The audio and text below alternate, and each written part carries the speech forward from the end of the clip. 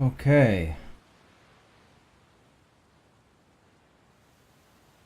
Everything's going yellow again. It's the capture device.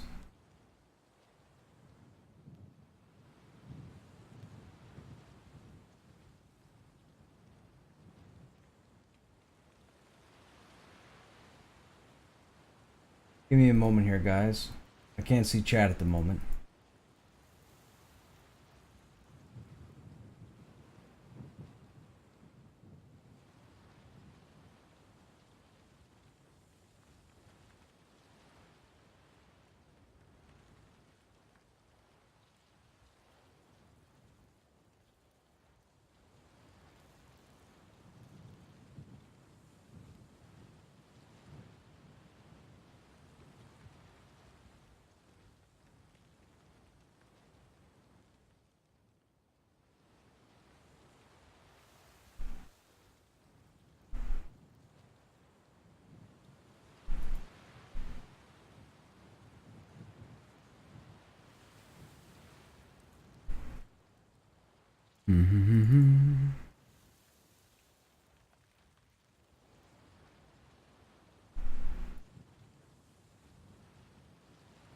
Okay, now I can see chat.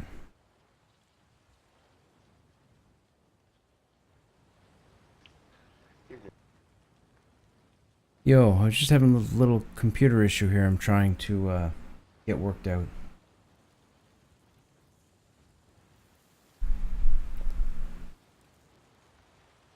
Okay, we may have to go with... I don't know what's going on. I'm going to have to take a look at the capture. This is so weird. It's still fluctuating yellow. Hey Toad, are you still in chat? We're going to continue where we left off regardless. Okay. I don't know, yeah. Now it's fluctuating between bright green and slime green. I have no idea. It's something connecting to Twitch. Yeah, it's gonna mess up. There's nothing I can do until the connection gets cleaned up, whatever's wrong. But whatever it is, the information I'm sending from my computer to the Twitch server is not getting there in rhythm, in time. As you command. Whoa, whoa, whoa, no, no, no, not you. You turd.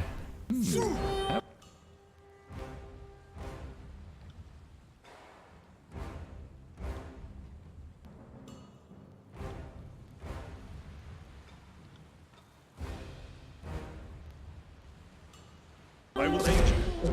I've had far worse.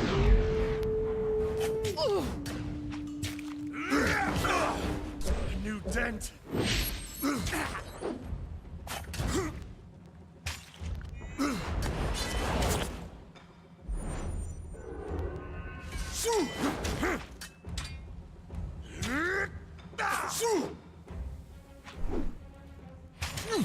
Are you afraid of death, worm?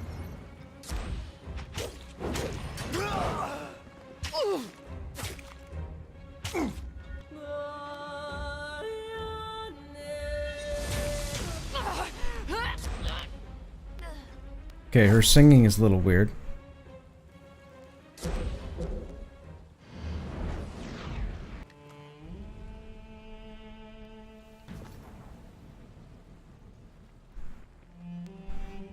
No can do.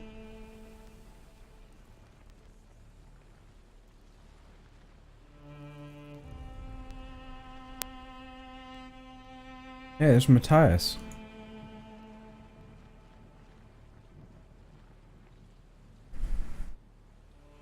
Ramalan, don't let these dogs cross the bridge. If the unbroken breach sentinels stand before we do, I'll have every one of you vermin flogged bloody while the great general watches. I'm not reporting to Ash unless we take sentinel stand, and that goes for everyone in my unit. We don't see Iron Hearth and we don't see home until our mission is complete. Matthias, time to push forward while we have a chance. If Ash's Legion gets there before us, Stalwart will never be free. Am I too late to help the Unbroken? Ramalan, fool, do you think this is what Kairos wants? For you to gather these South Knobs to grovel at the court's feet? The tears must be unified by blood and sacrifice. She signals to her troops. I want you to focus every effort on bringing me that one's head. We cannot allow the court to undermine our pacification of the Blade Grave. I wield Dauntless, the Blade of Regions, death to those who stand in my path. Matthias, you hear that, soldiers? Krushnek Noggencracker wields the sword of our people, the symbol and pillar of our unity. Ramalin, you won't frighten me off with a rusted piece of scrap. I don't care what name you give it. Turns to her soldiers and falls back behind the bridge.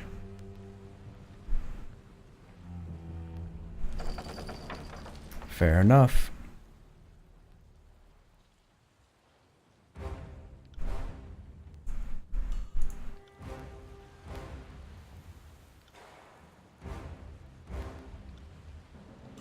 Trouble. For the glory of God!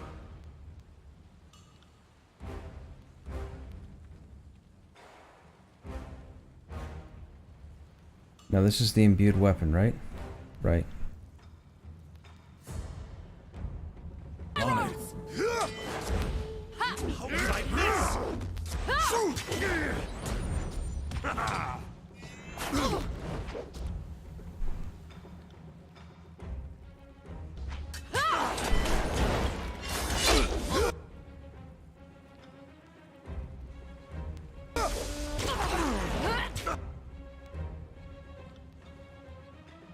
Will do.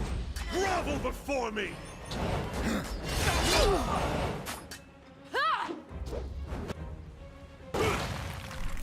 Get back here!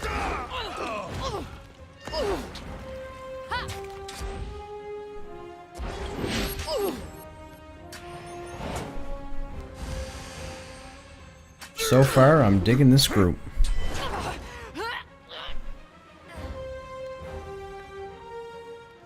Matthias takes a deep breath and leans on his sword. His hand pulls away from his side, covered in blood. Thank you, Fatebinder. I know we wouldn't have gotten this far without your help. We need to get across this bridge. Before the disfavored cut us off, I sent a company of Skyblades north to scale the old castle walls and shoot out the winch in case they tried to raise the bridge. No doubt my soldiers have run into some resistance, or else that way would be clear. I'll go kick some pants. You know, this coalition you rumble about has the trappings of a decent plan. Once you've got my Skyblades in position, circle back this way and they'll make sure the bridge goes down, then we can make our charge. We will speak more when the fighting is over. Agreed. Alright. Not bad, not bad. Let's explore. See if we can find anything hidden.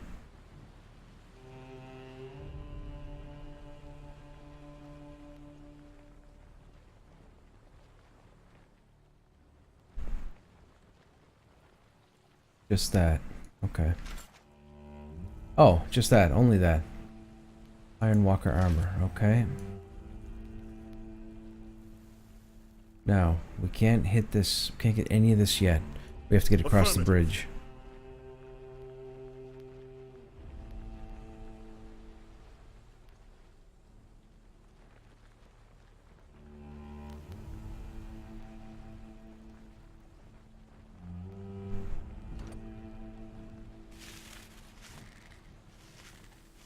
Oh, we can climb down into the... Okay, cool. I'll take it. We can't go that way.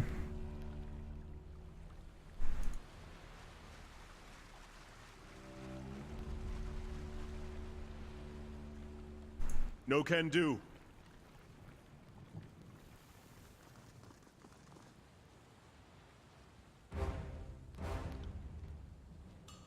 Oops, wrong.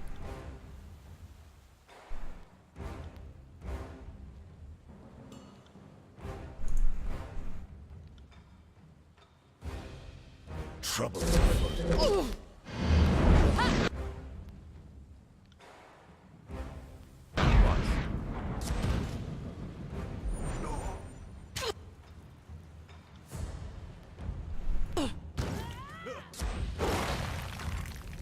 the glory of...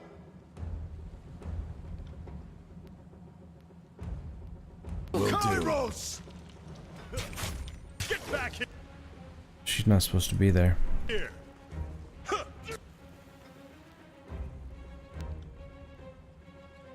I got it.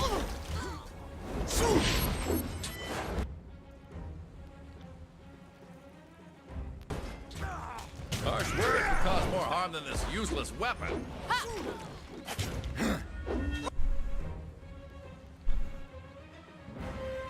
Are you afraid of death? Shoot, worm!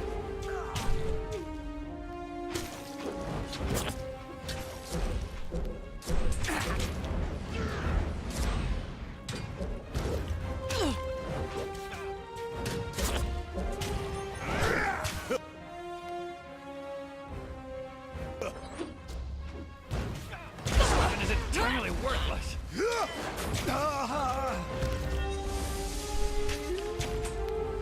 Nice.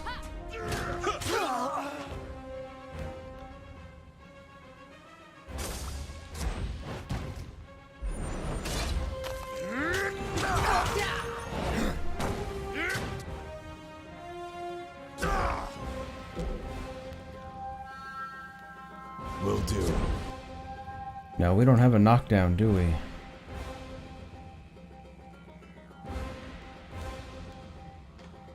We don't. Okay.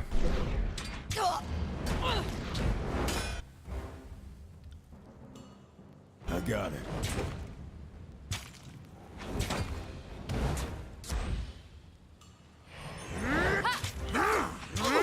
See that? I'm not entirely useless.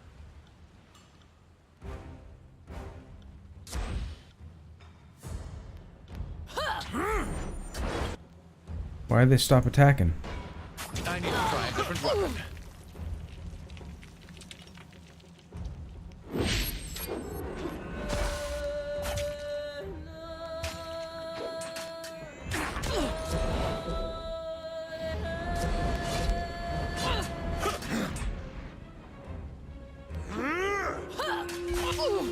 Take me if you can. Harsh words would cause more harm.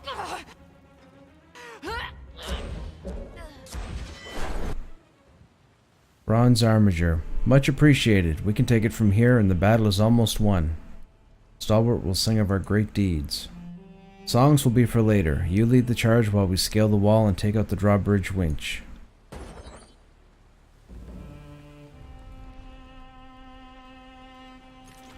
Ooh. Titan's hoof. It's a one-handed. This hammer is wrapped in hide. +2 to might. We'll take it, but we have nobody to give it to.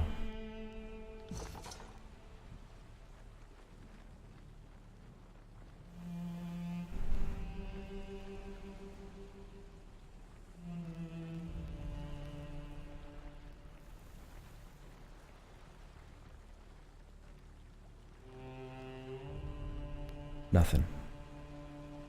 Can't get up there yet.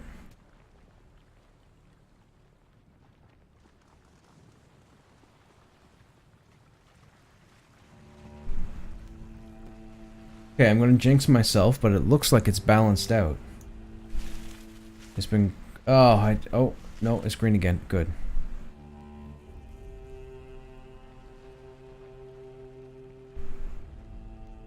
Good to see you're still in one piece. Not the best time for a chat, but I'll entertain any questions you have. What do you need? What's your status? The disfavored are making a press into Sentinel Stand Keep. They've advanced over the outer perimeter, but they can't cross the wind wall, of course. Matthias lets out a dry laugh. That's the joke of it all. Kairos' storm stands in their way. Now that the steadfast insignia has been recovered, I'm not sure how long this cyclone moat will last, but it's giving us time to rally and prepare. The relief forces under my lead have the area surrounded, and the disfavored are now trapped between the storm and our spears. If they withdraw, they have to come through me. Even surrounded, the disfavored are still no easy prey. I can count on 2 hands the number of times I've watched a lone Ironwalker best whole squads of my men. Barrack, you do well not to underestimate us. Were I at the vanguard, no unbroken would live up to their name. Matthias, when the winds die down or a path through the storm is found, things are going to get very bloody. We will give the disfavored no quarter, and will expect even less. All the more reason to be thankful that we have you on our side to even the score. What can you tell me about Sentinel Stand Keep? This place was our last line of defense, the holdfast no enemy has ever claimed. Until the disfavored came along, we had never known defeat on our own soil, and to this day, not even the disfavored have claimed our ancestral fortress. Matthias looks at the crumbling walls, his face gleaming with pride. In spite of everything these walls have come to represent, betrayal, cowardice, they are old, stalwart, through and through. Welcome to Sentinel Stand Keep. Siren. Yes, I can see why you'd be so proud of this place. Crumbling stone walls, a pervasive smell reminiscent of a dead beast man, and the incessant noise of a magical storm. It's lovely. Hashtag sarcasm. Matthias, this is the seat of power from which the noble families of Stalwart have ruled for centuries. It's also a holdfast of interlocking stone walls that just so happens to have warded off 24 sieges in 4 centuries. Needless to say, I won't have that record broken on my watch. We can marvel at the wonders of construction and strategy later. Right now, we have a battle to win. Okay. I guess I'm supposed to go up to the bridge? You signal ahead that the coast is clear. An arrow flies from the parapet and cuts straight through the taut rope holding the drawbridge up. Here we go. Dun dun. Dun dun dun dun. Really? Where? Yeah, but how am I going to get to that? Must be a way around. Yeah, must have to go up here and then down here. Yeah, probably. Oh, hang on now. That wasn't so hard.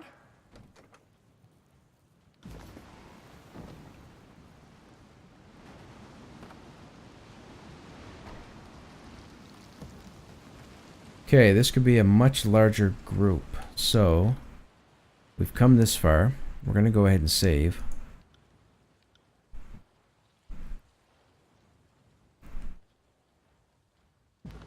We're going to buff now. And then we're going to run in.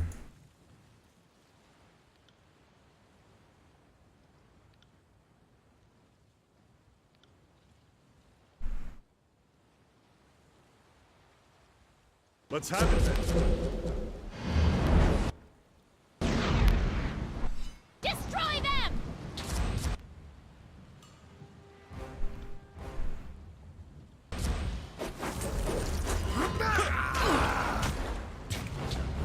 Look at all the casters.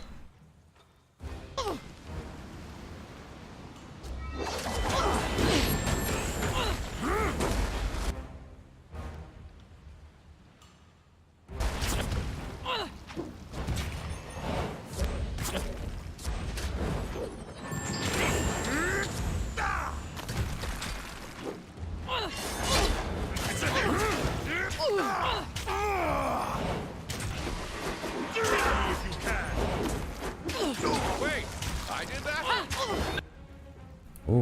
Ooh, not good.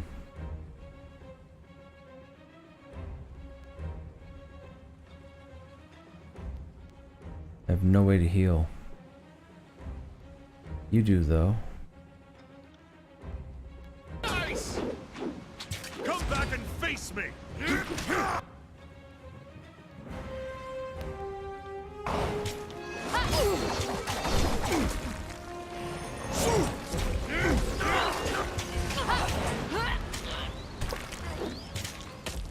For the glory of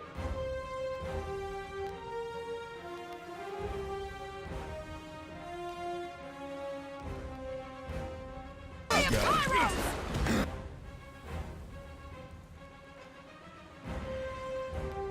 God, we can't heal him?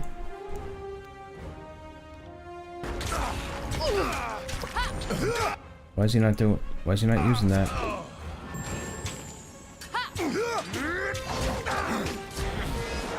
Can't move. I'm trapped in place. I'll hit you twice as hard next time!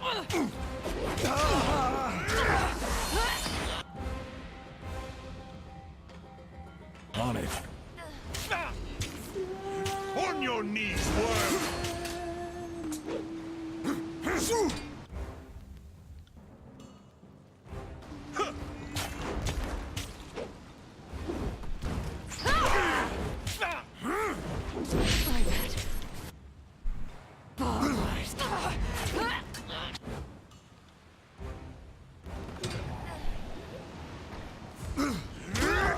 Whew, okay.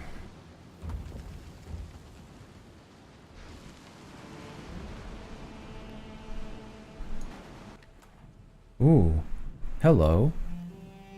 Titan's Blade. Two-handed masterwork. What are we using right now? We have that funky sword, right? Yeah, we do. 3039.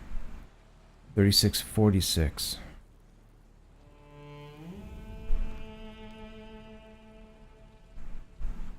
Storm wheel. Conjure storm clouds overhead, bombarding the area. Why does it not show up in combat? It might not have it socketed. The faction is maxed, which is nice. This doesn't have faction. This just has +2 to might, which allows us to do more damage. That hammer's a nice one-hander, but the only person that uses one-hander of note is Barrack. And Barrack is already using Dauntless, which is maxed out.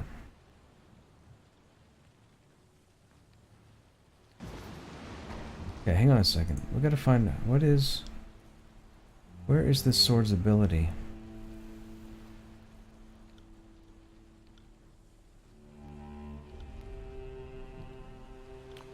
Ah, it does have to be socketed. 1 per rest. Raise the Dauntless high, releasing a wave of energy to stun all nearby enemies. Damage increases with the Dauntless's renown. So the renown is maxed, so it should be doing max damage. Okay. Then we have to go to this guy, and we have to socket his ability, which is Storm Wheel. And that's the lightning. Right, that also scales. Okay. Let's be off.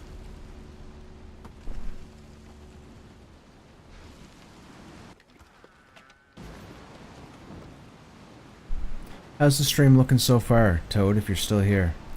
Still good? Yeah, see, now we can go into the ravine. Listen closely. Something sounds out of Good so far, thank you. place.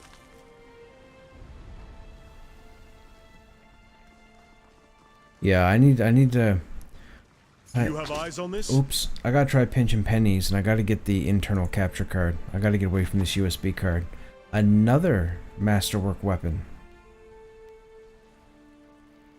Titan's Knuckle. Okay.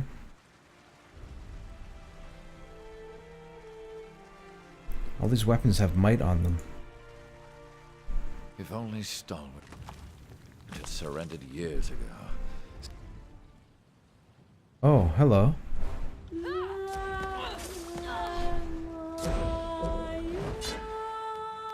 No, we have no way to get to them.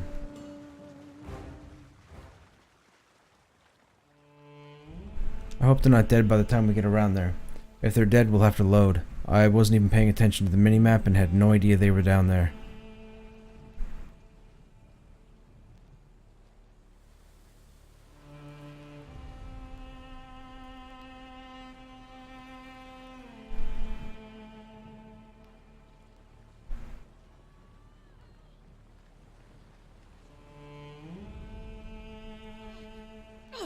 Die!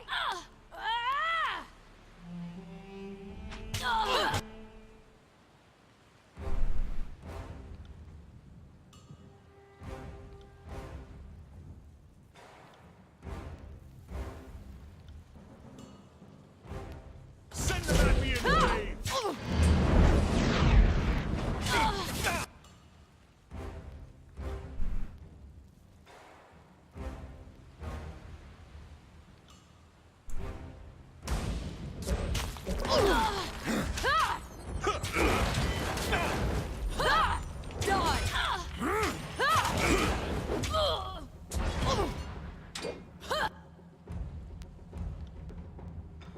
I've got it.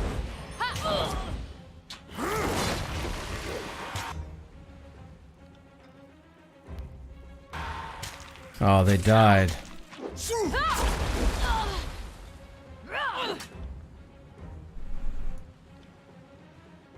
Right. This weapon is junk.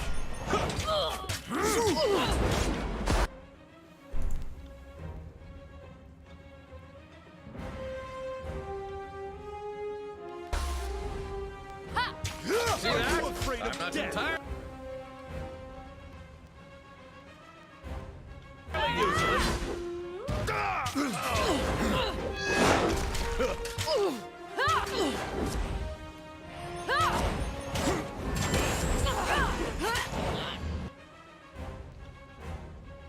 Right.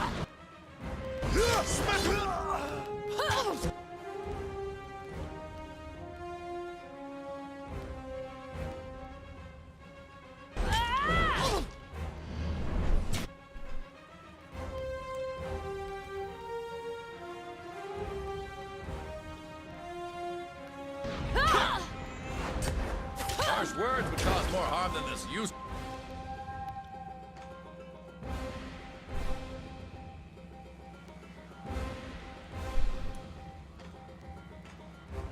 Oh, we got all sorts of stuff to use.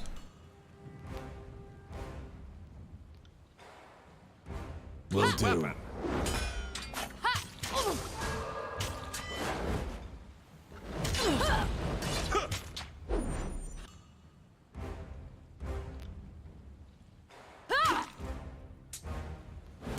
I need to try a different Me weapon. if you can. Pay attention, kids. Did we save them? We saved them. Good. I cannot. Take that.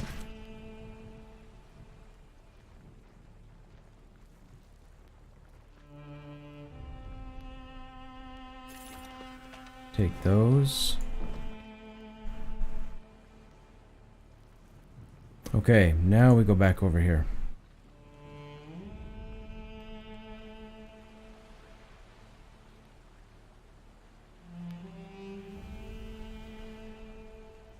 Dude, this game has gotten so good.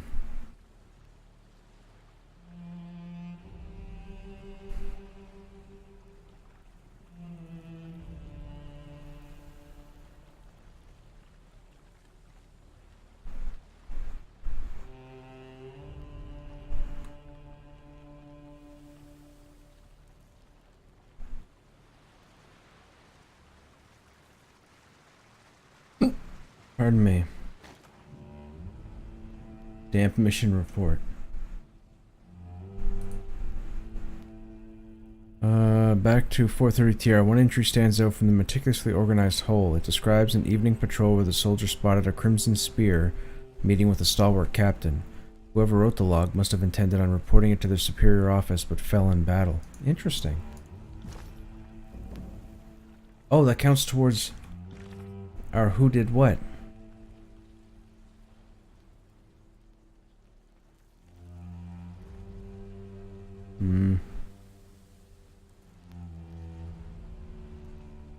Didn't give us anything. Okay, we unlocked Sever Ash's Bond. Immunity to Ash's Aegis. Hey, nice. So apparently we must have to fight Ash. Our loyalty's not up though. That's a problem. And now we have a new spell. Oh, we have a new expression. No. Ooh. Accent that creates less powerful bounces. Accent that creates less powerful bounces. That's up to 4 targets. That's even further range. Interesting.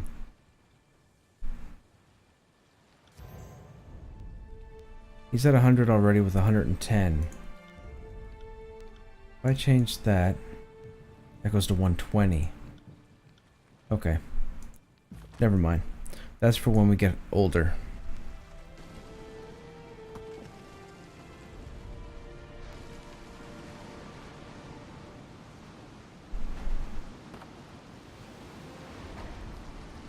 That's the storm we can't pass. We get to this chest now? Yes, we can.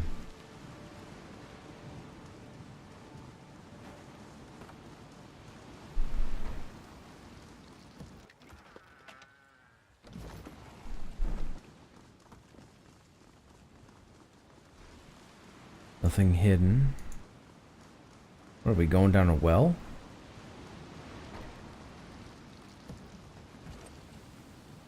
Force the wheel.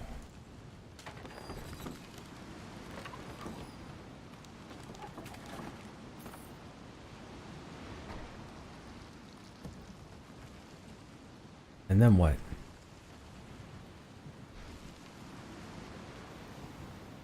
What did that even do?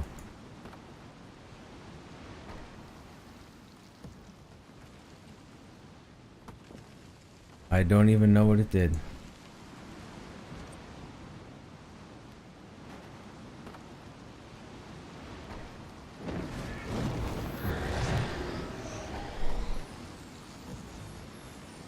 The wind wall parts as you hold the steadfast insignia aloft. Dust and debris swirl around a cone-shaped absence projected before you, which stretches into a tunnel of breathable air. The insignia's jewels begin to glow brightly, as if invigorated by this parting of the winds. Whatever dormant state the artifact occupied, it is now awake and full of new potential should you desire to use it. Achievement unlocked. Arsenal. Okay, that means it can be equipped into does what? Regent's Pride. Resolve. Oh, it's an artifact ability. Grant nearby allies resolve and then increase resistance to being knocked prone or pushed back. These effects scale with yes, please. What are we going to put this on?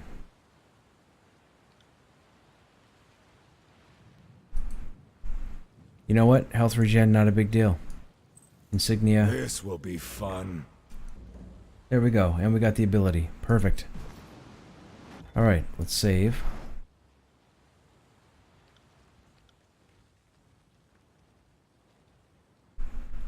I'm really digging this group. Let's go.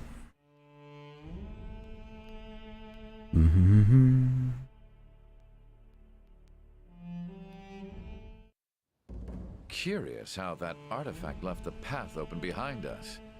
Others are likely to follow in our footprints. Oh, it left it open permanently. Regent Skyblade. Can it be? A figure approaches through the storm. The Regent Skyblade seems ready to approach and welcome you.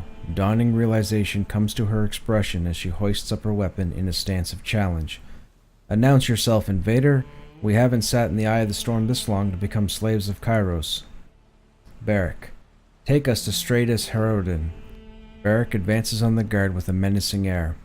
I don't want to hear any more of your petty threats or how much you love your country. Deliver us the serpent at the heart of this nest. Regent Skyblade. Whoa there, big boy. I just watched the storm all day. Stratus is behind the walls. The insignia. The sentry lets out a startled yell. Someone bearing the Regent's insignia comes this way. She squints to make you out in the storm. Why have you come, stranger? I am here. What's up? You're not gonna believe it, but they actually answered a petition and gave me my item. I told you. See? That's what I said. I said send the petition.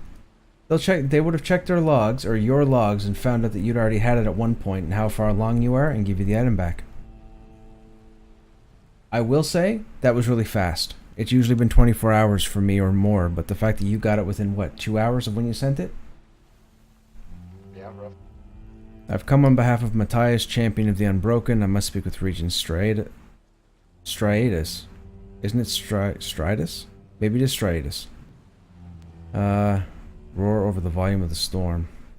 Nah. Yeah, why not? Regent Skyblade. The Skyblade's weapon wavers in her hands and her face turns an unhealthy pallor.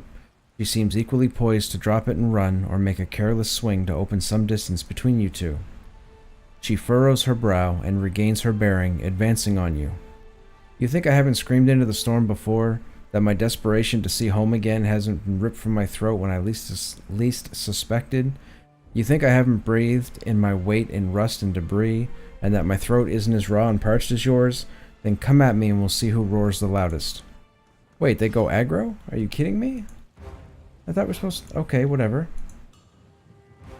This is how this is supposed to go.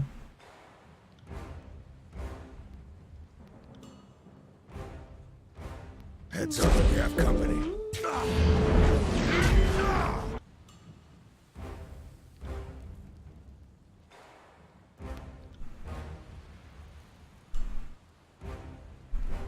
Consider it done.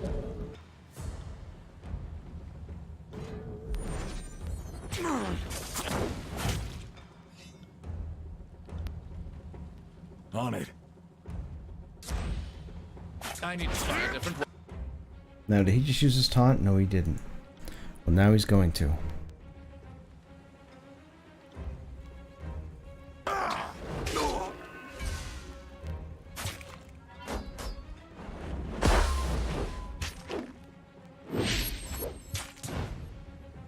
This weapon is entirely worthless. No.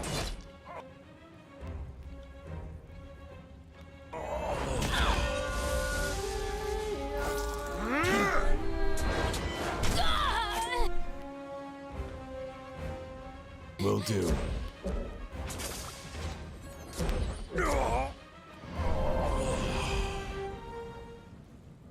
Dude, this group is sick. I miss having Verse in the group because I have her with the her and Barrack have the highest loyalty. Do you have eyes on this?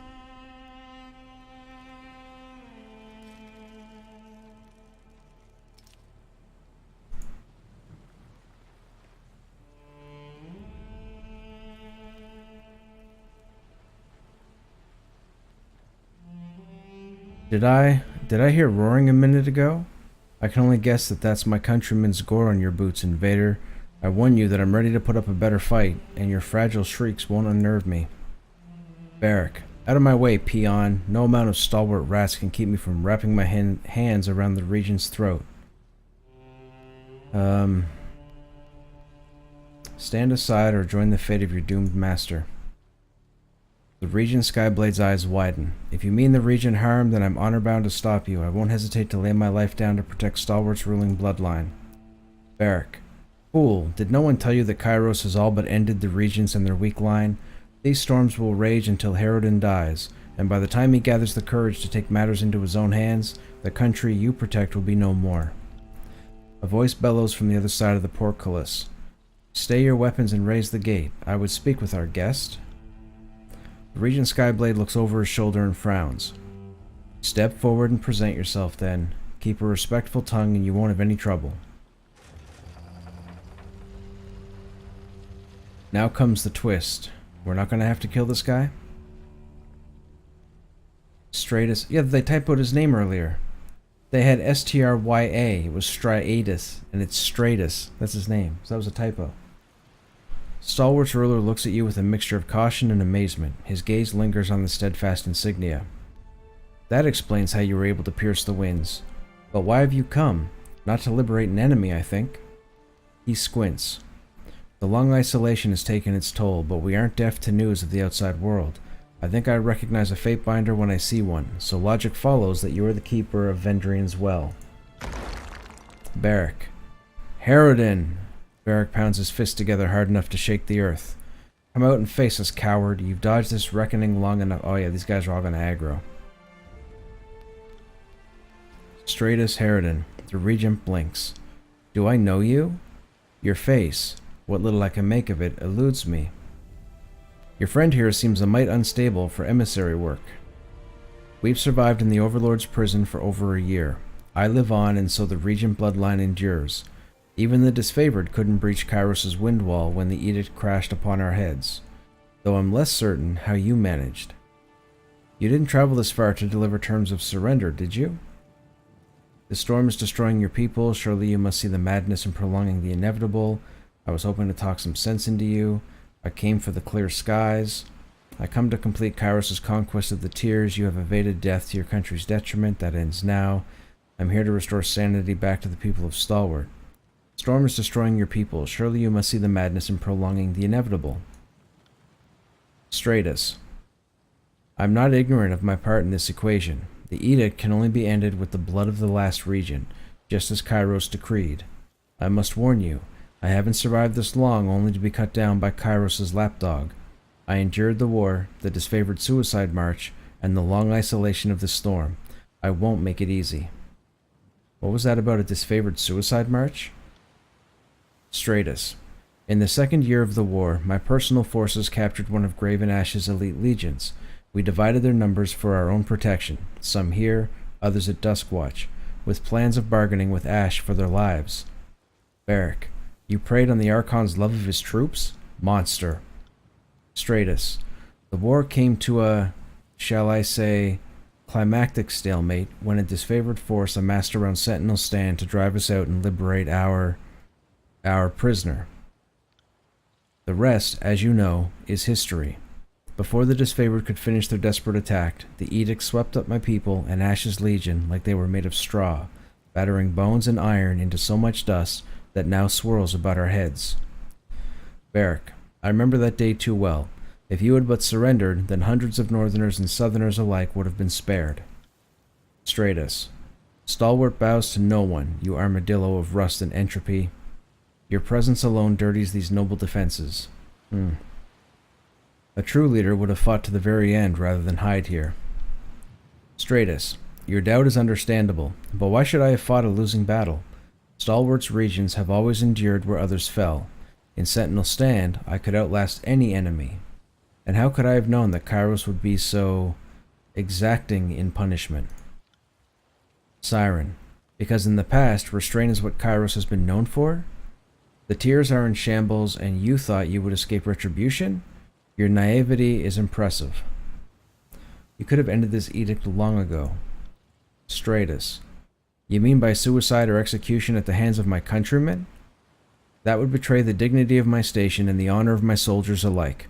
In caving to the Overlord's will, we would lose the very thing which makes Stalwart great, our perseverance.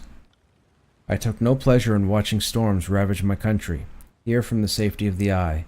I have suffered the weight of that decision every day, but I would never second-guess it. Barrack, your burden is nothing to mine, or that of your people. To consign your country to this is unforgivable. When Kairos called on Ash to submit, he chose his soldiers' lives over his pride. You are a coward, and I'll see it, you die like one too. It should be I'll see to it that you die like one too. Or you die like one too. But it should be I'll see to it. What have you gained from this long stalemate beyond the hatred of your people?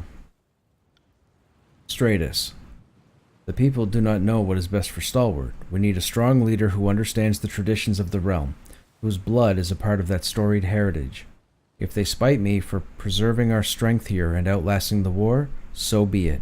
I did not accept this mantle for adoration. What have I gained?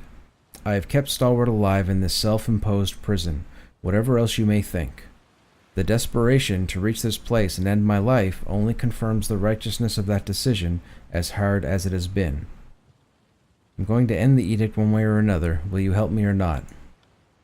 Stratus, I will not, and you are a fool to think that I would accept such an outrageous proposal, given everything that it represents.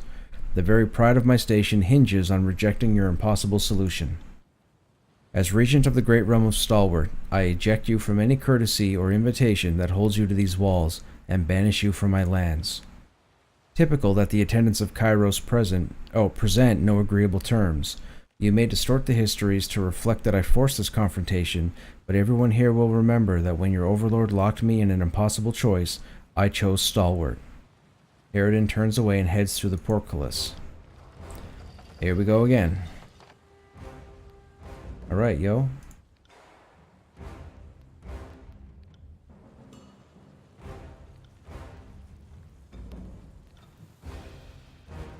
Send them at me in waves! I've got you now!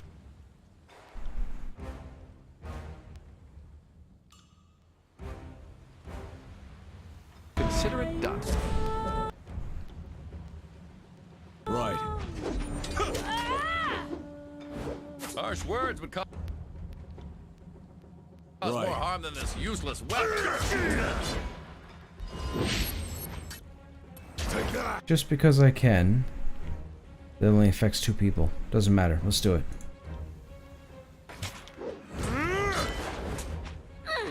Okay, that was a good one.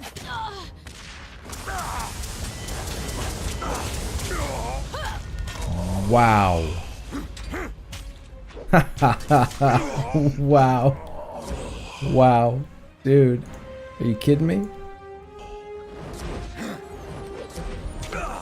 Could this weapon be any more useless? On your knees, worm!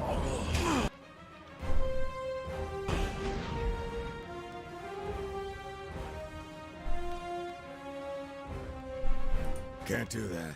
Dude, that was ridiculous. Alright, he's two-handing, right?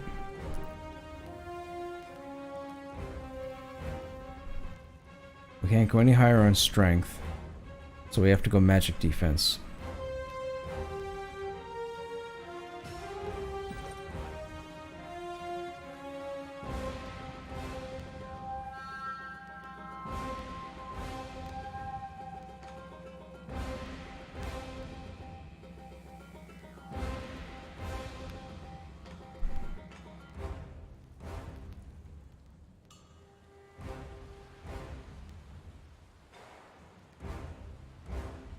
He's not using his shield. What are we gonna take?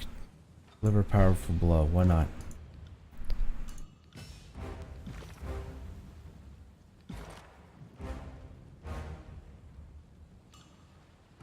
Nice.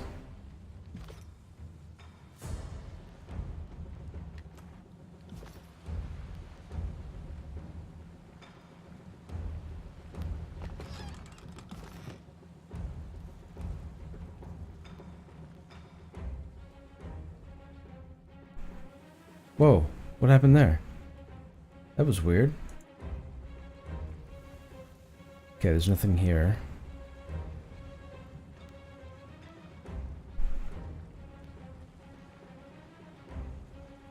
Nothing there. Alright, looks like that winch is gonna raise... Is that a winch? Looks like a winch. We should save.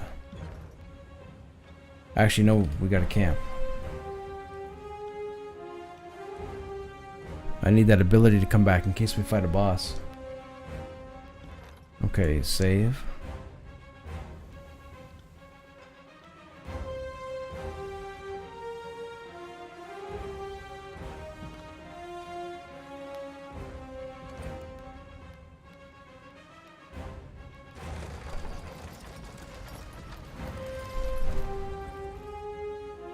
Here we go.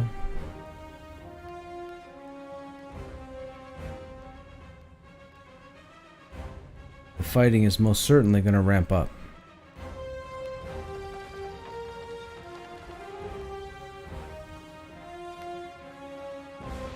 Look at his stats. 125 attack, 129 might. Dude. Won't happen. Okay.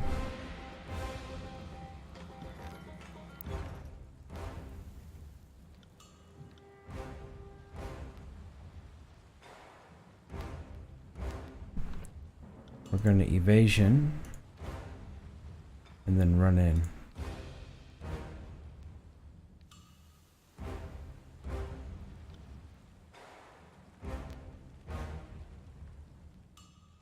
On it. Your days end here.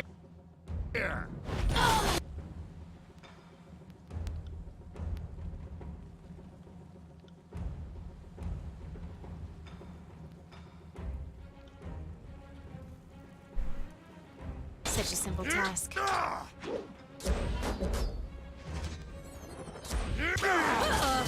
think I might hurl.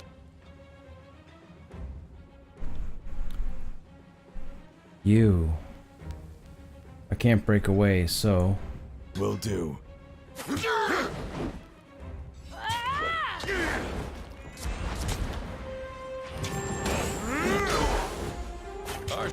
It's gonna suck to be you guys in about 4 seconds. Useless weapon. I don't feel so well. Take that.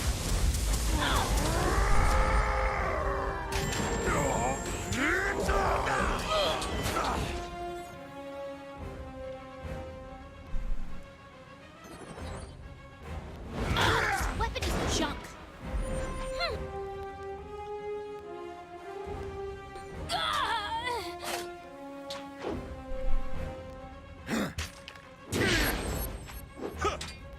That's how it's done.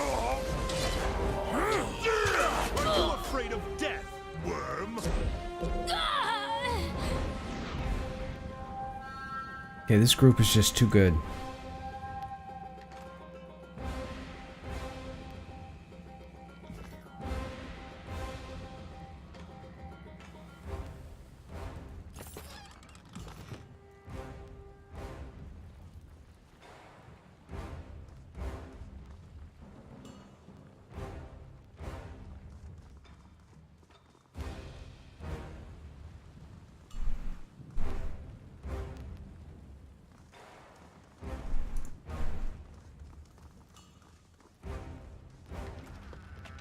Nice, a campfire. Perfect. You know what? We'll count that as a free campfire. Let's go ahead and use it. Oh. Gotta get the enemies out of line of sight.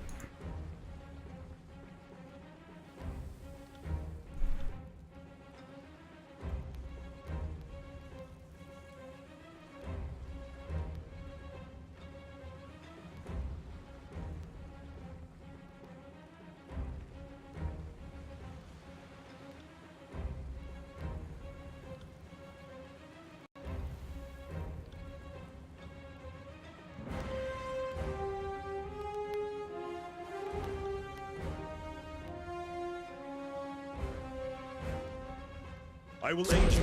Interesting.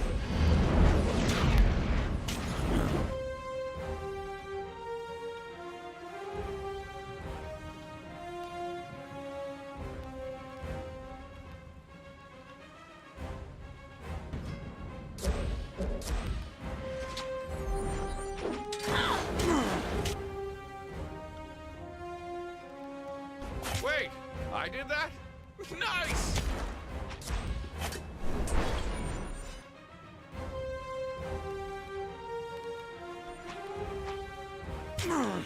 I need to try a different weapon.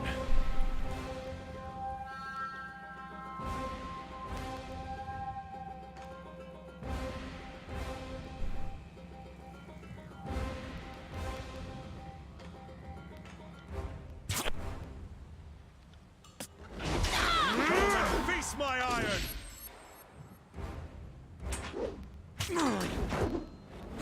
Harsh work.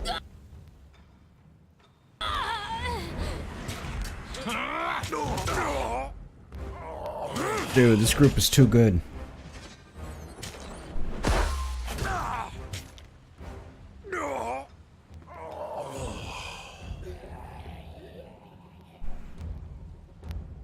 Let's be off. Ring blade. +1 bronze ring on kill. It summons money on. Okay. I don't think I really want that, but whatever.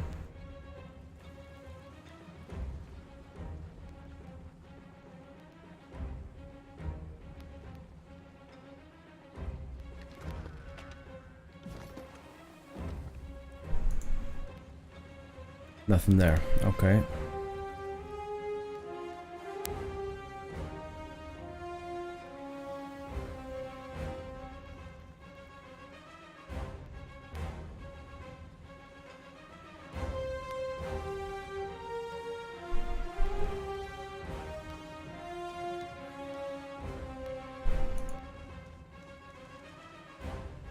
Okay, 2 big guys.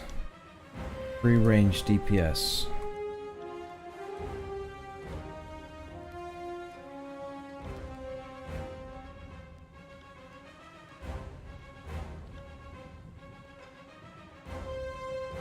Do I really need to?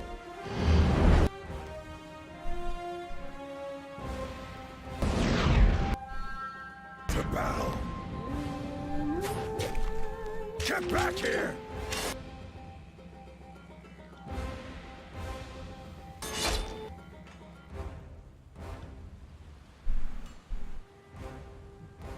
Will do. Harsh words would cause more harm than this useless weapon.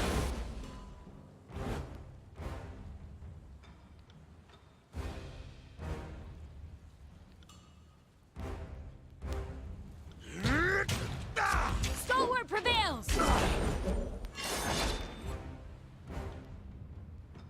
Right.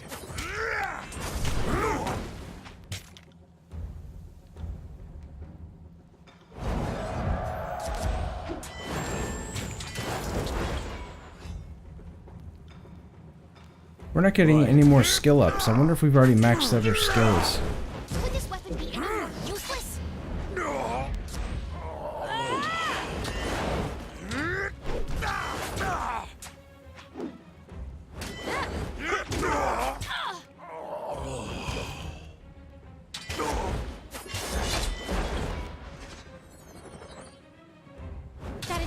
didn't work.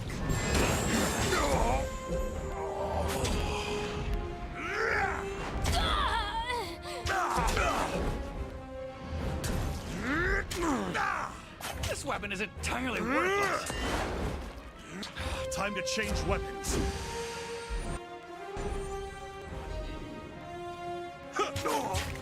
Take that. Get back here. This weapon is useless.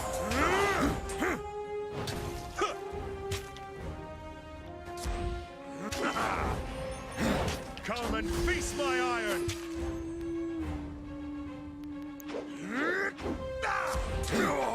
There we go.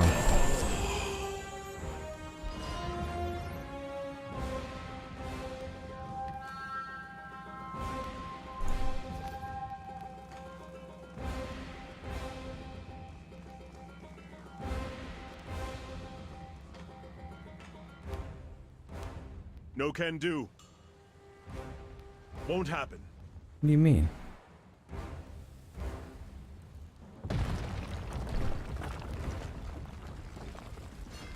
Regent flees the hand of justice. Corner him in the keep. Defend the keep at all costs. Okay, I got a feeling the fight's gonna get bigger. See that? That? Send them at me in waves.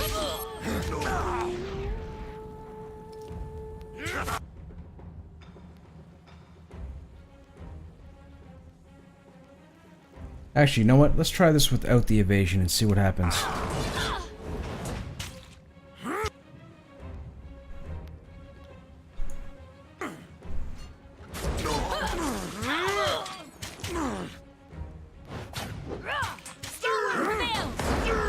Are you afraid of death, worm?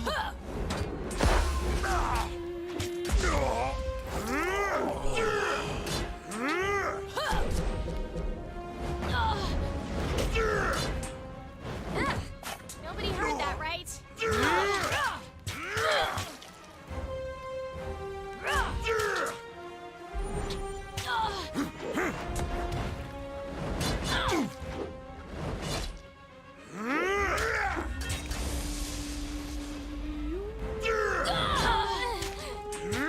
My blood spills.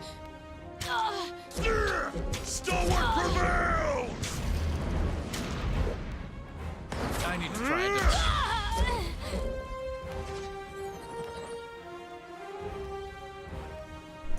No can do.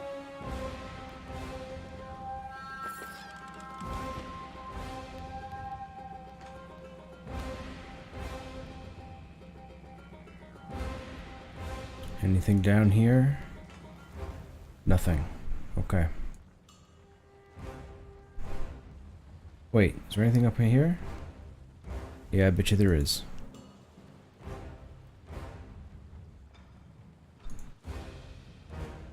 What's going on?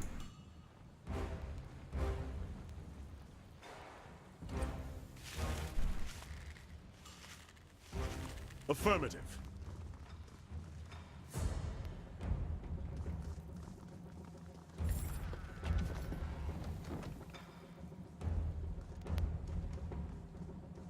It's not what I wanted.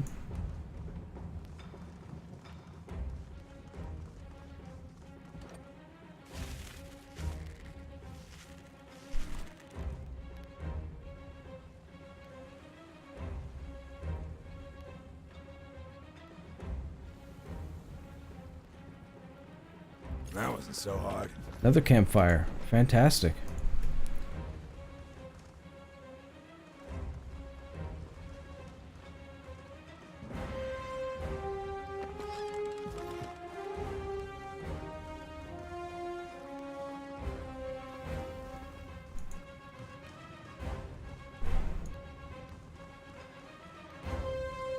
Okay, final push.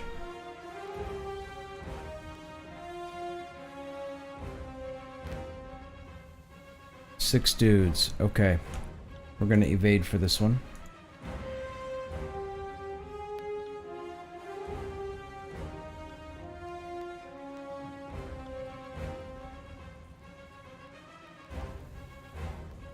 I will aid you. Send me your champion! Got you now. Get back here! I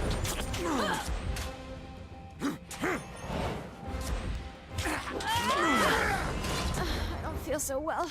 Alright, there's too many of these guys. Let's go. You're using yours. You're using yours.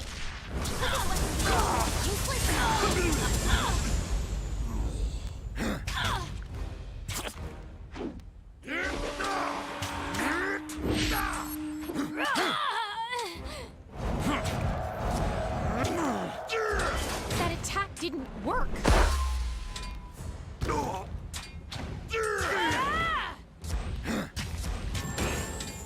Come and face my iron!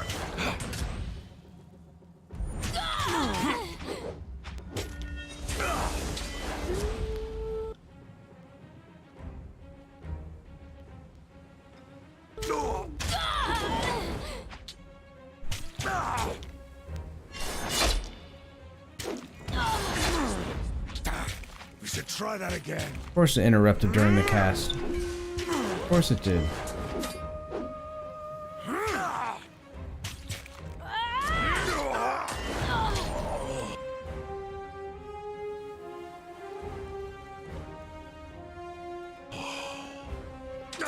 This weapon is useless. Nice.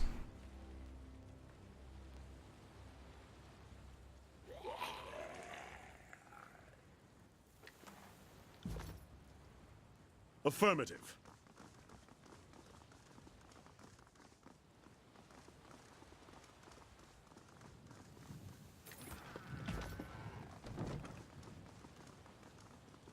Leave it to me. Jewel of Fortune.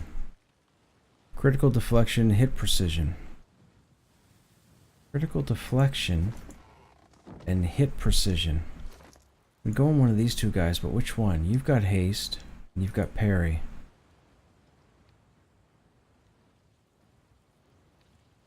Maybe we put it on you?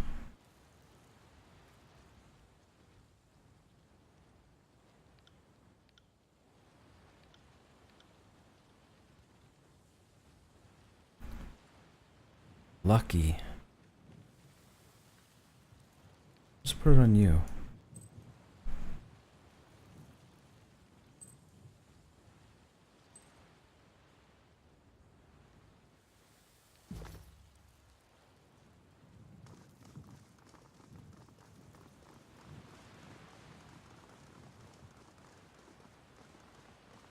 Alright, camp. Get our abilities back. And we're going to go ahead and save. Now we're going to go in.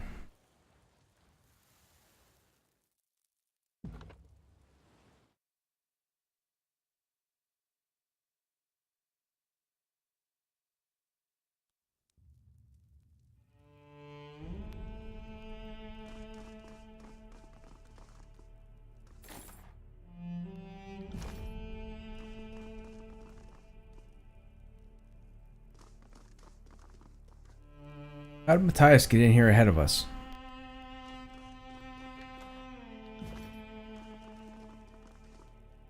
Oh, okay. Big fight with Matthias coming up.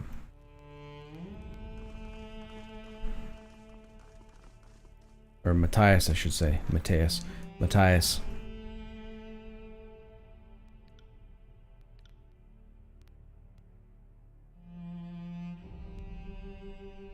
Okay, let's see what happens. Harrodin, our country has paid the price for your cowardice. If you had a shred of honor left, you would fall on your sword and put an end to this edict. But I suppose you're used to hearing that by now. Stratus, you're the upstart captain I trained all those years ago? I don't know what authority you think you wield outside of here, but within these walls, I am still your regent. Lantry, given the low visibility through the storms, I suppose he can technically claim to be king of all that he surveys, and that just happens to be 1/10 of 1/10 of 1/10 of what used to be Stalwart. Nice reign. Stratus, I don't mind telling you that I faced an impossible choice. While my decision may look like the coward's path, I challenge you to stand in my place wearing the mantle of command. With any luck, you'll understand someday. Matthias, don't pretend we have anything in common. If it is the wisdom of the regents that cursed our lands and blackened our skies, then I will end the nightmare of your rule here and now. This edict, and your complicity in it, have done more damage in a year than Kairos' forces could have in a century. The throne of Stalwart goes to its truest defender, which isn't you. I won't suffer this keep to remain in the hands of a traitor. Stalwart belongs to the people. The throne of Stalwart goes to its truest defender. Stratus.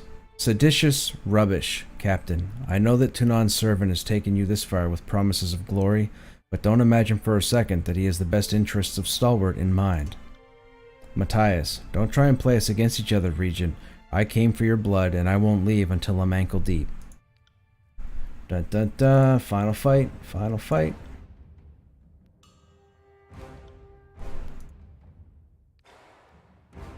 Let's hope Matthias has a lot of hit points, because he's going to take some damage before I get to him. More tallies to the body.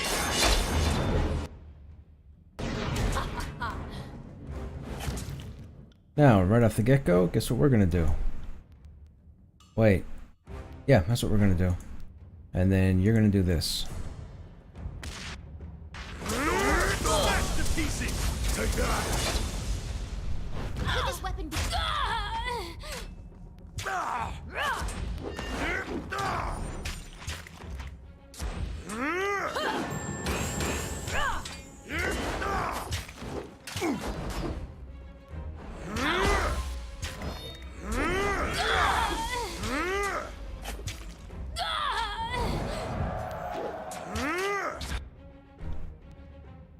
Time to change weapons.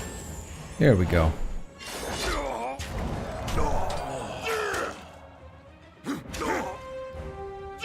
Dude, this group is just... Dude, this group...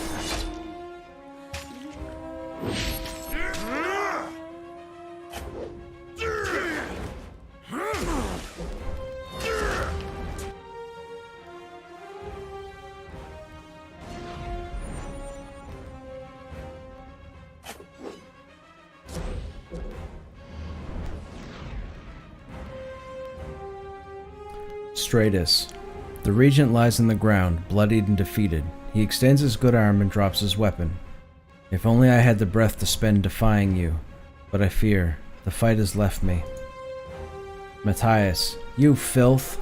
Don't expect sympathy after what you've done. It wasn't enough to keep the edict alive, you fought us to protect it. Stalwart is finished with your miserable reign, and will be stronger without you. Amelia. One of Stratus' soldiers moves between you and Harridan, tearing off her helmet. I won't let you do this. Barrack. A gasp echoes in the shadows of Barrack's helmet. Amelia, alive. But you come to the Regent's defense? What is the meaning of this? Explain yourself, girl. Who's Amelia? Some of us could use an explanation. Amelia, and some of us could use a stiff drink, but you don't see me breaking into your home and slaughtering my way to the decanter, do you? Provisions without end in the cellar, but nothing to distill. I'm not the northern warlord I once was. Sitting out the conflict made me see this conquest from a different perspective. She looks to you with a plea in her eyes. We were wrong. Kairos led us from the right path centuries ago. We marched south to finish the Overlord's work, but... Don't you see that the tears are the last chance for us to make this right? Matthias, what a joke. If you had come to this conclusion sooner, you might have joined us as allies in the fight to reclaim Stalwart. If you fight for the Regent, then it doesn't matter if our motives are similar. You have to die. You were a prisoner. What happened? Amelia, this is no time for a story. Not while we have our blades pointed at each other. If any of us survives this, which I suspect isn't likely, I'll tell you everything. But right now you need to stand down and back away from the Regent. Why are you fighting for Stalwart? Because Stalwart has a fighting chance at winning back their independence, because we invaded this realm on the mad whims of a tyrant, because of many reasons. The Regent is beaten, the keep is ours. Will you cooperate? Amelia, never. I know what atrocities you and the rest of Tunan's ilk are capable of visiting upon us. I know what my father does to traitors and deserters. Kairos' daughter? My father... I love my father, but it's nothing compared to the love I felt for the father of... Stratus. Amelia, please be silent. It's over. You understand? I'm dying. Save your strength for... more important things. Stratus turns to you with a resolved expression, and you know he's almost lost too much blood to maintain it. I am the last of the regents. If you mean to end the Edict of Storms, then I accept my fate. One last chance, Regent. Will you end the edict yourself? You watched the ravaging of Stalwart and did nothing. Your death will bring justice. One last chance. Stratus. End myself to end the edict? No, Fatebinder. That is not our way. You may call it uncompromising of me, but my station and my dignity demand nothing less. If you desire the end of the edict so badly, you'll have to shoulder this burden. You watched the ravaging of Stalwart and did nothing. Your death will bring justice to the unbroken. Amelia, before you can take action, you catch Amelia begin to raise her weapon from the corner of your eye. Stratus. Amelia, stop! Stratus winces, hardly possessing the energy to argue. You have to keep your promise, remember? Amelia. The focused, determined air about Amelia falls to resignation. She delivers a curt nod and leaves the room, darting you a killing look on her way out.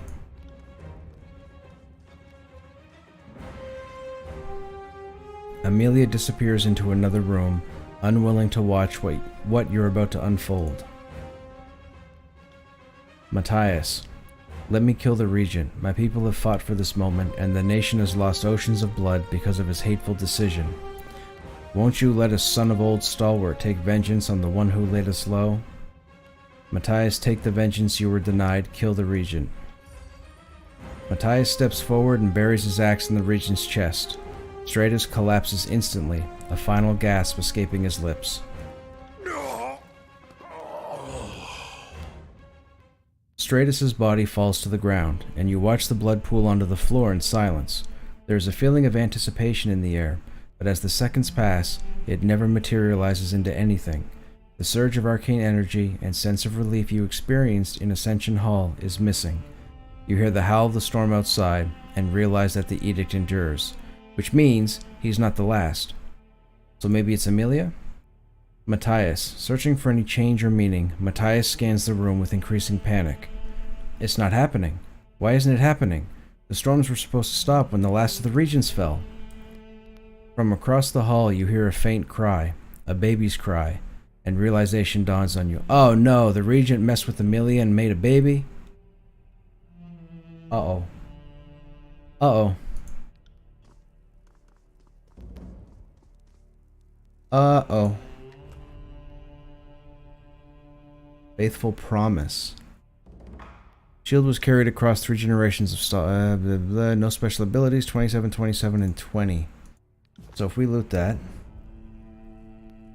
and we take a look at Barrack's shield, what are we dealing with? Actually, let's go to both shields.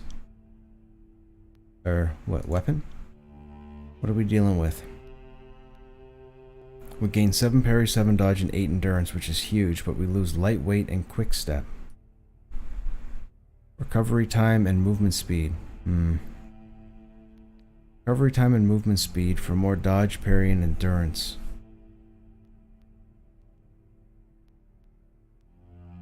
The movement speed I'm not concerned about because Barrack typically stands still. The lightweight's another issue. 10% recovery. Hey, you know what? We're going to try it. Let's see what happens. Can't hurt to try it.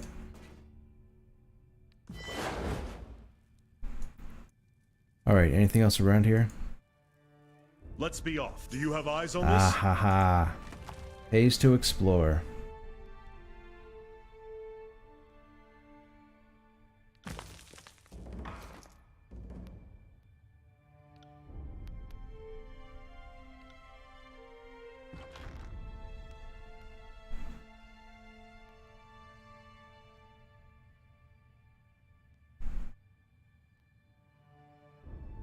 Okay, it's not here. Where is it?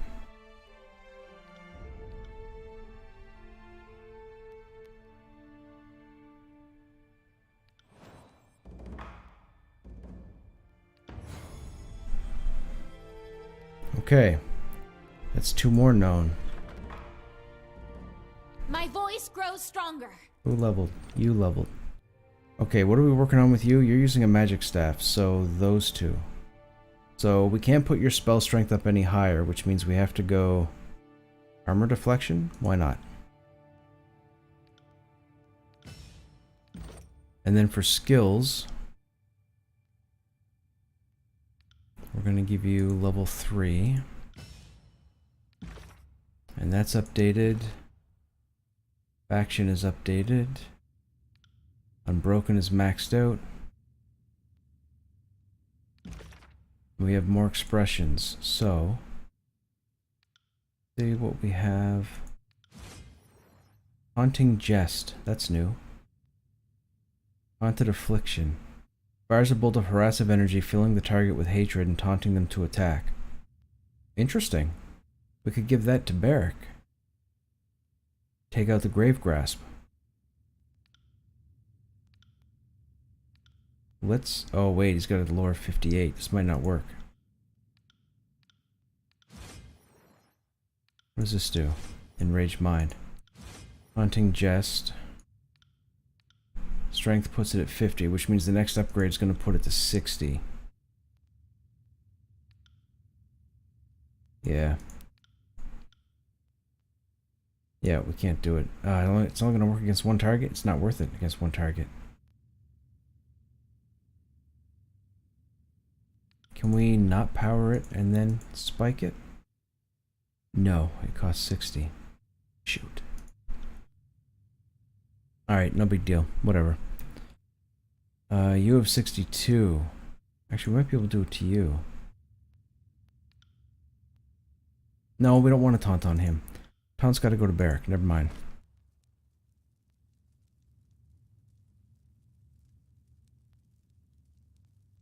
Of course.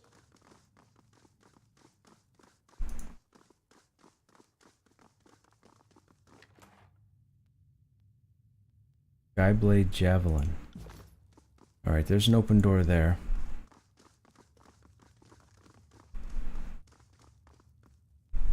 Amelia. Blocking the doorway, Amelia regards you with eyes that brim with tears, yet blaze with hints of her father's grim resolve.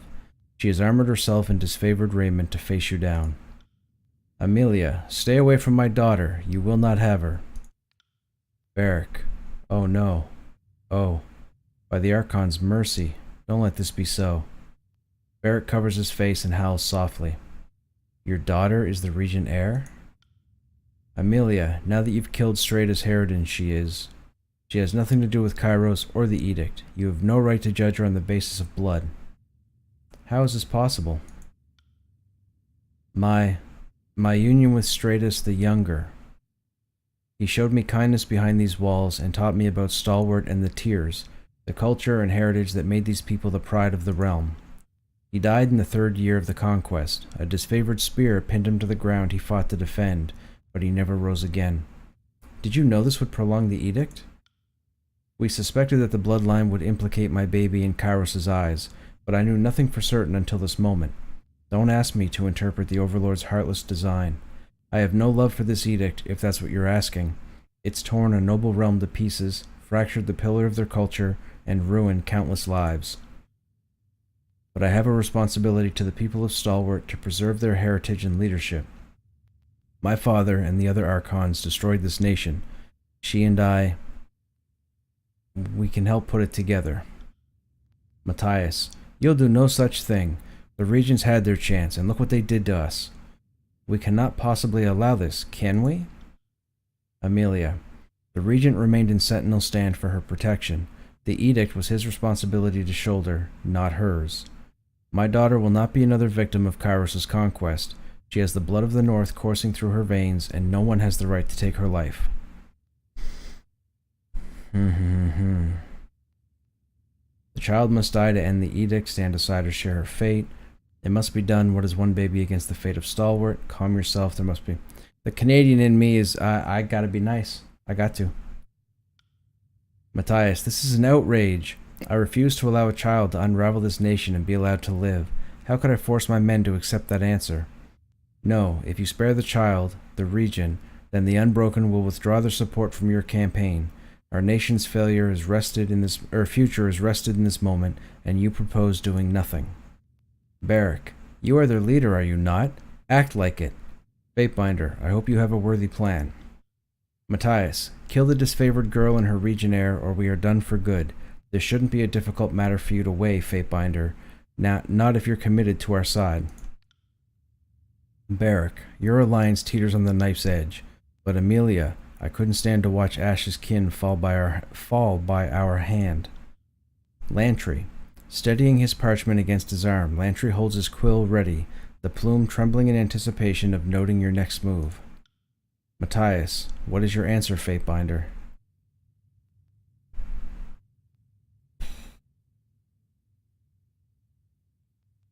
Wow, man.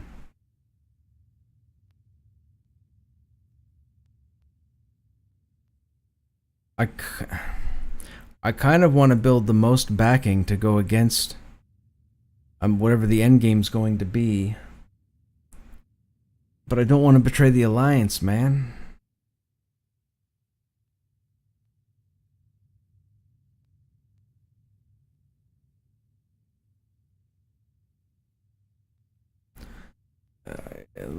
I guess we can try the first option. This isn't going to go well. We're going to try the first option. Yeah, I thought so. Matthias, what? As figureheads? As the next regents? As everything we fought to overthrow? You couldn't be more wrong. Even thinking as much betrays how little you understand us.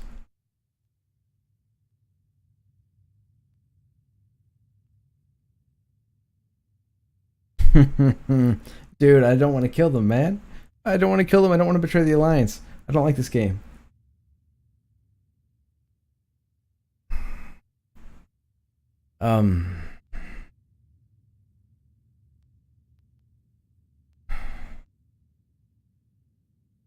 This is gonna suck.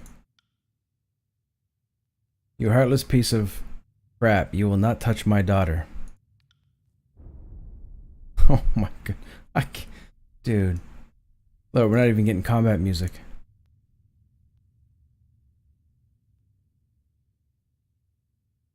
Send them at me! Are you afraid of death, worm?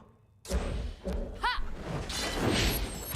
I'll hit you twice as hard next time! Oh, see? There's no music or nothing. This is a serious moment, man. Stalwart prevails! Amelia lies in a pool of blood, whimpering and reaching for her daughter's crib. Then she falls still. From across the room, you hear the baby redouble her cries. Matthias. Averting his gaze from Amelia's corpse, Matthias finds himself facing the crib. He beckons away with both hands and turns from the sight, his face losing color. You're the jackass that wanted this to happen. Oh my god. Outside, the storm continues its assault upon the keep. Its unyielding howls cannot silence the cries from across the room. Only one thing can. Matthias, you wuss.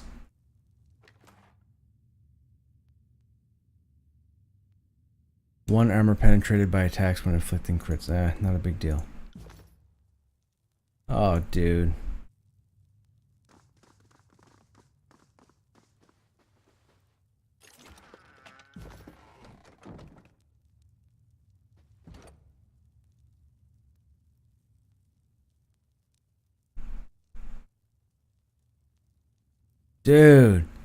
This is harsh, man.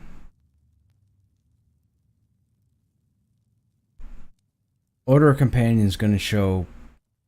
That's going to be a negative. We'll have to do it ourselves.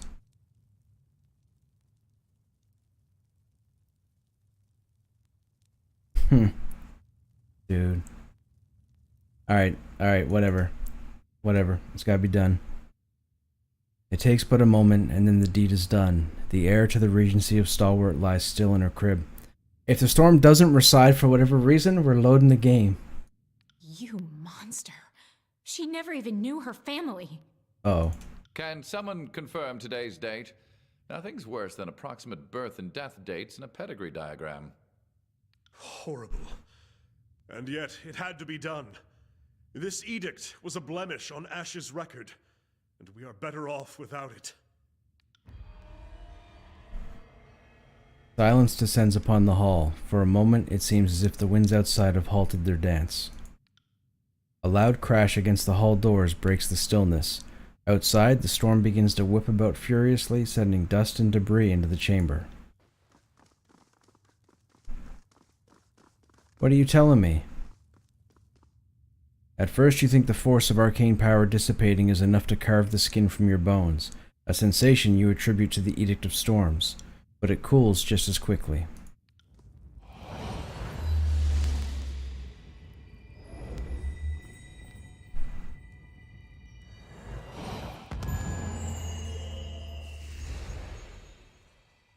The winds buffeting the keep have abated. Outside, an eerie silence pervades the air, a stillness that hasn't visited Stalwart for a long time. You can hear the very symbols that brought the Edict of Storms into being, each syllable proclaiming itself from a newfound corner of your mind. It would seem the edict is now a part of you. Matthias, I had not expected. Of course, it had to be done, but the whole thing sits uneasy with me. Evidently, there was much of Stratus Harridan that I didn't understand. Perhaps in time. He brushes the matter away and composes himself. The age of the regions is over, and Stalwart can begin to recover. This is a great victory, however it may feel.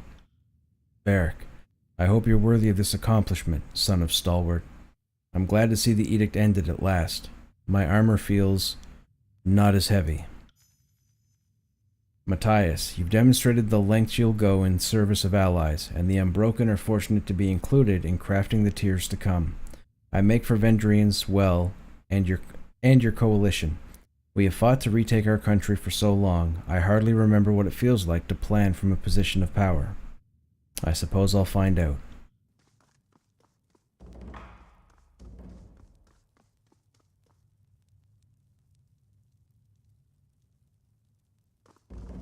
Dudes, man, that was harsh. Okay, there's nothing to uncover.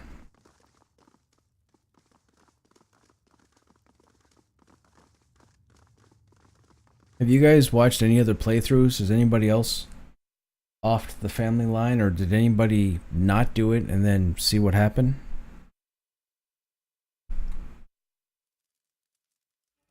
Janos, it's good to see these old stones again. We're already bringing the place back to its former glory. Not you? Dude, that was rough, man.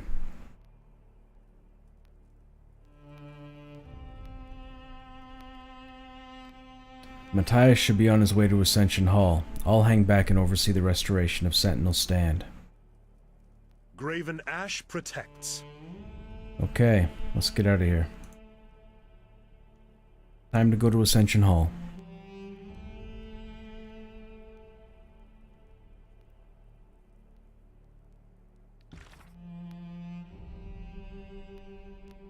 With Sentinel's Stand now under unbroken control, return to Ascension Hall to discuss your next move.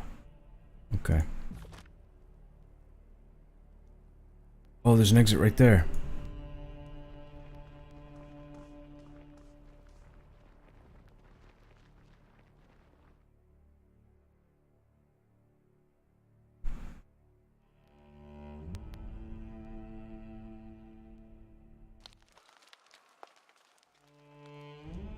Alright, this is already cleared, right? Yeah, it is. This should be the fastest way out.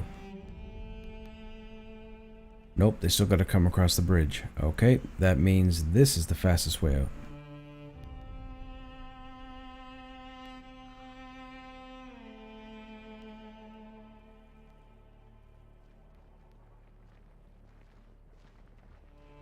Hold the phone.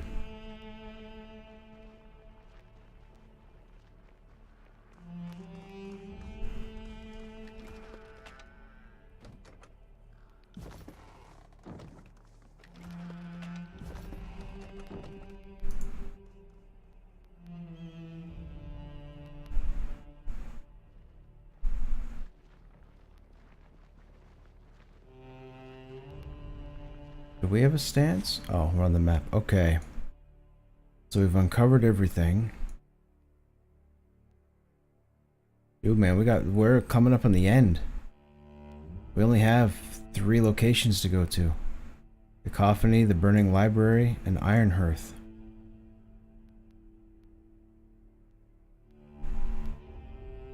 Yep, we're almost to the end. Alright, we have to go back to Ascension Hall, which is where? In this tower? In that tower.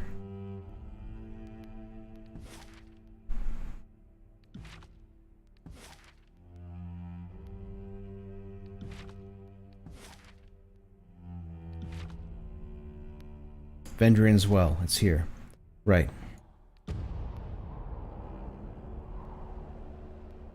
I probably would have done the same thing. Oh, dude. This game is so good.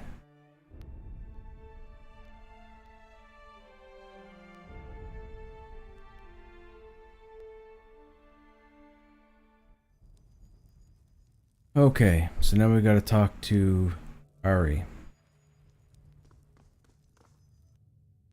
Tarkus, enough of that. You don't want the Fatebinder hearing such things, do you? We must treat Ascension Hall as an extension of the court. Then a growing silence alerts Ari to your presence, and she turns to greet you, her face mixed with relief and surprise. You wouldn't want me to hear what exactly? Hey, Harmony, thanks for the host, man. How you doing? Nothing, my lord. We are eager to discuss our next plans. Don't misdirect me. Tell me what I shouldn't be overhearing. It's just... one of my soldiers took to running his mouth. It's really nothing. We have other matters to discuss. Ari clears her throat, her body growing more agitated with each word. How many times must I ask until you answer my question? Tarkus, he said that... Ari pauses, covering her mouth. He said that he believes Kairos is a lie, and then he swore in Kairos' name that the Overlord is nothing but a joke the Archons tell everyone. This court will show respect for Kairos, who is the soldier who speaks so freely. I see why you were reluctant to tell me. I will give you all this once and final warning. There will be no slander of Kairos from this point on. Am I clear? Tarkus, perfectly clear, Fatebinder. Matthias, my actions will prove my loyalty, even if my words seem petulant. We will never forget how our regents betrayed us, nor will we forget how the Fatebinder rescued us from the brink. With Sentinel stand in our keeping, Stalwart is a step closer to being restored to unbroken hands. In spite of our differences, our petty disagreements, and whatever challenges are still to come, I am proud to be among you. Hear, hear. A hearty southern welcome swells my heart in these dark times. We should all remember to keep our humors so emboldened. Tarkus, as you can tell, our little coalition is not so little anymore. We need to take some time to regroup as allies and discuss the future. I'll keep you abreast of any updates. Tarkus. Tarkus regards you with an uncertain frown. It bears recalling that all of this started in earnest when you claimed the mountain spire. If you haven't already, I would look into the other spires scattered across the tiers. You might learn something more about this. This influence you seem to cultivate. People will look to you as a beacon of hope, and you had best be prepared for everything that could mean. Alright, so now we gotta find the other 2 spots. Oh, who's this now? Archer. The Scarlet Chorus are attacking the Citadel. The breathless runner takes in the shocked glances.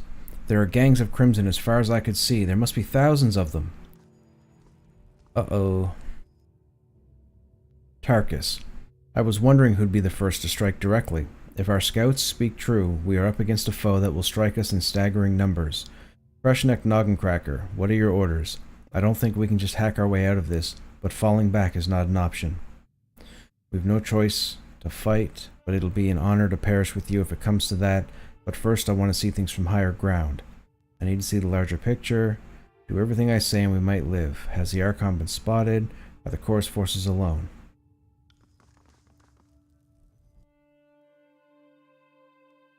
Here we go. Dude, man, tough decisions. Tarkus. Kairos' forces have the Citadel surrounded, and our scouts tell us more are on the way. Ari points out across the horizon, towards specks of movement in the panorama of the valley. Tarkus points to the mountains to the northeast. You can see the line of reinforcements snaking back north to the Stone Sea. I'm all for a good challenge, but this, it just seems impossible. Even if we call in all of our alliances, our odds are beyond hope. The massive sculpture rumbles, shaking the masonry of the spire and sending her off balance.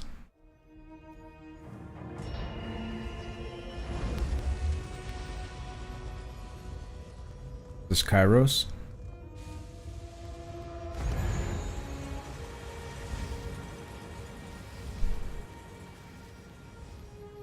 The orb in the center of the resonator spins with the push of some unseen force.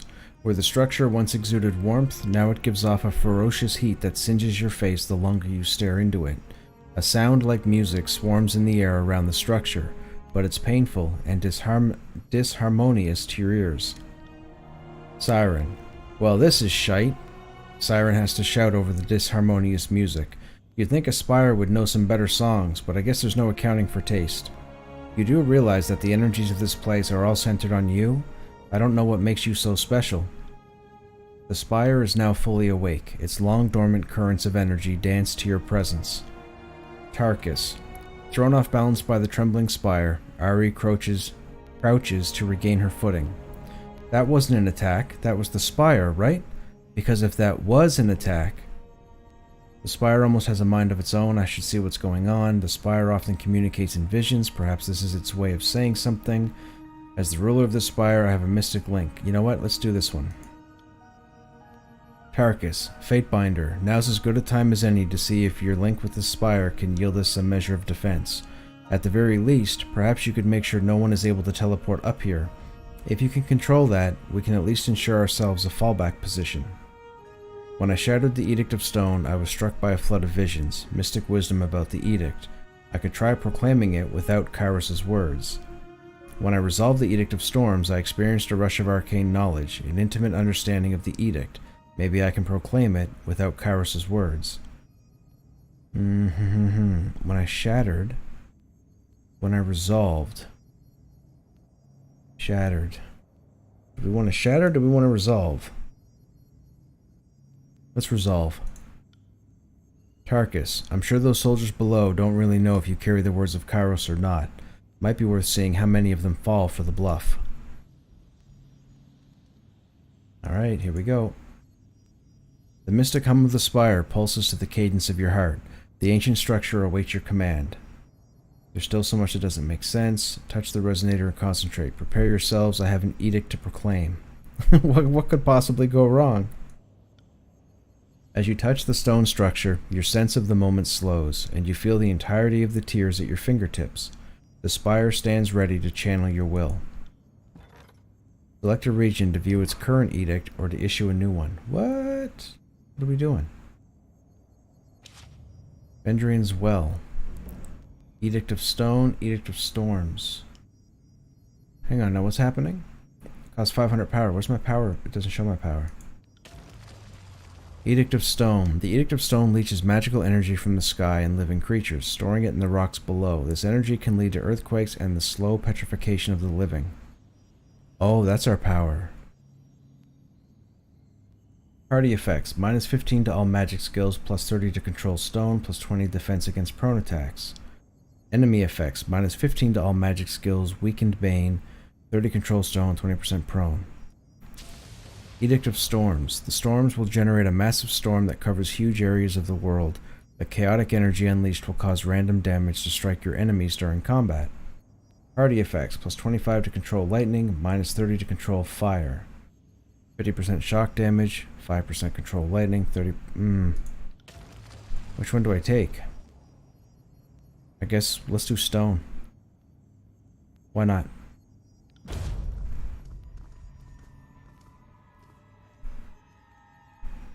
Oh my goodness, are we done Act 2?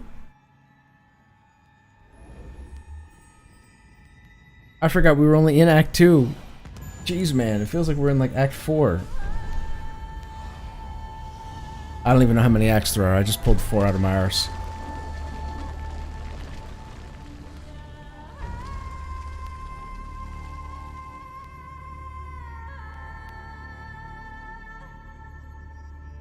Tarkus. That actually worked? Ari leaps in the air, pumping her arm in excitement, only for her face to turn pale a moment later. That actually worked! Her eyes, laden with fear, dart toward you. How is that even possible? I had a feeling that might work. Having broken the edict, I seemed to be able to recreate it in a limited fashion. Tarkus, so you've absorbed a fragment of the Overlord's magic, perhaps? There's a reason I don't deal with arcane nonsense. Ebb, I'm as baffled as you are, but what you're saying is as probable a guess as any. Our binder has proclaimed edicts, broken them too. Just when I think I have you figured out. Tarkus, we can ponder this later. For the moment, we need to strike while the surprise is still fresh. I'll be sure to leave a couple alive. Someone needs to tell the others what happens when they attack Krushnek Noggencracker.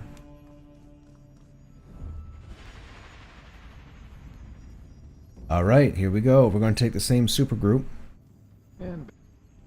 Welcome back. Now, we received something during that last fight called Unbroken Promise or something. Unbroken Legacy. To resolve while having wounds. Accuracy while has wounds. Nobody's had wounds recently in the last couple of fights. Should we even put that on? Oh, that's Merrick. We want to see us. We gain piercing and fire, but we lose slashing and crushing. No, it's not worth it. Okay. Actually, we'll keep this. That can go down here. No, that can go down here. Why won't that leave?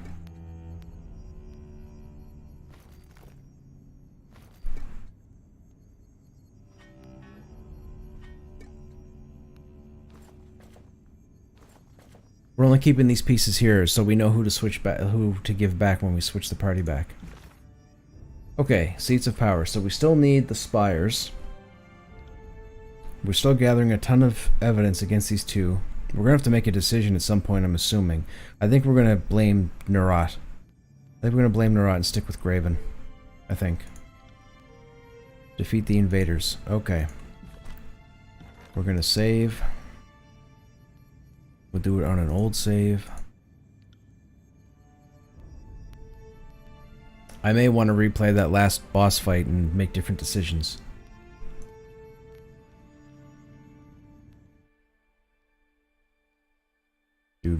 Do.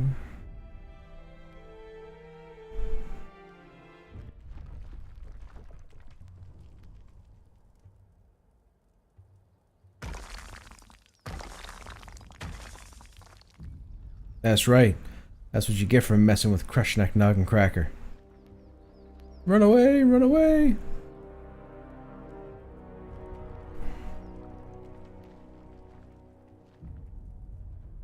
Death Knell. A gang of bewildered Scarlet Chorus trails behind Death Knell, a mixture of awe and confusion resting upon their faces. Did you eat Karen's heart and become the Archon of Stone or something? What manner of... Her words falter as a tremor sets her off balance. How is this possible? She looks back at the hundreds of choirmen fleeing in every direction. I don't need those cowards. Even with a fraction of our strength, we'll surround you and grind you into nothing. Death Knell. She turns to her soldiers and lets out a primal howl, her warriors echoing the battle cry in dissonant tones. Scarlet Chorus Wrath of 5, which is like max level. They really don't like us. Many of the soldiers hesitate to move forward, their eyes transfixed on you, their legs shaking. Some appear soaked in the pantaloons with wet stains of fear, others blinking away the tears of rising dread. Lore. Fools, did you not hear me proclaim the edict? Either I cast that edict by myself, or did so with the Overlord's blessing. Think that through very carefully. Death Knell. Do not liken yourself to the Overlord. Your magic may have startled my weaker troops, but your magic is nothing. Okay, good night. Have a good night, man. But your magic is nothing my own blood chanters could not affect. Isn't that right? She looks to one of her mages for a nod of approval, but is met instead with a blanched look of fear, mouth agape in terror. Enough talk. You'll be trampled and forgotten. Only the voices of Nerat will remember your name. Dun dun dun.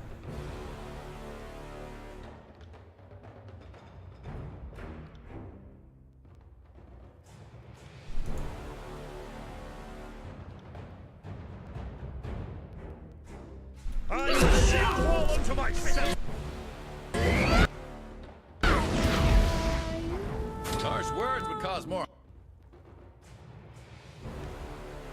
harm than this useless weapon.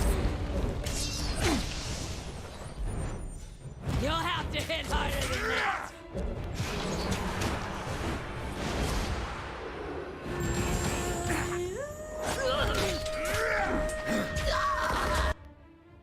How are you not dead already? I'll take care of it. I'm injured.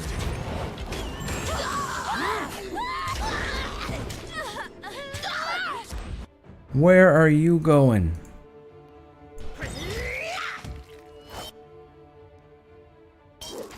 Are you afraid of death, worm?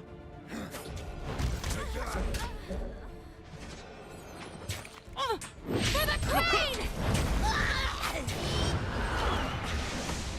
On my command. You'll have to hit harder than that.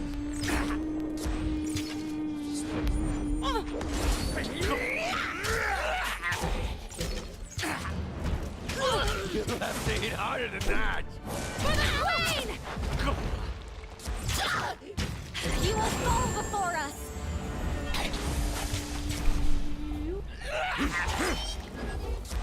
Smash to pieces!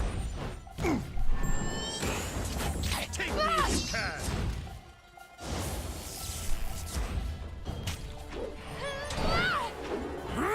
Harsh words would cause more harm than this useless weapon. Dude, this is by far the supergroup. Tarkus. Hold! Don't pursue them out of the Citadel. Captain Tarkus lifts her sword triumphantly as she issues the order. Let those who have survived the edict and our blades live to spread the word of our deeds. I thought we would blunt our last weapon-cracking Chorus skulls before being overwhelmed, but the rabble was downright terrified by your edict, and panic has claimed the giant mob. I almost feel sorry for the Chorus warriors who were brave enough to stand their ground and fight us. Almost. You ought to travel up to the spire, get a view of our glorious aftermath from high up. I'm sure you'll enjoy seeing the enemy flee the valley. As always, good hunting with you, Krushnek Noggencracker. Your work here is done. I'll oversee the wounded and the salvage. Alright, not yet. We gotta loot. Thank you. We got another weapon.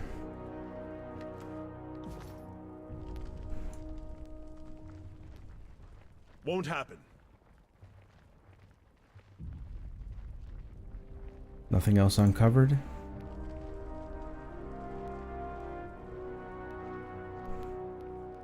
Okay. Before we go upstairs. Crimson Great... Oh, it's nothing.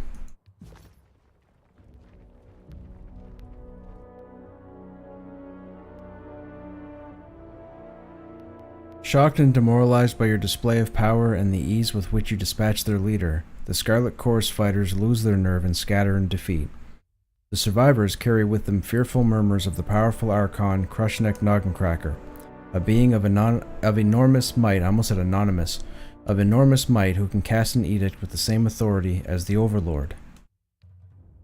Confusion sets in across the realm. Amid the whispers and misinformation, one fact remains consistent. The Overlord's power has been challenged. You safely assume that such rumors are making their way back to Kairos. Powerful earthquakes roll underfoot, the vibrations wringing your spire like a wet rag, threatening to send it crashing to the ground. Your stronghold slowly settles, the terrain only occasionally rocked by a solid tremor. Over the next few days, the land eventually returns to normal as your edict dissipates. You gather a small council of your closest allies and plan your next steps from the safety of your spire. No sooner do you get started than Callio, Fatebinder of Tunan, pays a visit bearing an important message. Dun dun dun.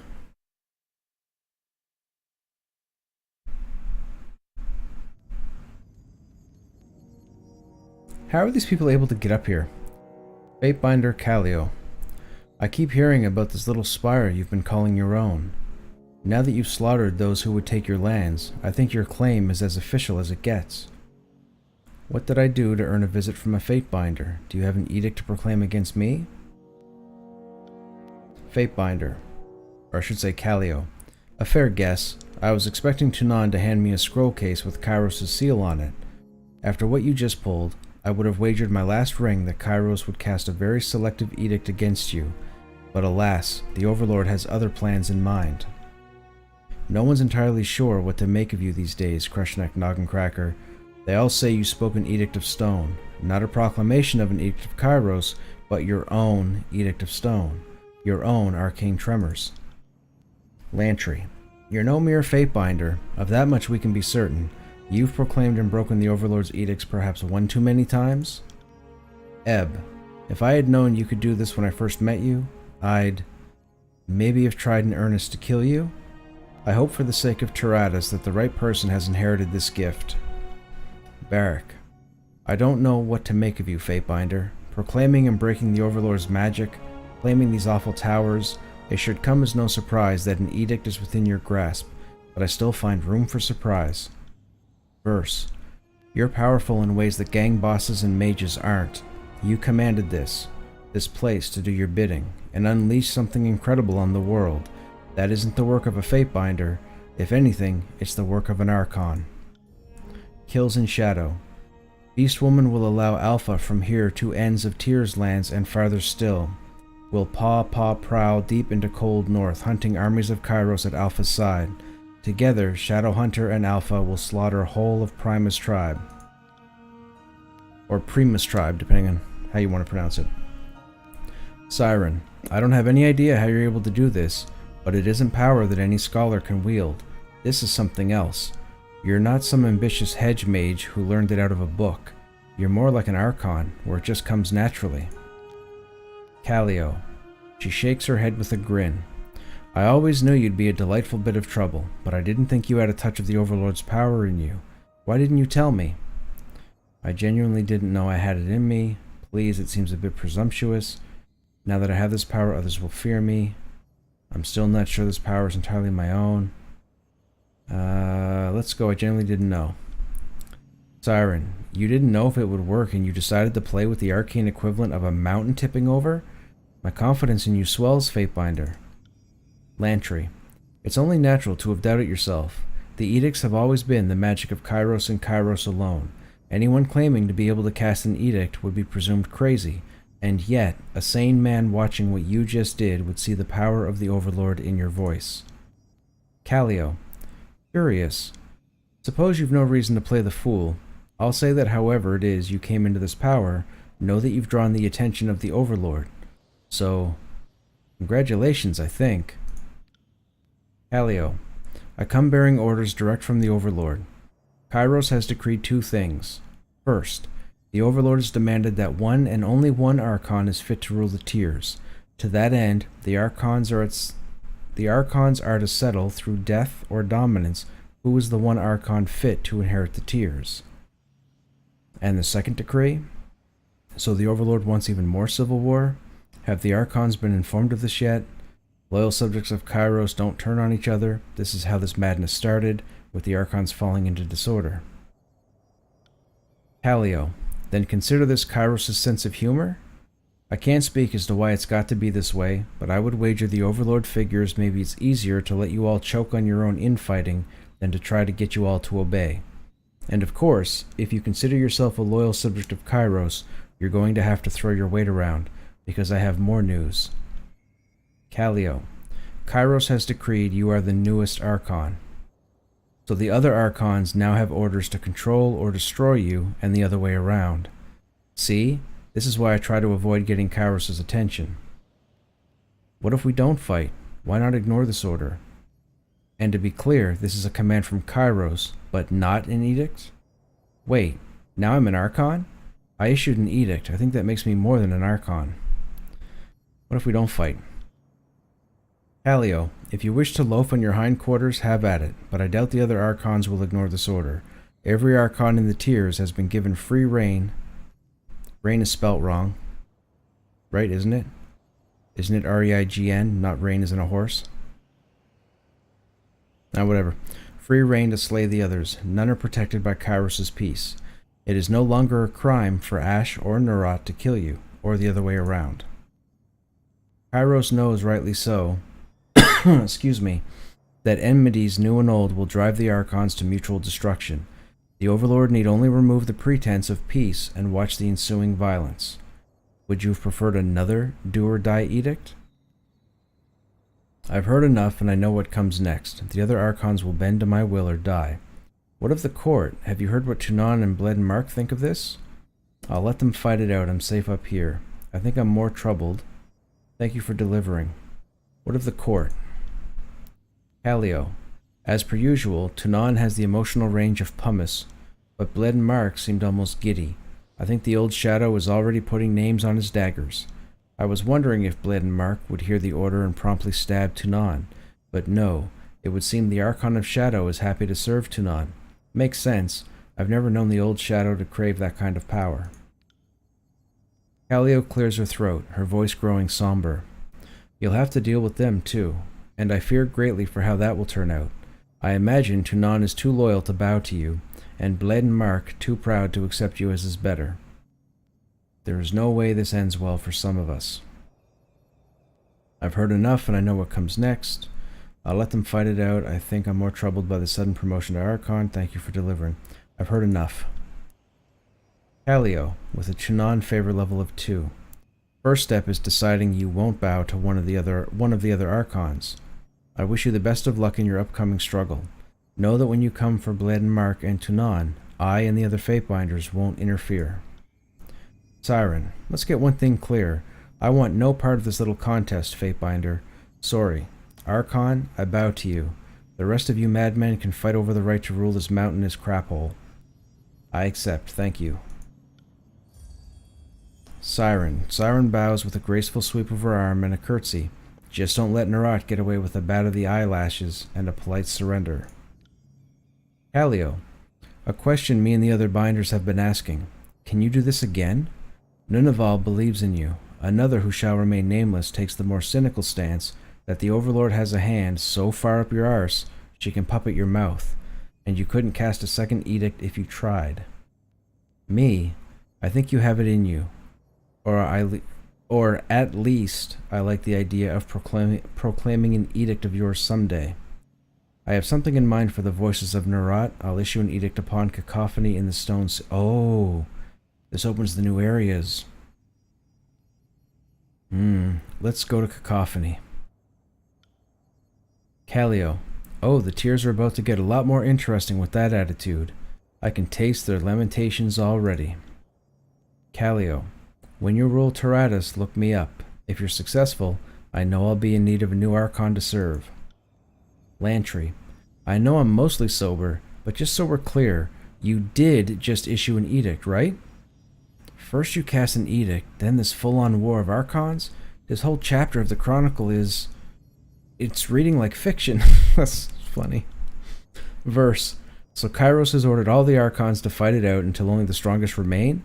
I think we can now safely say that the Scarlet Chorus philosophy has been vindicated. Barrack. A rumbling mutter stirs from under Barrack's helmet, devoid of any cogent words.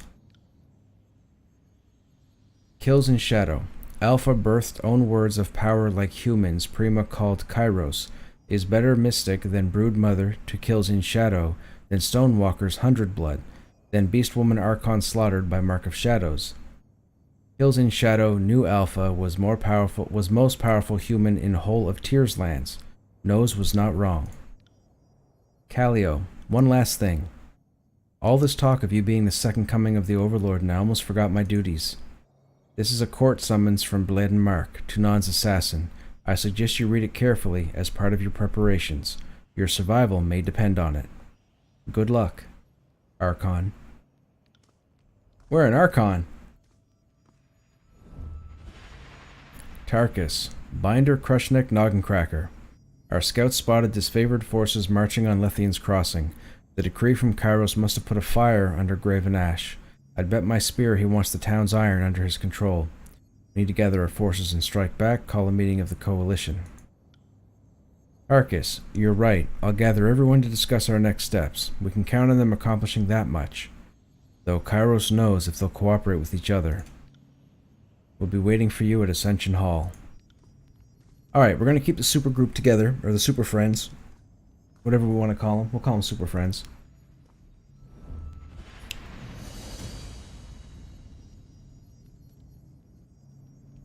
Oh, people want to talk now. Lantry and Barrack.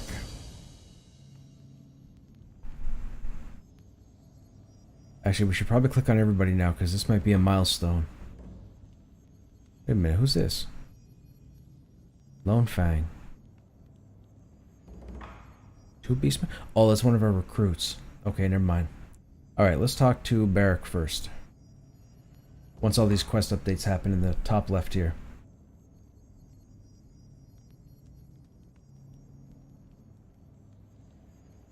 Okay, what's going on, Barrack? I can scarcely believe it. You proclaimed an edict. You wielded the power of the Overlord, for a moment perhaps, but it was enough to turn the tide of battle in our favor. That simply doesn't happen. The Overlord's magic is as unknowable as anything on Tyranus, as mysterious, and, well, I was about to say as unapproachable as the spires, but you have cleanly dispelled that notion. Shouldn't that be clearly? You've clearly dispelled that notion? No, I guess cleanly. That can work. This can only mean trouble for us. Kairos doesn't tolerate competition. What do you suggest I do next? It may be too late to mend your ties with Kairos' hierarchy. If you continue to prove your worth, then perhaps you can be invited back into the fold.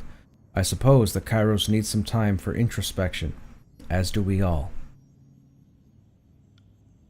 No, indeed. I wouldn't want to stand in your place when the day of reckoning comes, but standing next to you might prove just as dangerous.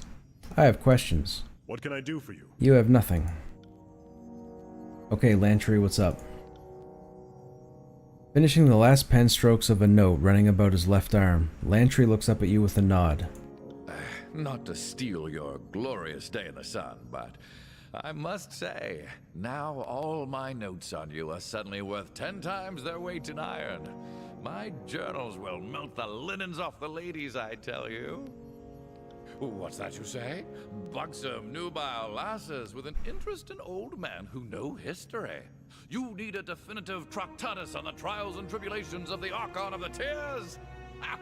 Well, you're in luck. Stay a while and listen.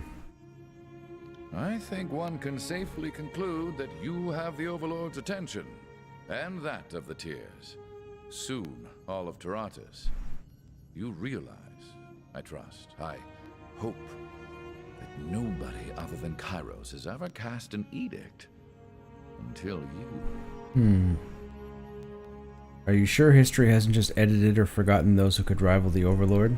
Well, I have a hard time believing that someone would cast an edict and not have it noticed.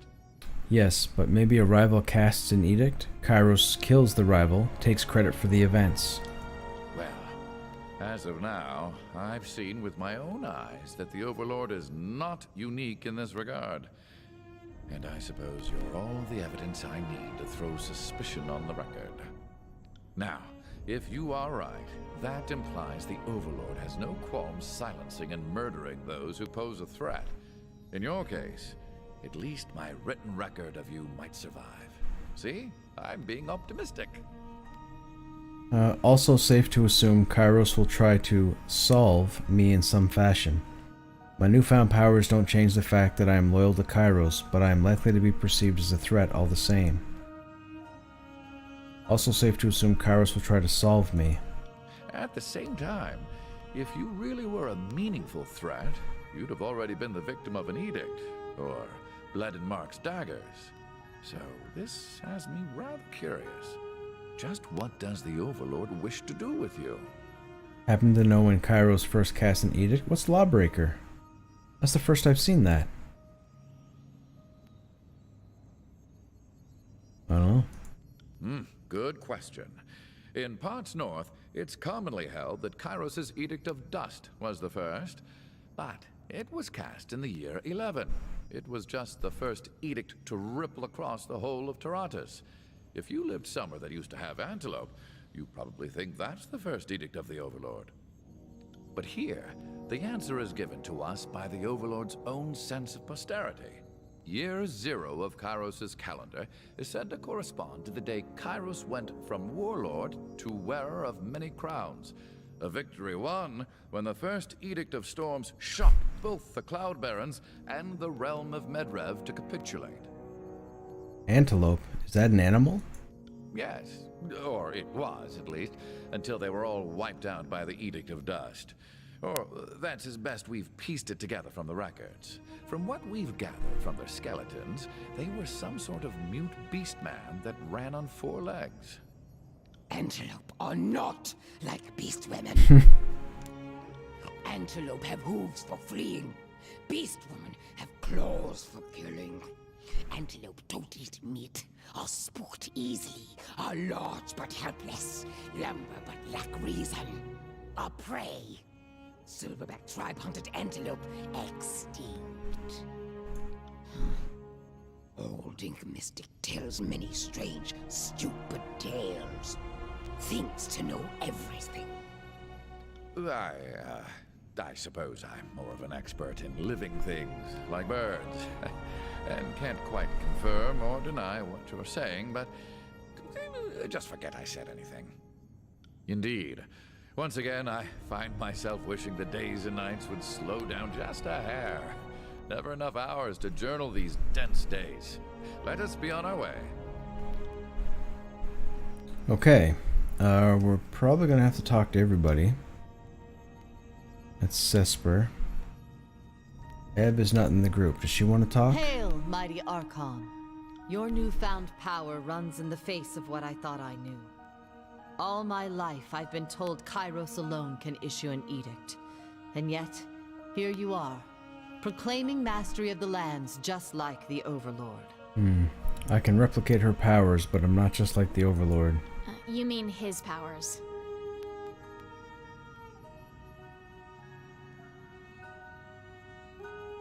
You say that now.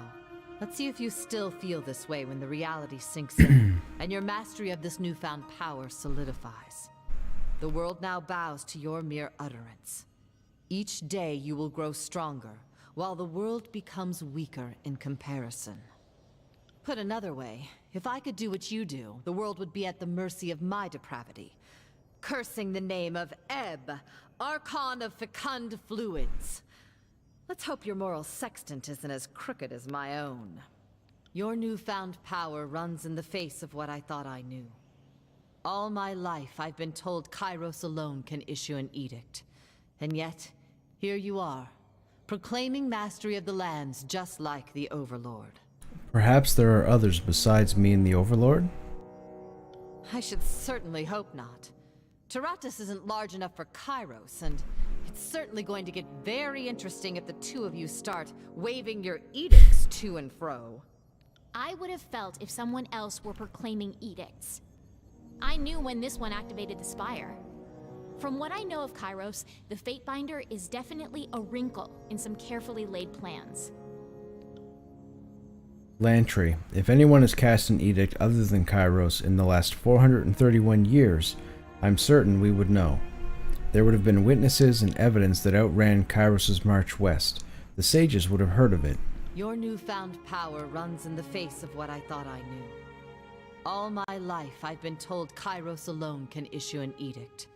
And yet, here you are, proclaiming mastery of the land just said this. like the Overlord. Who put this together? It's fortunate then that you were sworn to me. If watching you slowly descend into power-hungry madness is the definition of good fortune, I consider me blessed. Your newfound power runs in the face of what I thought I knew. All my life, I've been told Kairos alone can issue an edict. She's saying And the yet, same stuff. Here you are. What is it you need? Okay, okay, whatever. Now, who's this? We haven't talked to any of these people yet. Where's Verse? Verse. Are you trying to piss everyone off, or do you just do this for fun? I'm not judging either way, I'm just curious. Casting an edict on Vendrian's well is a good way to shine a beacon on yourself, or paint a target. I saved your skin, didn't I? Sure did, for now. Like I said, I'm not trying to prod you or suggest you made the wrong call. As someone who likes to stay discreet until she has the opening to strike a killing blow, I find your little public gesture of dominance, well, quaint. Charming, in a dumb way. Alright, was that all she had to say? At your service, Fatebinder. What do you need? That's all she had to say. Okay, we're gonna leave them out of the group for now still. So we're on the main tower. We don't know who... let's talk to our recruits. Fatebinder, come take a look. I've got a Beastman cub in here. Take a look. You step up to the huckster and peer down into the box. It's full of assorted junk, nothing more. Before you can comment, you notice him reaching for your ring belt out of the corner of your eye. Grab his hand. He makes a high-pitched squeal that echoes over the expanse of the valley. I didn't mean anything by it, I promise. I just wanted to see how many rings you had so I could adjust my prices accordingly. Rivos at your service. I've come into possession of some items that might be of interest. That was very dishonest of you. I'll take a look at your wares, but don't try that again. Fatebinder of Tunon armor. Fatebinder's shield. That's garbage. That's not good. 13% deflection, but we lose crushing damage? No thank you. Sigil of... ooh. Oh, this is gonna add up.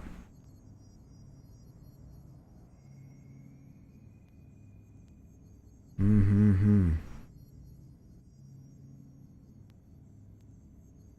need camping supplies.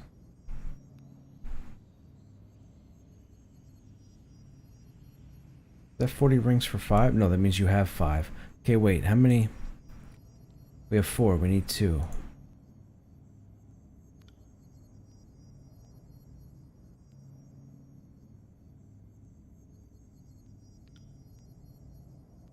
What do we have to trade? We have a bunch of stuff to trade.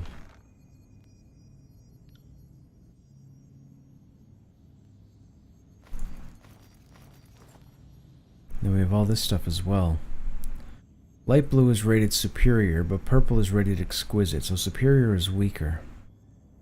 So...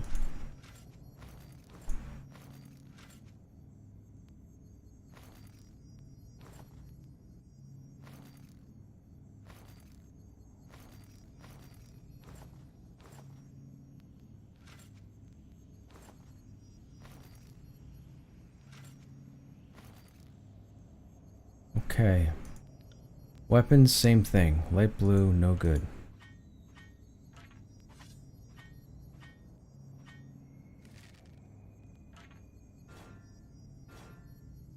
Now Syzygy, that belongs to Ebb, so we'll leave that where it is. Everything else is good. Everything else, this one here. Everything else is good, okay?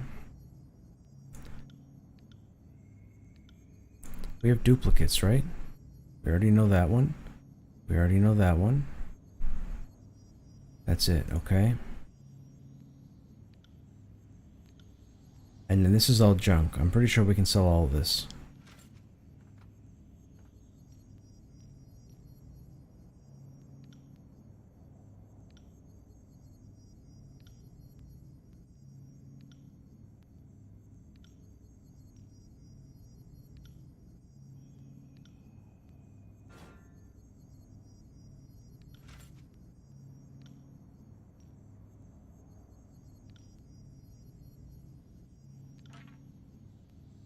Okay, trade. That gave us a lot more money. The 9 iron now. We don't need any gear as it stands, so we will save. And we'll save over our current file, which will be here.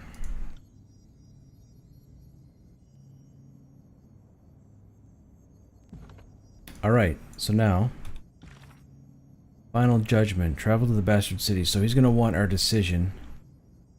And we're gonna nail the voice of Narat. Yeah. The meeting is set to begin at Ascension Hall in Vendrian's Well. Travel there and speak to Ari to determine what the best course of action is for your alliance. Alright, which one do we want to do first? Can we do Seeds of Power right now? Oh wait, there was a missive. I will only ask once. Kid, I take it you're aware of the Overlord's latest decree? If not, let me give it to you straight. Now's a bad time to be an Archon in the tiers, since most likely I'll be the one to cut you down. I thought I'd first explain. It's not my choice, but if it was, I would still choose to kill you. See you soon. Arrange a meeting. Glen Mark, if I am to die by your hand, I would prefer to be in battle face to face. Regardless, at the risk of depriving you the thrill of a good ambush, I would ask that we meet in person, as peers, drawing blades openly. If that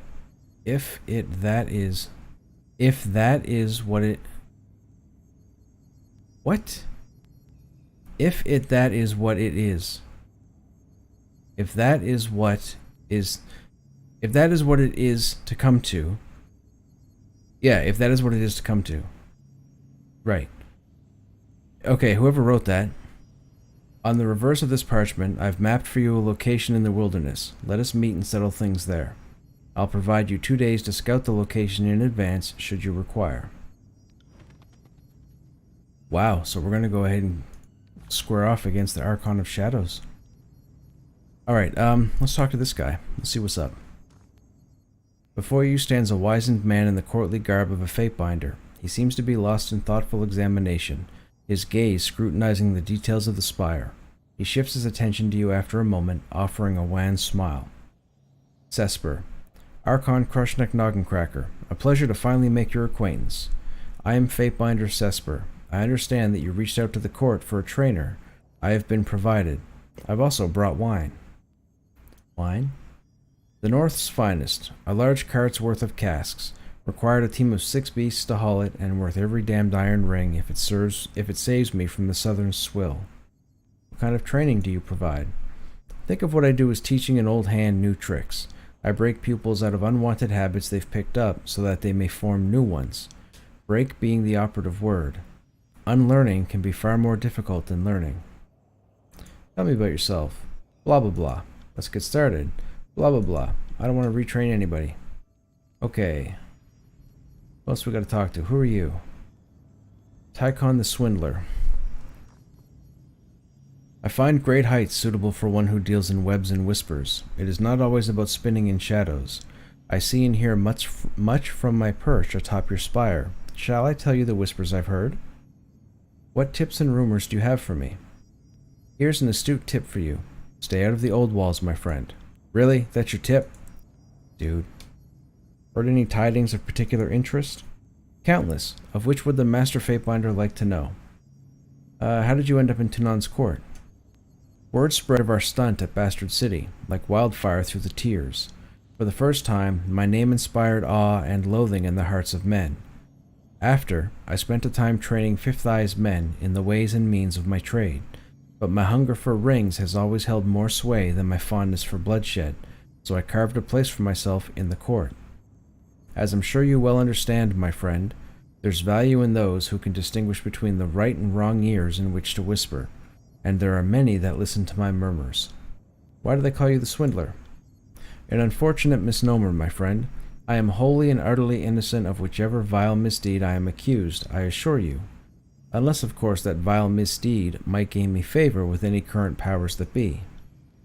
And, of course, there was that time I swindled an entire city of her freedom by sneaking a Fatebinder and his forces in from the sewers. I profited quite nicely from that venture. That was life before the war. Blah blah blah. Blah blah blah. Blah blah blah. I'm looking for a master merchant, someone with exquisite items. Then you'll wish to speak with Harshian Bronze in Lethian's Crossing. I can tell you he has access to the best supply routes in the tiers, though he'd deny it in his death throes. Okay, you're a whole lot of no help whatsoever. Okay, so...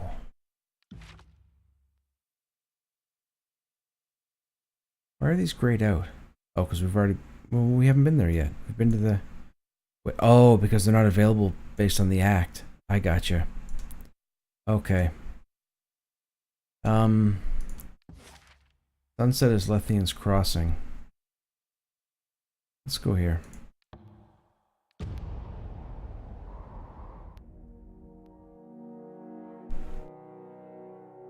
We'll take a look at our spires and see what's up. Oh, this is our forge. Let's talk to Temerin. The man gives you a slight bow with his arms outstretched before him. You can see his arms bear markings both familiar and foreign to you. Greetings, Fatebinder. I may not be a mystic or a mighty warrior, but what I possess are my connections to the world trade. You've traveled the world? Yes, I've seen this empire from one end to another. It would seem that my travels always take me to the very heart of Kairos' conquests. The tears, however, they are unlike anything I've seen before. I'm sorry to digress. I'm sure you would like to see my wares.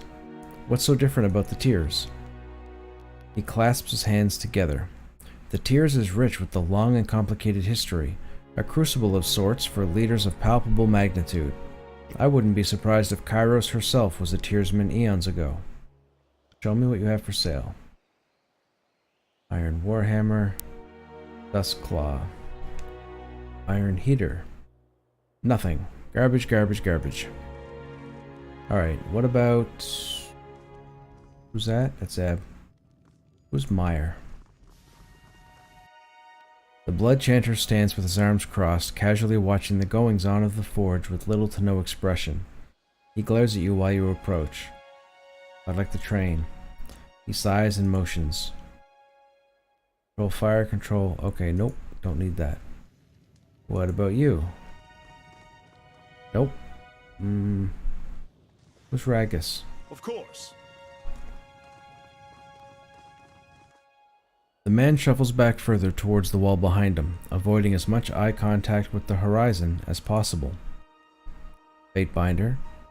As poor a time as any to mention I'm not too fond of heights, eh? Hey, must be Canadian. If I can master this fear, then I can master anything, right? Show me what you have for sale. You seem to have a wider selection. But still nothing worthwhile. No. Who else do we have? Verse Vora?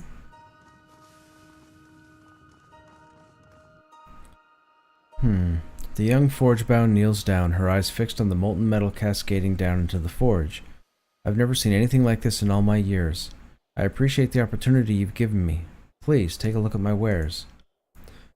And you have absolutely nothing. I cannot. Okay, let's go talk to this guy.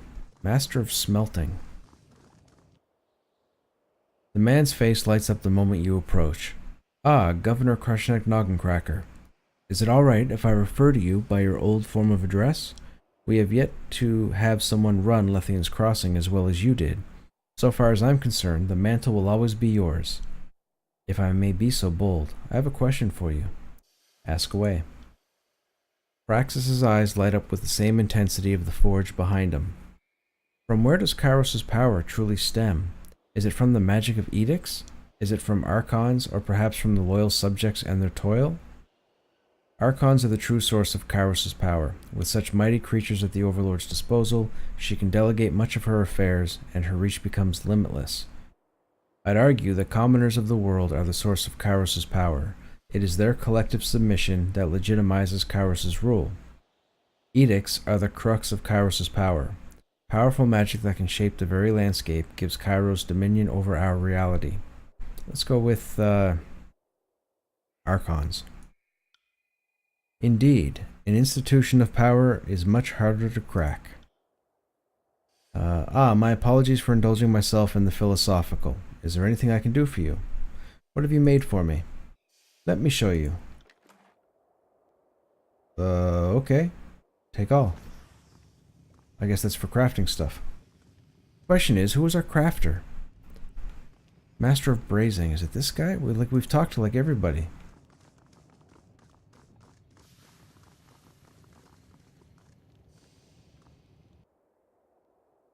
Krushnek Noggencracker. If what they say is true about the magic of these spires, it will be my distinct honor to work for you among these forges. What have you made for me? I don't have anything for you at the moment. Check back later. Recruits can generate items for you while you are gaining experience by adventuring in the world. Oh, great. We could have recruited these guys a long time ago, and they might actually have something for us. Oh, we just click on the anvil. Select a weapon or armor from your inventory to upgrade. What? Really? That easy? This item cannot be upgraded. Ooh.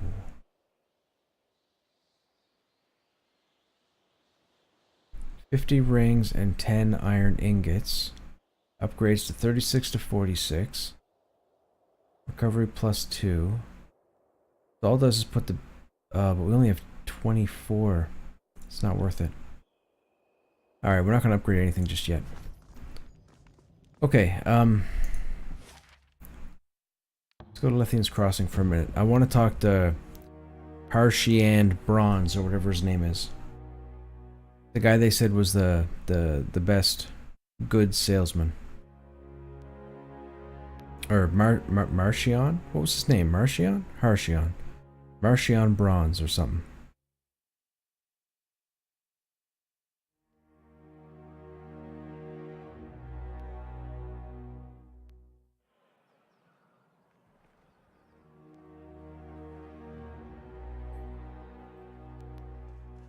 He should be over here. There's Merchant Practice. There's Merchant Basila. There's there he is. Harshion Bronze.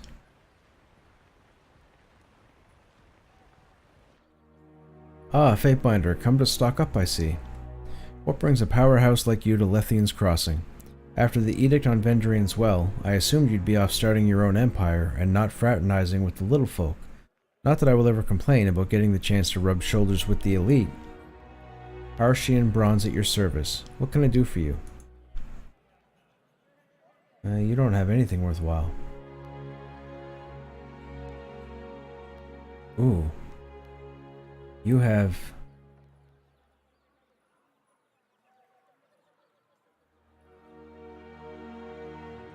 You have 2 sigils. 45 and 12, 57. Yeah, we can do that. Let's go to you. We'll do that. We'll do that.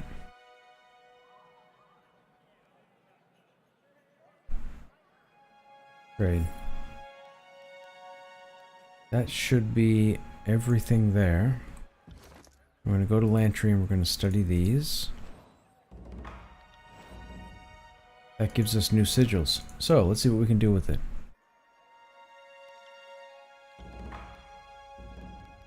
So if we focus, we get Searing Palm. If we make it material, we get Ignite Brand. Light your target's weapon. Okay, that's the weapon imbue. Then we go Distant Impact and we get Fireball. Strike the target with a bolt of flames, dealing fire damage to them and any nearby enemies. I like this one. Make it more powerful. Ooh. Bleeding Affliction. Accent that causes distant impact spells to travel through their targets. Accent that fuses the elements of frost and fire together. Accent that increases the number of projectiles. Dude.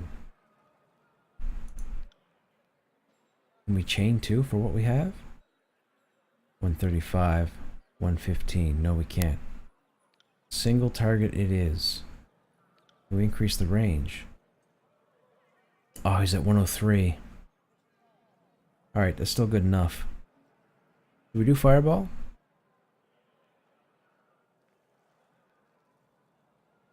Yeah, we don't need that. Let's do Fireball. Remove. Back.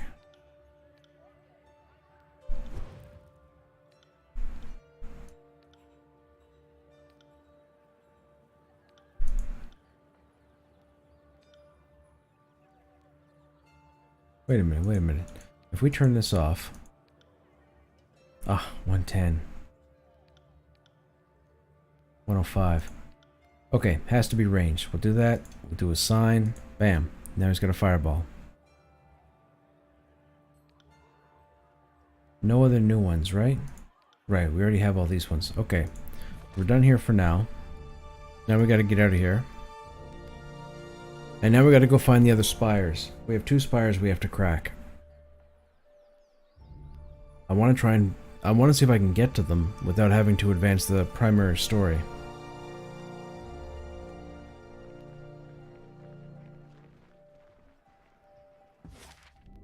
Alright, if we go to the world map.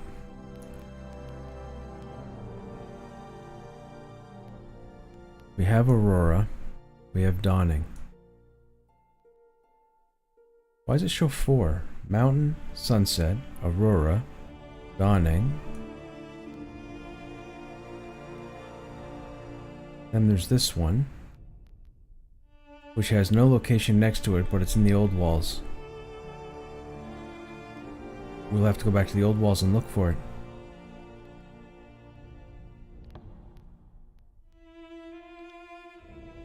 I still don't know how to get him his ability. Where's the other tower?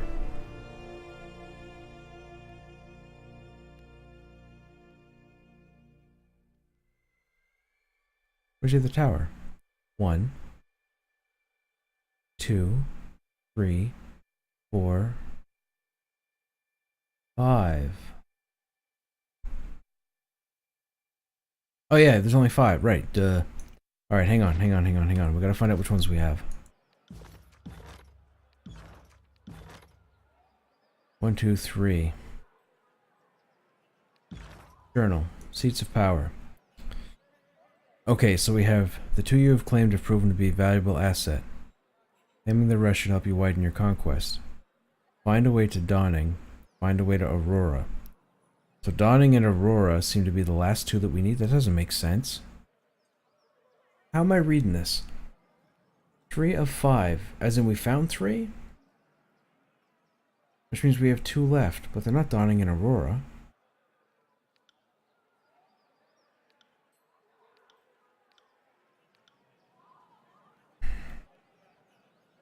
Maybe it is.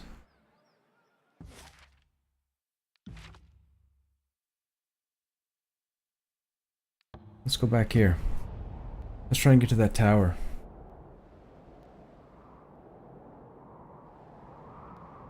I don't know why we didn't get to that, why we didn't find that tower the first time we were here.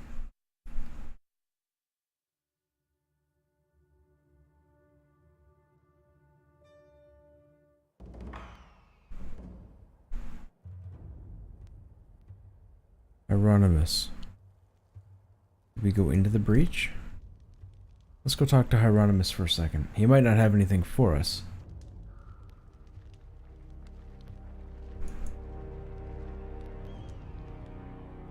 You've returned. I mean, obviously knew you'd return. Just pleased to see you is all. Tell me of your experiences in your own words and oh god, this is the 3rd part. Look, file's missing, man.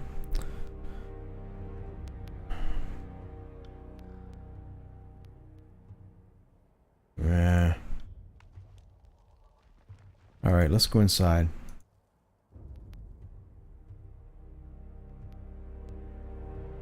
Wait, what's over to the right here?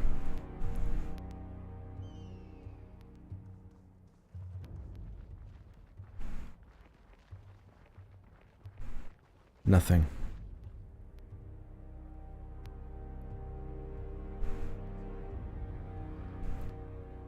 Alright, we have to find the tower. The tower's got to be here because this is the only location that has an icon on the map. I still don't know how I didn't find it the first time I was in here, though.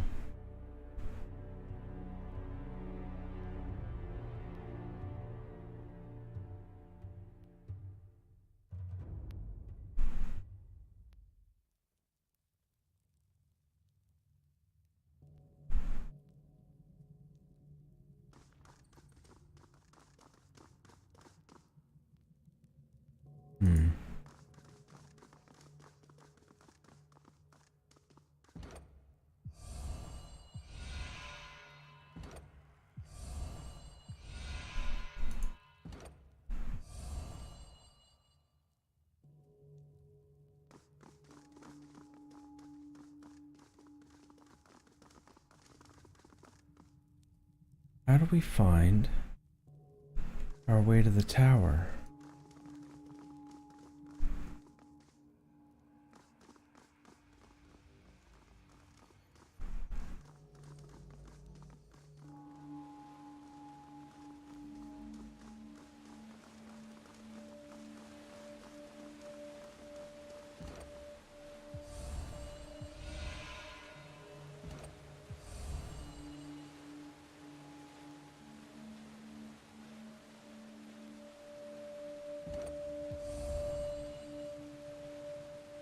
Oh, interesting.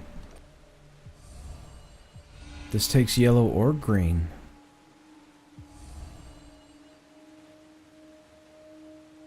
I don't know what it does though.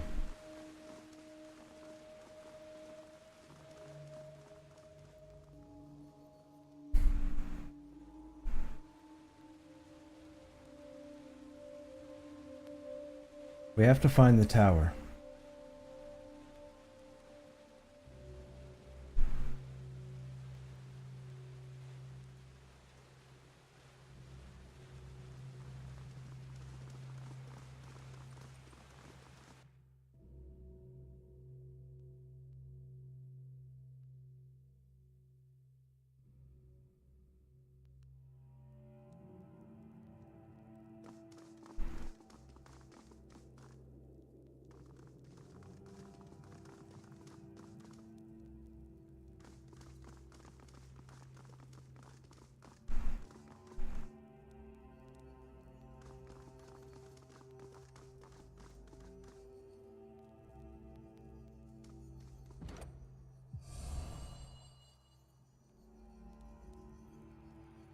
Yeah, Affirmative. that didn't do anything.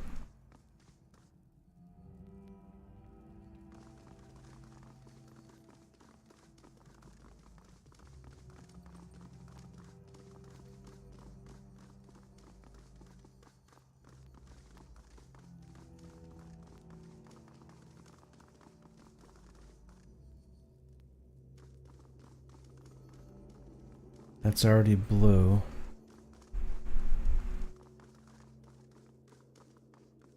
What's in here? A campfire? I know we've been here. Oh, it's a campfire.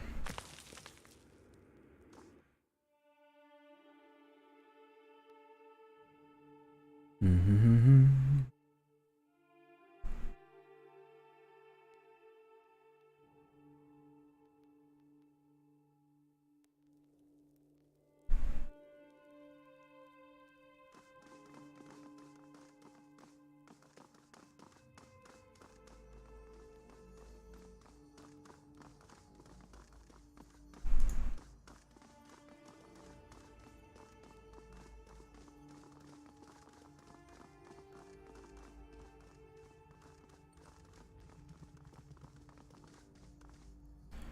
Another one that says Lantry's Voice of Ages.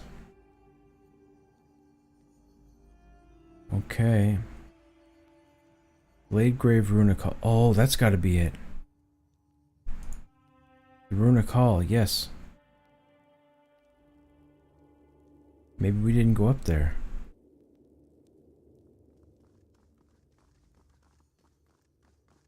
There's another update for Lantry that we can't use for whatever reason.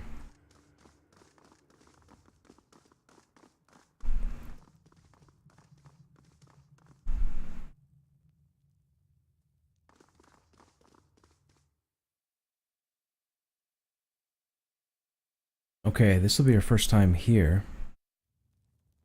Which means there's probably a rubbing on the wall. Right here. Interesting rune. Take a charcoal rubbing.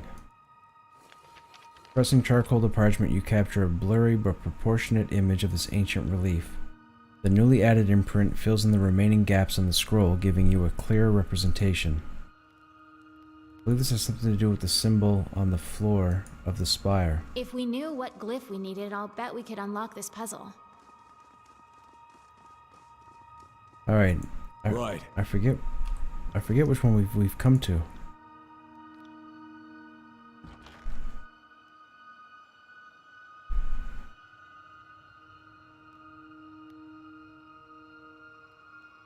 Ocean. This gotta be ocean. Okay, that's complete. Perfect.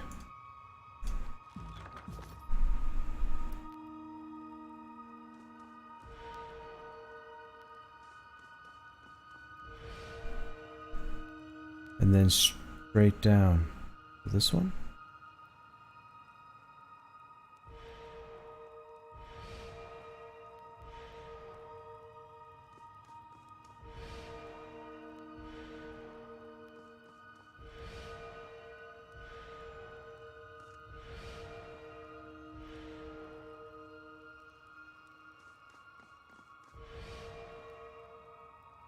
And then this one joins this one. What? This one? No, this one joins this one. This one joins this one. This one joins that one. And that one joins this one. Awesome. Another spire done. Oops.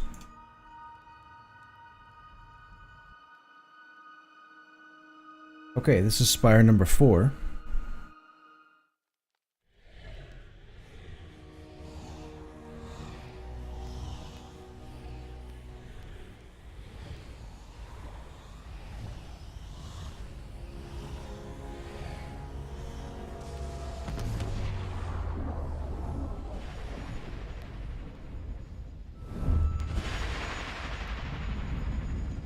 The now familiar light of the spire courses skyward, trailing off toward the horizon in the direction of Vendrian's well. You feel the ground beneath you fall away. Good night, room, as you give in to the warmth of the energy surrounding you. The ocean spire in the Blade Grave feels weathered and battered, like a flag that is whipped in the high winds beyond its intended duration. Perhaps in spite of this, the connection formed with Vendrian's well is strong, almost overwhelmingly so. Barrack. I was at the front lines during the devastation of Stalwart. From on high, the realm feels less significant. Lantry. There was a running wager at the Vellum Citadel. How far southwest can one sail before reaching the end of the ocean? From here, I'd guess forever is close to the right answer. Looking out at the expanse of ocean to the south, Lantry moves his quill in a harried rush as he sketches the blue-green panorama. Siren. I knew the world was huge, but you never really understand the extent of it until you see it from this high. How far does that ocean reach? Okay, so here we're going to have the infirmary. Build. Are you sure you want to build this upgrade? Yes.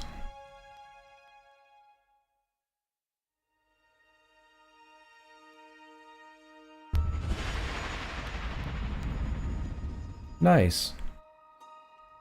So now, Alchemist Ambro, Ebb, oh, everybody follows us? Alright, you know, oh, hang on. Let's grab that. Nice. Let's grab that.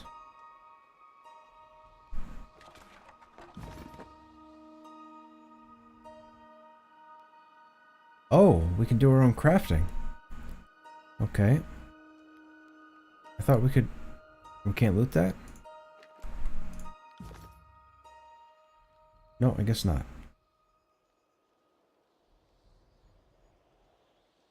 This is where we grow all our marijuana.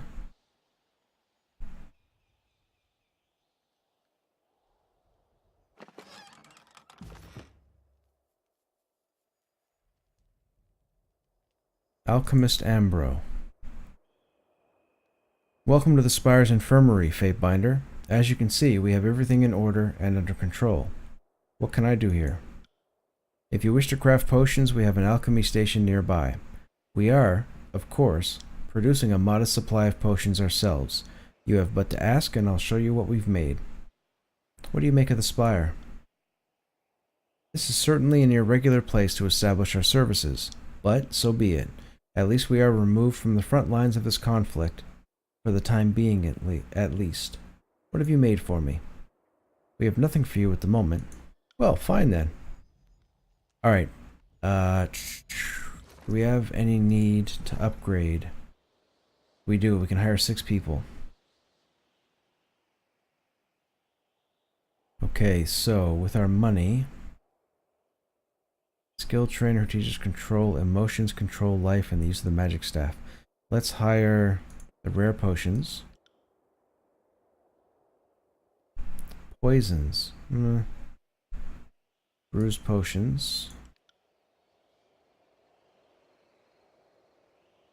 2 people with a large collection of potions. That seems redundant.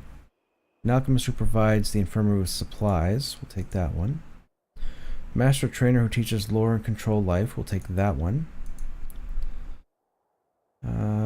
We need 2 more. 4 to pick from. Control emotions, control life, and use staff. Control emotions would be Siren. Life would be Lantry and Ebb. Poisons would be Verse. Random potions. Let's go you. And you. Okay.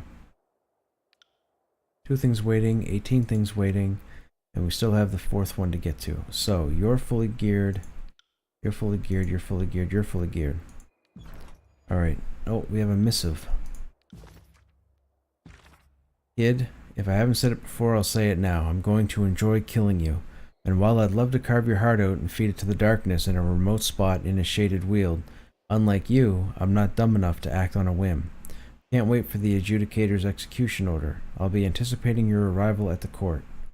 You chicken turd. He won't meet us. Alright, let's go find the 5th one. The other one we don't have. I think it's that one. Wait, what does our journal tell us? Aurora, sunset, ocean, mountain, dawning. Yep, dawning's one we don't have. Okay. Try this again.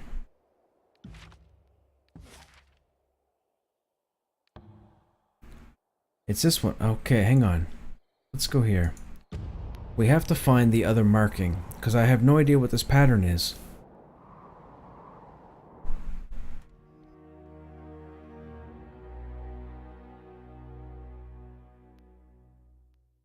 There has to be something we've missed. And it has to be in a nearby zone. You know what? I got an idea. That last one we did didn't connect on one of the patterns. So I'm thinking the two curved things on the end don't connect anywheres. I think they just stick out. Let's be off.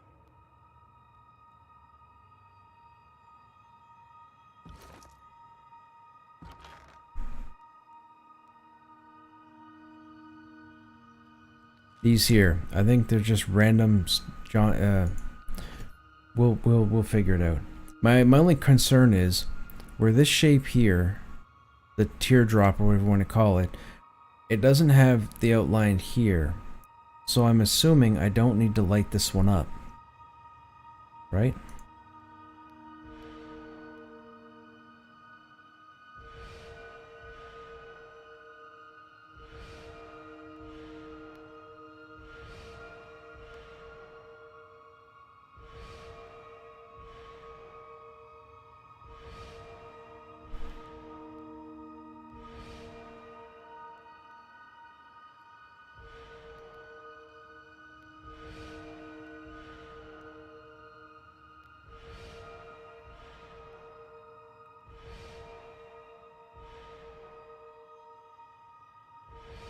Okay, that main design is done, so now it's just these.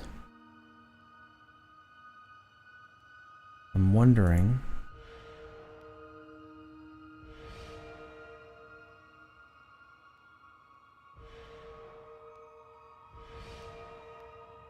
Okay, that doesn't work. So if we take this one further, and then go up here...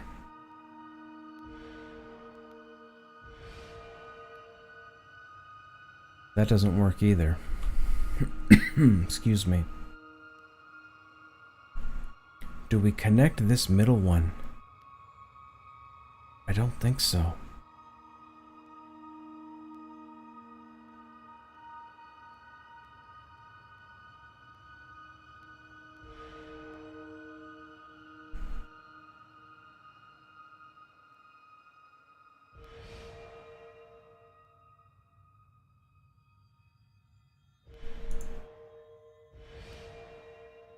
That didn't work either. That's wrong. Reset.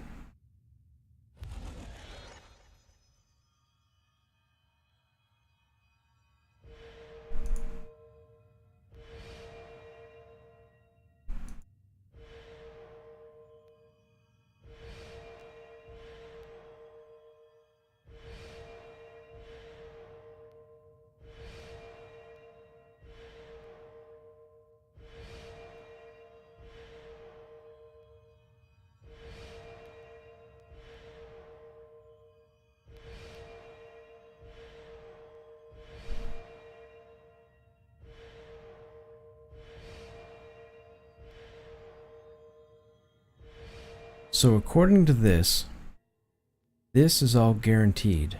Everything we have here is guaranteed. There's no line drawn here, no arc drawn here, which means I don't have to light this stone up. But this one out here is the problem.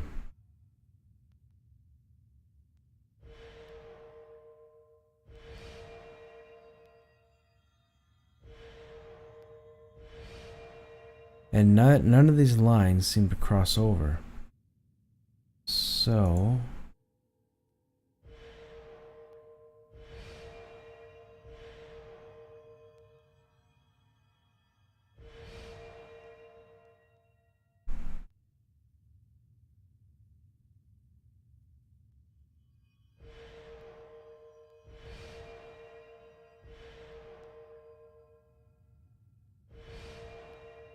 that didn't work either. Now, what if we complete this circle?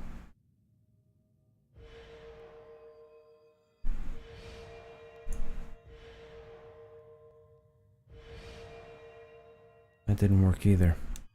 I have no idea what these two ends are. And I have no idea where the other charcoal thing is.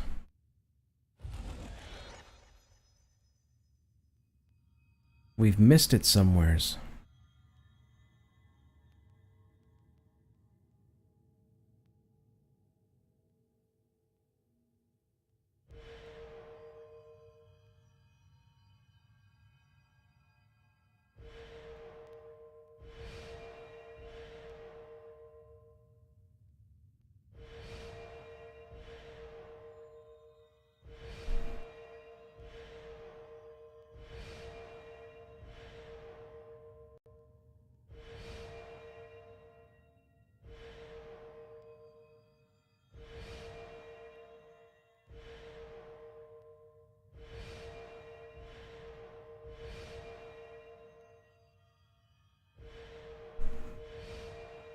Right. Oops. That much we know. It's this here we don't know. We know it's not the first curve up. We know it's not the second curve up.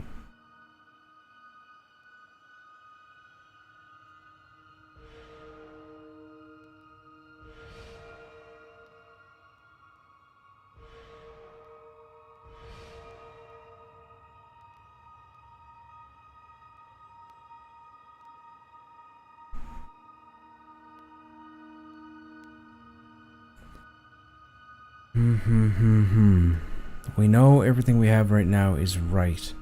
We don't know what happens over here. We don't know what happens down here. We know this can't get filled in, and we know this can't get filled in because there are no buttons to push here.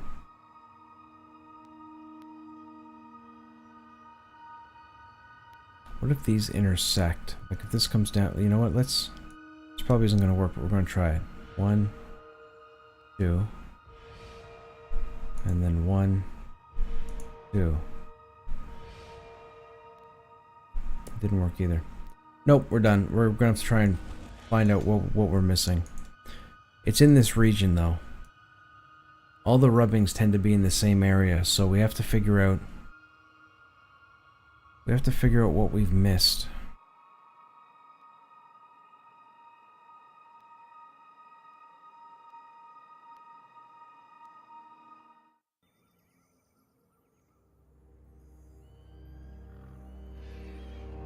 Affirmative.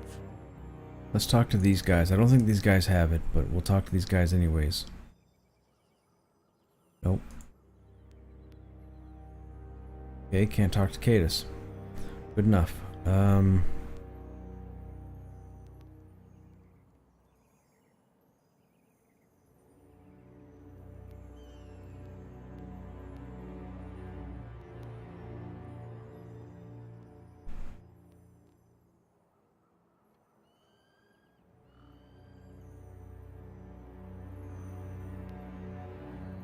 We're looking for anything to be lootable or uncovered. I can't see it though.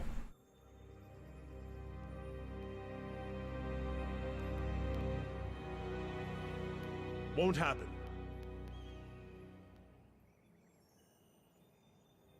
Somebody has to have the rubbing.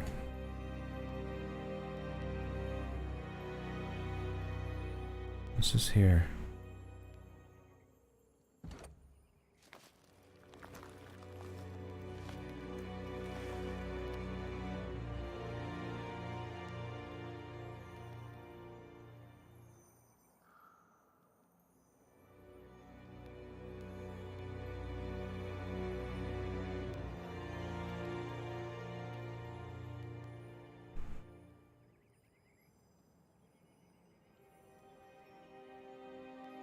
Nothing to loot here either. Okay. Out we go. Where else do we have to go? Where are we? We're right here. Maybe it's in Cacophony. Let's go to Halfgate real quick.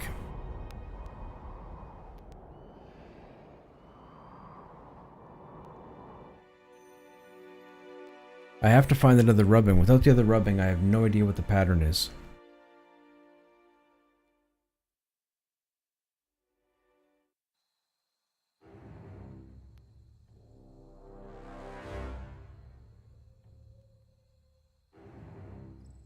Let's talk to Alaros.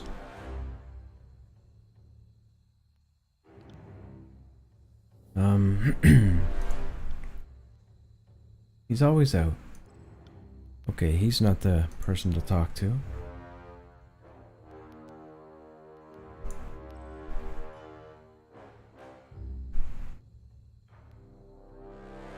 Nothing there.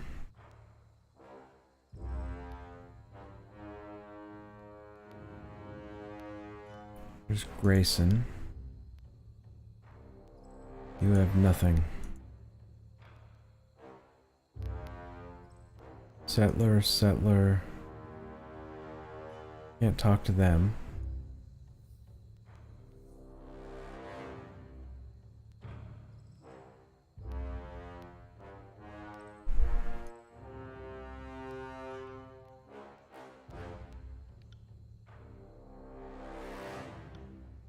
Nothing.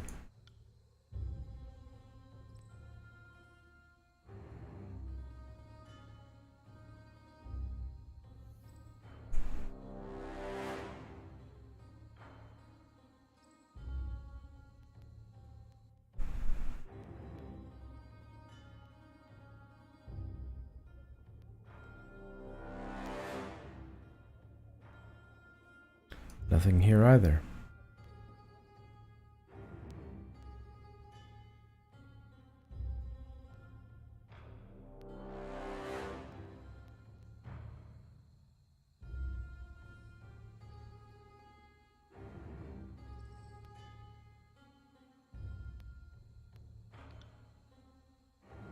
None of these people are merchants.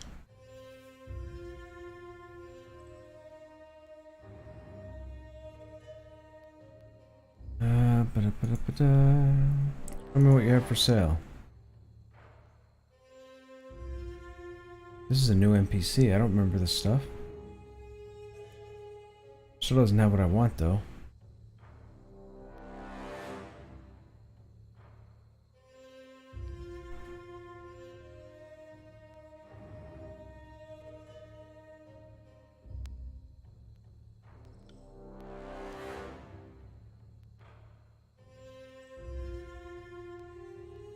You have nothing either.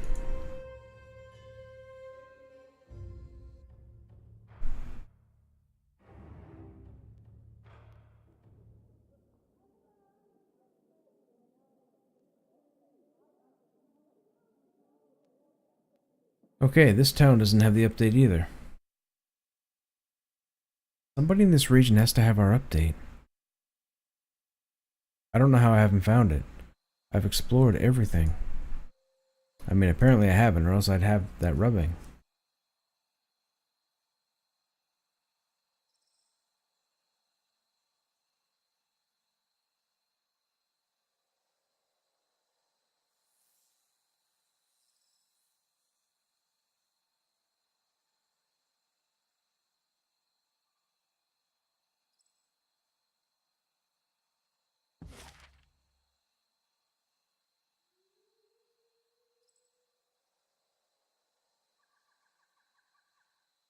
There's no other area available to me right now in this region except other spires.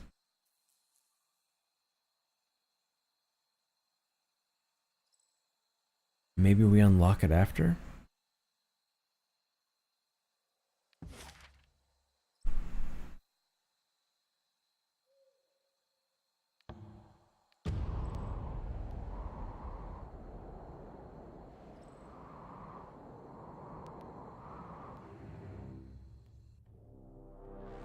We're going to try this again.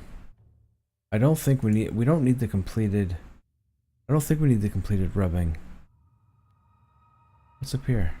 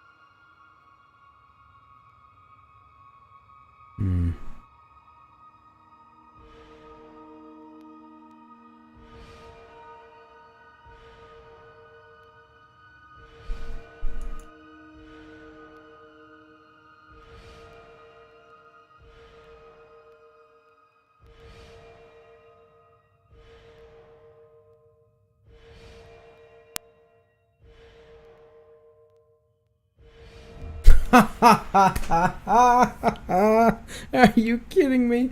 Why didn't I see that before? Dudes. Haha. Fantastic. Fantastic. I looked at it from a different angle, so to speak.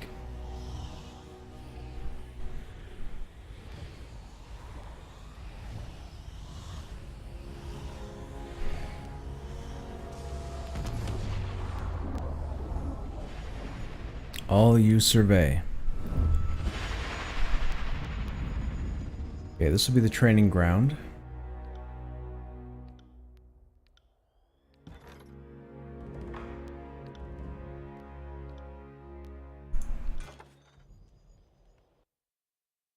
Look on my works, ye mighty.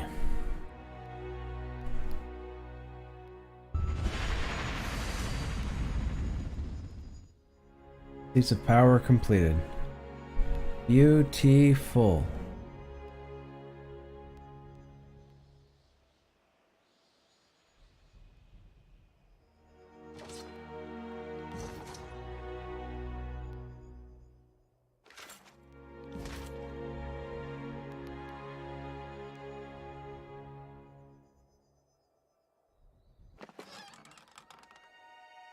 Ooh, nice.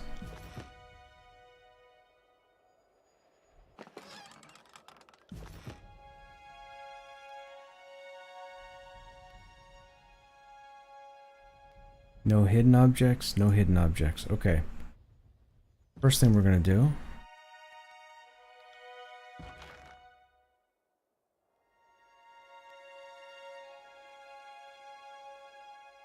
Where's the,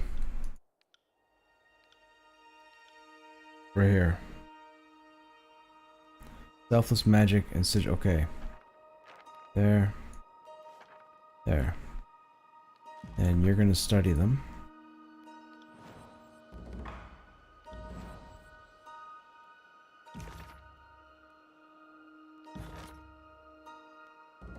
Okay, so now we need 6 recruits here. So, two-hand subdiffusion parry, unarmed dodge, control. You know what? Control.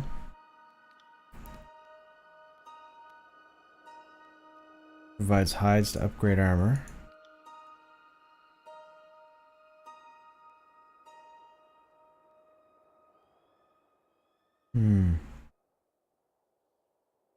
Control vigor.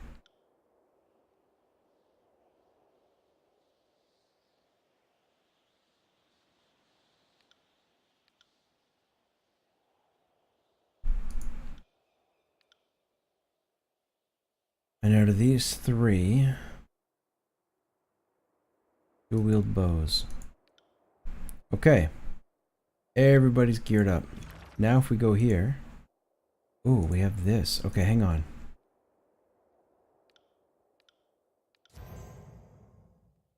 Okay, that can't use that. That can, though. Select arm... Oh, it's armor penetration. So wait, if that's armor penetration, so we need something to throw... No. Like lightning?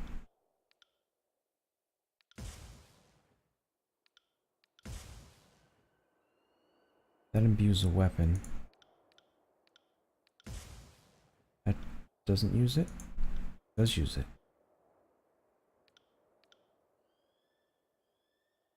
Armor penetration is 8. Okay, whatever. Not too keen on it for right now. What do we... Ooh. Bleeding, rooting, piercing, frostfire, selfless magic, accent that causes material force and guarded form spells to no longer target you, but they become more powerful and last longer when cast on your allies. Okay, so you have Titan's Touch. So 1, 2, nope, 2. Titan's Touch. Make it stronger. Oh, we can't use it.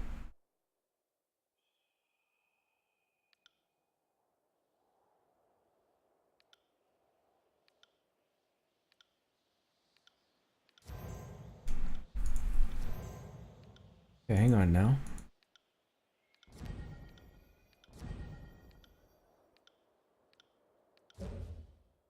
Okay, Concussive Bolt can use it.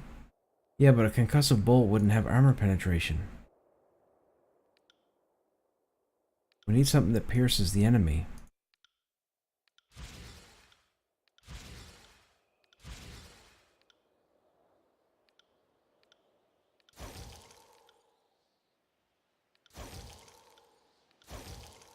Rhyme Spike. Frozen spike from the ground under a target's feet. Meh. I'm not worried about it. Whatever. Okay, let's talk to the trainer.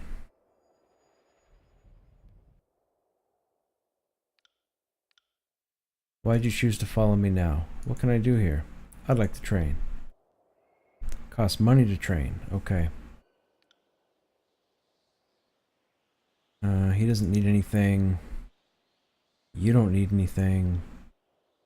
You don't need lore. We've already played enough of this game. Nobody needs... Oh, yeah, okay. Alright, well, at least we upgraded it.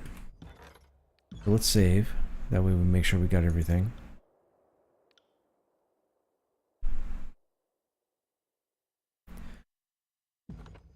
Now, didn't it tell us to go to... Did it tell us to go to... Nope, not you. Endrian's Well. I'm pretty sure it told us to go here, right? This is oh no, this isn't Lethian's Crossing. Shoot, where's Lethian's Crossing?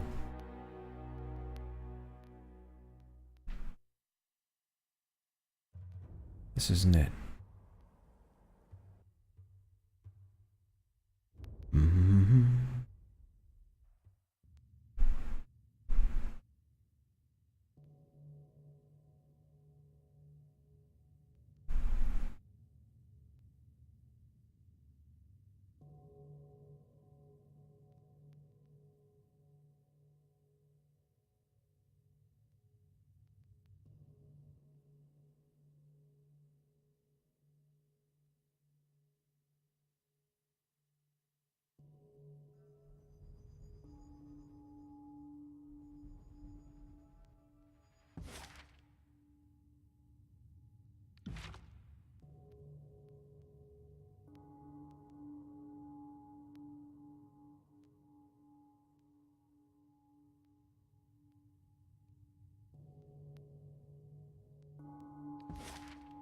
Ah, that's it.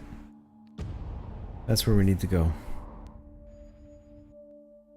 This place is being attacked, so now we have to show up and try and save the day. I think.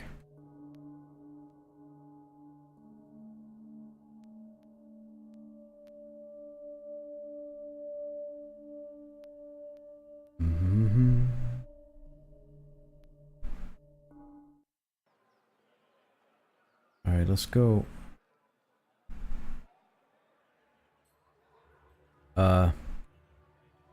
Nobody here. We were just told they were under attack.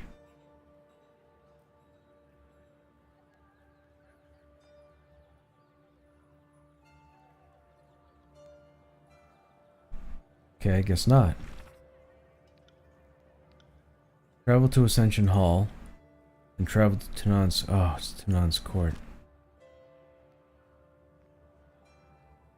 Alright. I guess they're not under attack. Maybe the attack hasn't started yet.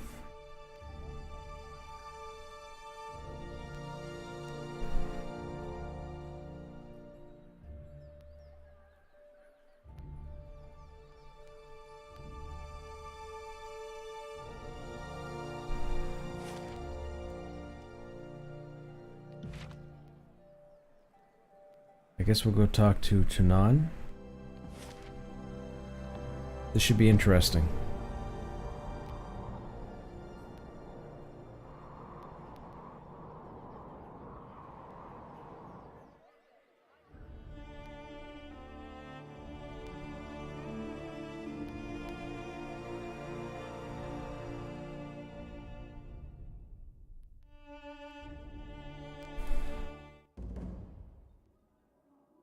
Face Tunan's judgment.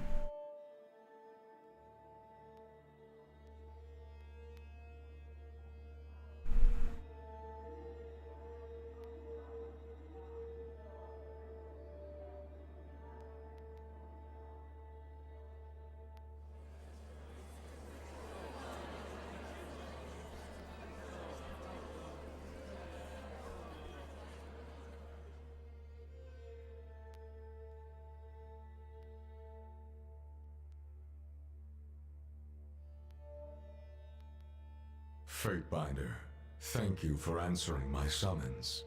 This could very well be the defining hour of the conquest. I only came here to kill you. Farewell. Pleasure is mine. Your manners do you well. All the same, we are here for justice, not pleasantries. I first want to make it clear why we've assembled today. After the collapse of Vendrian's Well and the start of the Civil War, it became clear to me that there must have been some great fault on the part of the Archons. We come together to root out the source of our troubles, and determine which of the Archons has sowed more chaos during the war. Albatronus. I think the answer to that question is obvious, Adjudicator. Giving voice to it here is but a formality to confirm what we already know. Tanan turns to aim what you can only assume is a stern look. He refocuses back onto you with cool stoicism. Much has happened since I dispatched you on that mission. With Kairos' mandate that only one Archon may rule the Tiers, the verdict is now more important than ever. We cannot allow this conquest to descend into total anarchy. You chose not to support the Overlord's Archons, a decision that challenged the very fabric of the conquest. The answer is simple. I am the only Archon worthy of ruling the Tiers. Alio chuckles. This should be interesting. Your bravado has certainly flourished over time, my old colleague. An interesting claim. Let us put it to the test, shall we? In your professional and objective opinion, which of the two Archons is guilty of sowing the most chaos in the Tiers? The voices. Both? The voices. And so the charges are declared. I'm confident you've come with prepared arguments and research, as is expected of your station. Blood mulch. I won't stand here and patiently sit through baseless accusation. In accordance to Kairos's legal custom, you will state the crimes against the Archon and offer up your evidence. The court will weigh your claims on their merits. Let's hope we have enough, evidence. I would encourage you to make as many claims as possible. Bringing charges against an Archon is no small matter. They are not accountable to Kairos's laws with the same rigidity as an average citizen, so it may be more difficult to justify their guilt. Understood. I won't withhold any legitimate claims from the court. Provided that you have the evidence to back them, of course. To make a claim lacking evidence will only harm your case in the court's eyes. Is this understood? Yep. Fatebinder Rogalis. You no doubt recall the categories of infraction to which Archons may be held liable. They are sedition, incompetence, war crimes, and the hoarding of forbidden knowledge. It is not every day that we are called upon to determine guilt on such a scale. Tread lightly. Then we are ready to begin. State your claims, Fatebinder. You may proceed at your own pace. The Archon has perpetrated vile acts during this campaign. I accuse him of war crimes. Tunan. The Voices of Nerat has a tendency to interrupt Kairos's law as he desires, but I hope this practice hasn't spun out of control. Tell me of these war crimes, Fatebinder. Jagged Remedy was conscripting from the Unbroken when his forces were forbidden from the region. Tunan, an infraction on the Stalwart territory to which Graven Ash placed his claim. This shows some disregard for the disfavored operation. Do any other war crimes come to mind? The Voices of Nerat wanted the Forge-bound Master taken from Lithian's Crossing. Tunan, the Forge-bound are under my care, and no other Archon has any right to dictate their assignments, their keeper, or their welfare. This is a slight upon the very campaign. It undermines our ability to arm our forces. Bloodmulch. I'm sure that the Voices only wanted to look after Master Zedenya's safety. Statement retracted. Tunan, do any other war crimes come to mind? I've exhausted my evidence. Very well, have you another charge? I accuse the Archon is guilty of hoarding forbidden knowledge. Tunan, a difficult truth to bring to light. The fact remains that Kairos is the keeper of wisdom across Tyradus, and there are avenues of study denied us under her immutable law. If the Archon of Secrets treats this conquest as an opportunity to pillage forbidden knowledge toward his own ends, then it is worth the court's attention. Make your case, Fatebinder. Garrick, a forge-bound apprentice, sought knowledge in the old walls. The Scarlet Chorus garrison looked the other way. Albatronus. Did they now? Fascinating. Care to elaborate on what your recruits sought to gain from their negligence, Bloodmulch? Bloodmulch. The gang boss darts his gaze from Albatronus to Tunan. He swallows. No comment? Tunan. The garrison should have kept a better eye on the populace. I find it more likely that they sought to benefit from the trespass. Kairos's law is quite clear on this point, and the army is guilty by association. Can you voice further evidence that the Archon hoarded forbidden knowledge? I've submitted enough evidence. Unless there's anything further, let us return to the matter of the other charges. I accuse the Archon of sedition most foul. Tunan. Sedition? No small matter to weigh against an Archon, but if you believe the Voices of Nerat has colluded with the enemy, then have on. Present your case, Fatebinder. The Voices of Nerat gave disfavored battle plans to the stalwart defenders. Bloodmulch. Bah, as if any credible evidence could be dredged up from that junk heap of a realm. Whatever you found is probably so smeared or torn as to be illegible. Tunan. You found evidence of such a crime? Shocking that the Archon of Secrets would allow any trace to fall in wayward hands, but Stalwart is far from the Archon's reach. Simply fascinating. Do you have further evidence supporting the claim of sedition? Under the Voice's orders, Harchian Bronze smuggled iron weapons to the Vendrian Guard. Tunon. Then the Archon of Secret's treachery runs deeper than even I imagined. I fear this news harms the very foundation of our offensive. Thank you for delivering it to our attention. You have further evidence supporting the claim of sedition. I make no more claims. Then let us move on to the charges. I have made my case to the best of my abilities, Your Honor. Very well. I have weighed your evidence against the charges. The Court of Tunon the Adjudicator, Archon of Justice, and Counsel to Kairos the Overlord finds the Voices of Nerot guilty of sowing chaos, flaunting his authority, and using a time of war to advance his own twisted ambition. The sentence is death. Bloodmulch. What mockery of a process is this? The charges are all fabrications against my master, and I won't hear of it. Albatronus. The Court of Tunon has ruled. You overripe pustule. I suggest you hold your tongue.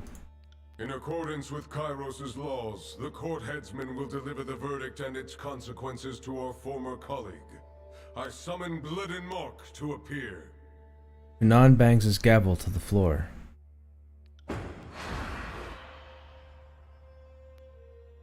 Mark. Shadows billow and flare ominously, thicker than blood and deathly seeping and gnashing, eating at the throne room from the farthest edges in, closer and closer, creeping still, until finally, for a single held breath, even the air goes black, and the light has been swallowed. And then there is light again, and Mark, the Archon assassin, standing before you, shrouded in shades and daggers, and death, and with white teeth flashing in his mouth as he laughs. Mark. Kid. Adjudicator. And who will this blade be cutting today? The usual? Or someone new? You're to execute the Archon of Secrets, the Voices of Nerot. Mark. A brow raised, the assassin flicks his gaze to Tunon. Been a while since I snuffed an Archon. Could be a tall order. Might take me longer than last time. Unless, maybe, the kid wants to take a stab at it? I'll leave it to your expertise. You are the court's blade after all. Mark. The assassin shrugs in his offhanded, unconcerned way. He snaps you a passing, wry smile as if to say it's no skin off his back, and then turns to the adjudicator, fully, utterly and wholly dismissive of you. Go about your assignment, headsman. Trouble the court no longer with your displays or your bravado, and be quick to return with the guilty party. We will abide here until you return. Mark. As you command, adjudicator, so must I enact. He bows low for the Archon of Justice, back strained. He cranes his face to you, face a hard mask as he stabs you with one last withering stare. Then the floor splits with a scream of shadows, a black ingress carving through tapestry and marble and ground, sibilating through time and space, a snake striking at an Archon, and Mark disappears. Tunon. The adjudicator turns its attention to the disfavored and Scarlet Chorus petitioners. Even through his stoic mask, the intensity of his gaze is evident. Bloodmulch. What can I do for you, mighty Tunon? Bloodmulch winces and takes a cautious step back. Given the court's findings, I judge you guilty by association with the Voices of Nerot. As he perpetrated his crimes, you had the audacity to represent the Scarlet Chorus in this hall of law. What of his fate, student? You proved the Voice's guilt. His servant is yours to dispense with as you see fit. He should be stripped of rank and made to serve the court. As fair and compromising as ever. Nunaval, escort this one from the court. The time for discipline and reintegration will come after our business is concluded.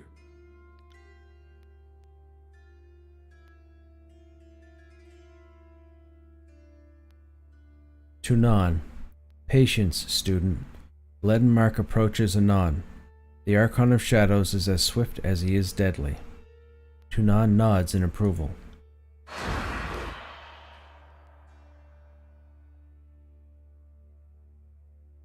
Leaden Mark. With a swift, jarringly shrill hiss of shadows, the court's infamous assassin cuts from a swath of darkness, coalescing faster than the eye can follow into the form of a man, an Archon, dragging a thrashing, swearing, and snarling second Archon with him. Leaden Mark hauls a red-soaked, excessively dagger-struck Voices of Nerat forward onto his hands and knees, and spotting you, grins coldly. His own teeth tinge with dark clots. You notice his signature red-painted mask gleams a darker, wetter shade in places, dribbling down the side of his face and neck and pooling from other, deeper wounds to mix with the shadows on the floor, and he clutches a shattered arm to his chest. Patches of his clothing and skin are singed in places, and he snaps with 2 fingers a burnt lock from the back of his hair. Damn near lost my eyebrows. He waggles them as if to make sure they're still there. The Voices of Nerat. No, not like this. We were so close. His legs bound by shadowy tendrils, the Voices of Nerat writhes in agony, his body contorting and folding in ways not possible where there's solid flesh and bone beneath his rags. Our memories. Don't leave us. No, come back. We can't face this alone. The Archon's hands dart about his body, trying to cover the numerous rips in his clothes oozing green, luminescent energy. Leaden Mark. He sighs, likely wearied from the fight, but managing instead to simply sound put out. His eyes cut like heated blades into the Spy Master. Don't complain like you didn't see this coming. Didn't I warn you? If the kid wasn't your death, I surely would be. You're the Archon of Secrets and you didn't see this coming? Pathetic. Have you any last words, traitor? Anything you'd like to say for yourself before you're put to death? The Voice of Nerat. You worthless idiots, you're killing the wrong Archon. This whole civil war was Ash's plan from the start. The chorus has united the tiers under one glorious crimson banner. We alone have brought Kairos' peace, Kairos' glory. Slay us, and you will only anger the Overlord. For we are Kairos' only true disciple. Were we not ordered to fight to see the strongest of us? Our ways are Kairos' ways. It is the rest of you who have fallen from grace. Leaden Mark. A black secretion, heavier than smoke but softer than water, roils from the Archon of Shadows. The assassin of unknown centuries and untold kills, and he racks forward suddenly, gasping a silent, shuddering breath as his power billows from him, tangible and consuming, suffocating until it has crept from him enough to choke at another. It, his executioner's embrace, is a burgeoning blot of nothingness, an expanse of endless shade that twists and shuffles, flares and snaps, and swallows both substance and light as it slowly enshrouds a howling Voices of Nerat. Then even sound is consumed, and there is nothing but a darkness where the Archon had kneeled. When, with a clench of Mark's fist, and shadow sifts again into him, not even a trace of blood remains.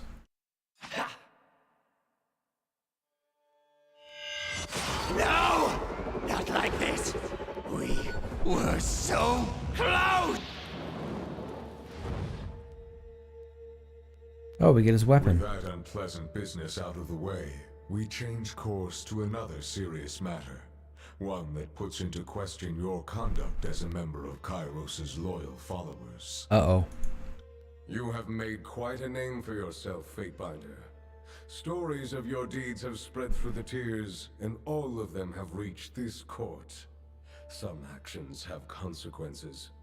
We will see what your actions have wrought. The court has its own charges to present, and invites you to answer for yourself. I expected as much. Bring on your charges. No, am I on trial, Your Honor? Yes, and I would ready yourself to form a defense, because your testimony could augur your doom. These proceedings are merely a formality. You have shown yourself to be a force of chaos and discord throughout the tiers. You cannot be trusted, and therefore must be destroyed. However, the law dictates a trial must be held. The trial begins now. I recommend that you treat these moments with deserving gravity, as they might be your last. Don't attempt to lie or evade answers. I will judge you in the objective eyes of our overlord. Is that understood? Yes, Your Honor.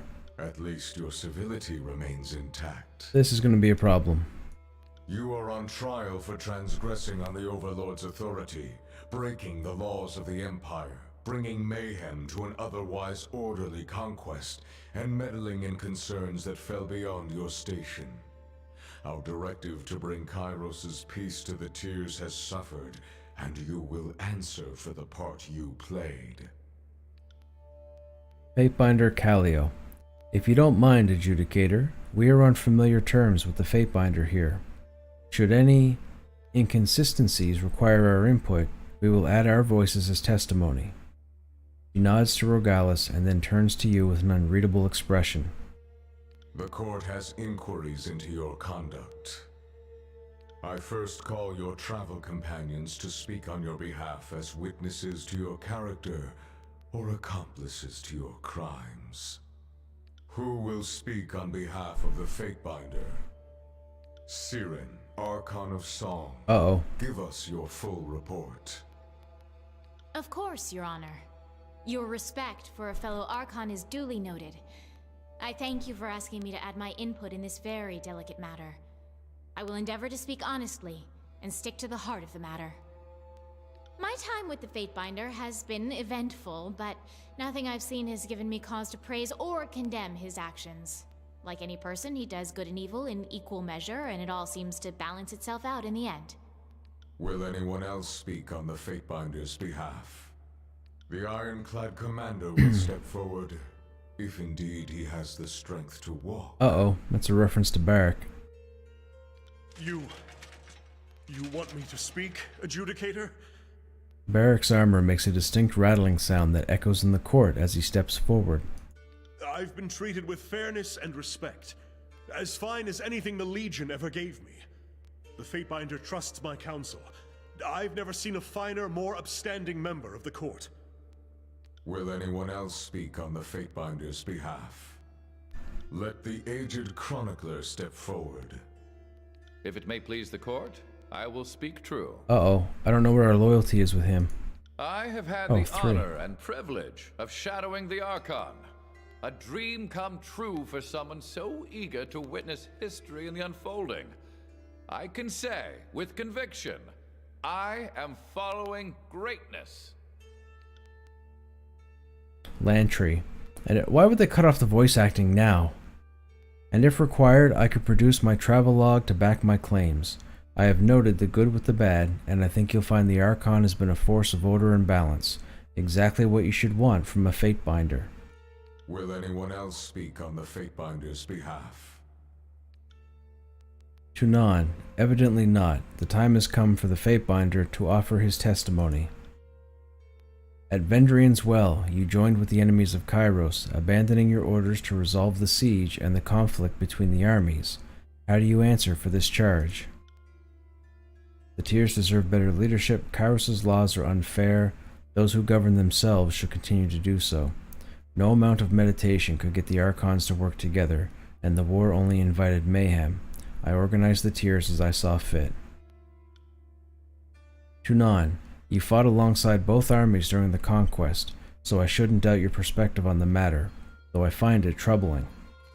Kairos' edict at Vendrian's Well should have destroyed the Archons, or forced them to cooperate, but your intervention alone was the deciding factor. Tunan appears deep in thought.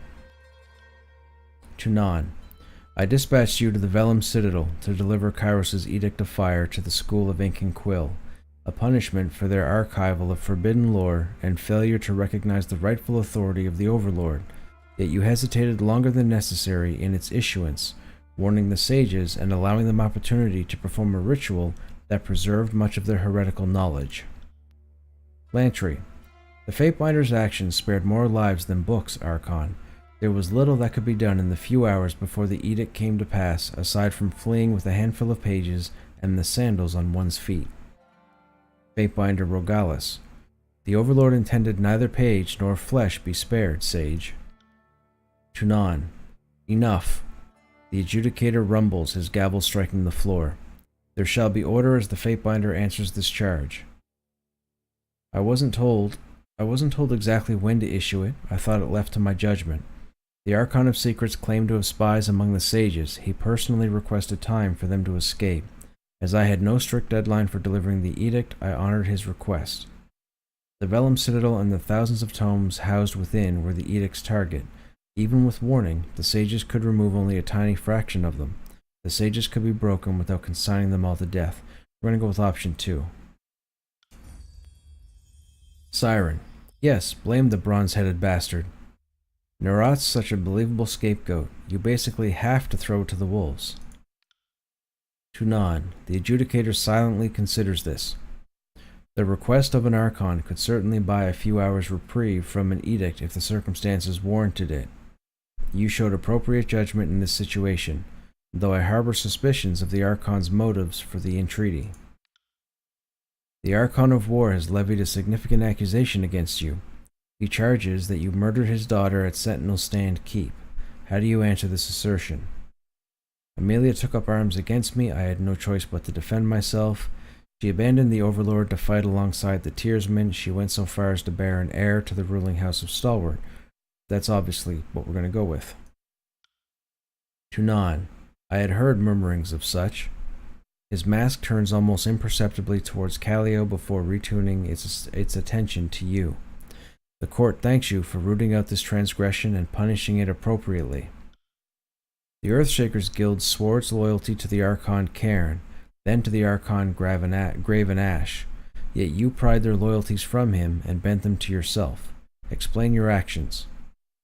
Graven Ash forfeited his claim on the Earthshaker Guild when he took up arms against the Chorus.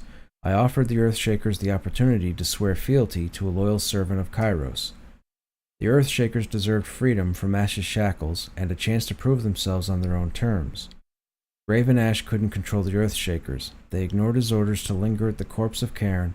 I collected them for Kairos. The Earthshakers fortified a camp in the Stone Sea, a clear violation of the Voice of Nerat's claims on the territory. We're going to go with first option. Tunan. The Archon examines you in silence. Sadly, the question of whether your loyalty to the Overlord endures remains undecided.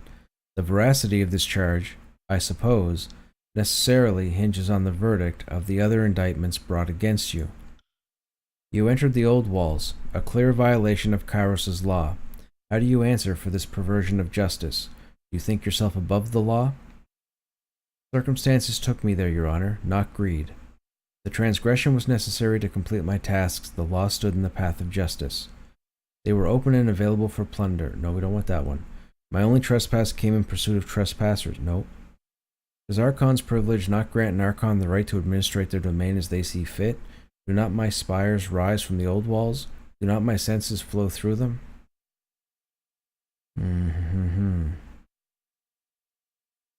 Circumstances took me there, Your Honor, not greed. I kind of like the 5 answer, but I got a feeling the 5 answer is a bad answer.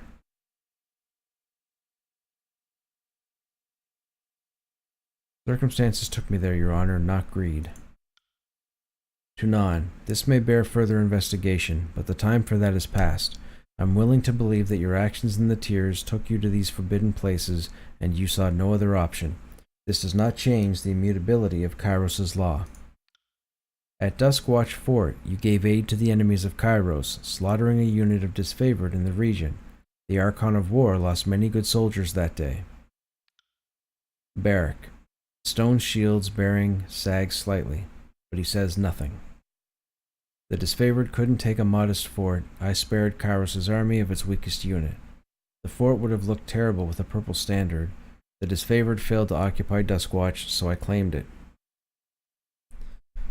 Let's go with the first option. Fatebinder Callio Wrath 3. It is a general's duty to discipline or dispatch units that fail to perform. It is the court's duty to discipline or dispatch the generals. I hope you don't make a habit of mistaking our station. Tunan weighs the matter while studying you in silence. At the city of Halfgate, you killed the garrison chorusman who lawfully claimed it. A dozen of Kairos' servants bloodied the streets in your wake. Misery and her crew were weak. I thrust the chaff from the wheat. They attacked me and hence violated Kairos' peace. I defended myself appropriately. Tunan, the adjudicator nods. I suspected as much. I pity you could not do so without eradicating Kairos' presence in the town. I have one final question, Fatebinder. Uh-oh. You were brought to this campaign to adjudicate the disagreements between the two armies. After your arrival, matters quickly escalated into a civil war. Did you knowingly join the conquest of the Tears to sow discord in your wake, or were you merely a victim of circumstance? Whatever harm I've done, the Archons have committed 100-fold. I recognized the Archons' corruption from the start. It was only a matter of time before they turned on each other, and I was prepared for that eventuality. I joined this conquest for the glory of Kairos, but I'm less certain that the Archons did for the same reason. You're not seriously weeping over the failed campaign of this backwoods land of savages? Kairos can send more troops in a fortnight. You credit me with starting a civil war? Adjudicator, I'm flattered. I think we'll go with I joined this conquest for the glory of Kairos, but I'm less certain that the Archons did for the same reason. It's possible, even likely, that the Archons traveled south with their own agendas.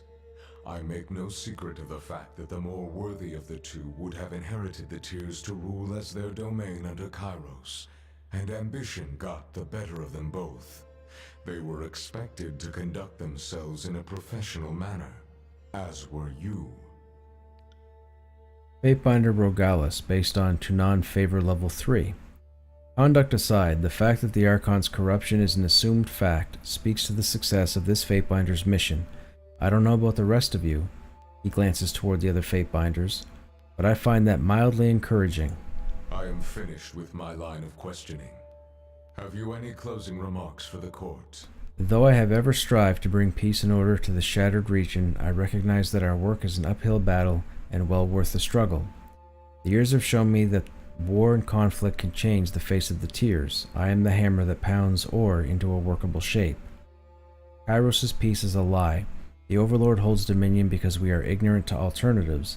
The better Overlord stands before you, ready to define justice as he sees fit. I just wanted to say that I don't recognize this court's authority to judge me. Thank you. Let's go with the first option. Though I have ever strived to bring peace and order to this shattered region, I recognize that our work is an uphill battle and well worth the struggle. The way you frame it, the conquest sounds like a matter of true personal investment. Most curious. After weighing the charges, this court finds you innocent. Against all reason or expectation, I find you innocent. Your testimony was sufficient to justify your deeds, your self-appointed authority, and your undermining of Kairos' law. I can hardly believe it myself. Non raises a trembling hand to his mask. Remember, he expected to whack us. Fatebinder Rogalis. Adjudicator, are you unwell? Callio, leave him. I want to see how this plays out. Archon, your presentation in the court today has shaken many of my core beliefs. Things I held sacred under Kairos' law are now uncertain. Ooh, what's happening?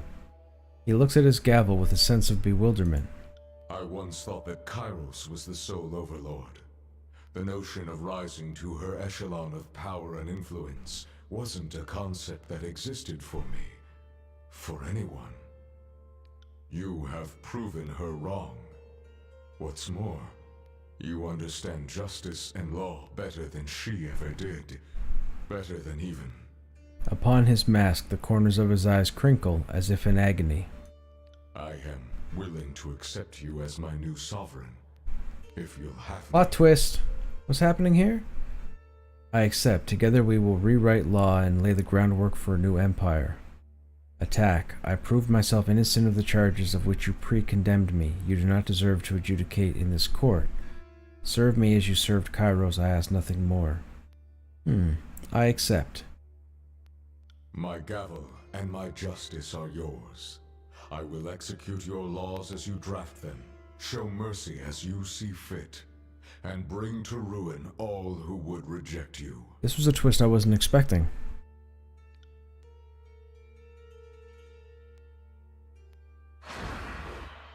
Hello, Bledden.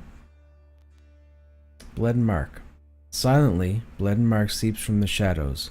He glides forward, palming two black-bladed daggers as his eyes dart between you and Tunan. Adjudicator, kid. He greets the both of you with a curt nod before stating his claim. Allow this blade to cut to the point. I have an objection, or two. He twirls both daggers, fingers moving deftly in and out of shadow, the movement nearly hypnotic and wholly blurred, and all the while his brightly burning eyes bore into yours. Subterfuge. Buddy, old pal of mine, what's the problem? Really? You have to do this now? Yeah, I don't like where this is going. I'm not some kid, I'm an Archon now. You do understand who you're messing with, right? Let's use subterfuge. We gain favor and wrath. Okay.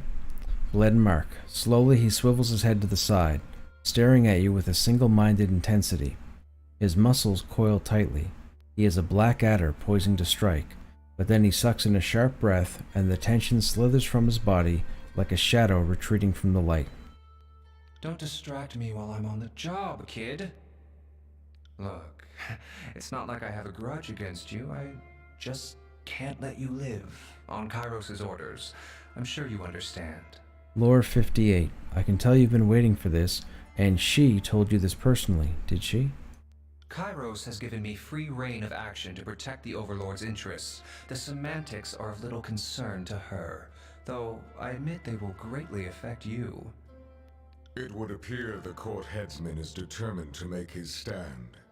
Under normal circumstances, I would curb this behavior with a swift execution. However, we have long since abandoned normalcy. There will be a trial by combat then. Bleddenmark's claim against your own. Justice will win out, and the will of the true Overlord will be evident for the living to witness. You may begin when ready, Archon. You don't have to do this. Neither of us has to die here. Bledden Mark. Without further word or warning, the Archon of Shadows dissipates into darkness. The lights in the room flicker and dim as he surges forward in attack. Your trial begins anew, Archon. Prepare to defend your title, your innocence, and your very life. He attacks from behind? Dude, that's dirty.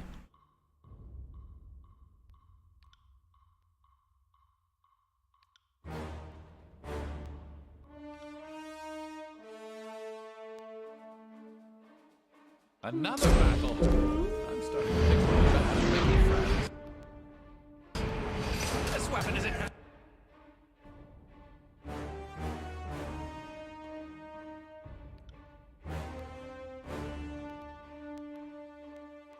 At once.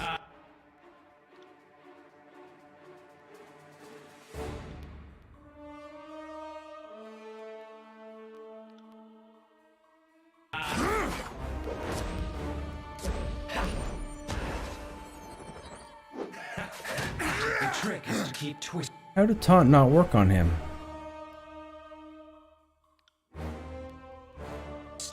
Until you hear the snap.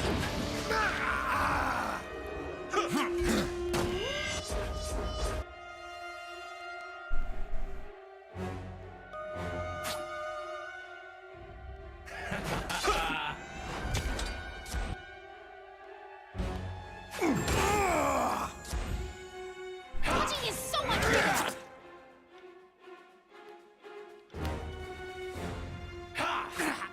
Come on, come on, come on, come on, come on, come on.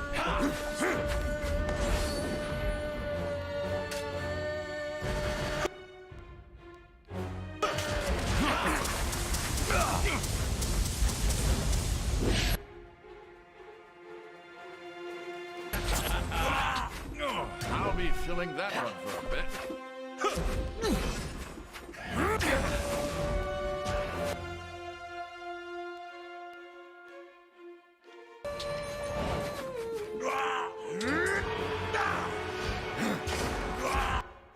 Dude, he's getting hammered.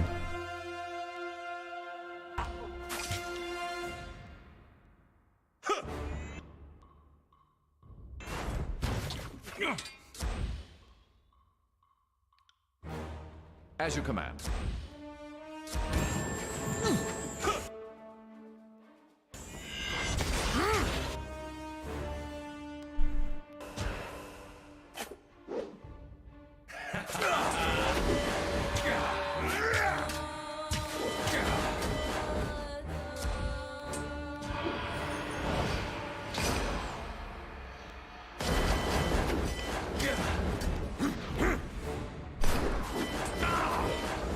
Well struck.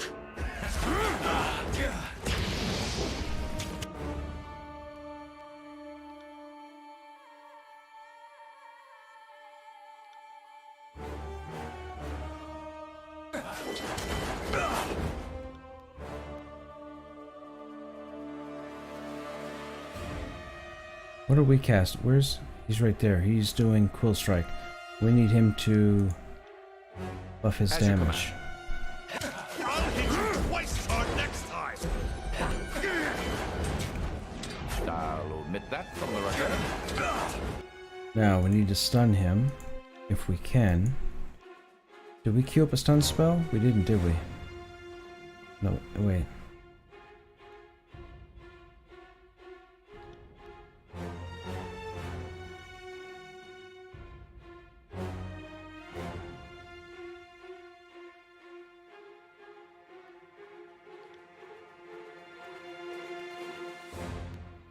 I'll take care of it.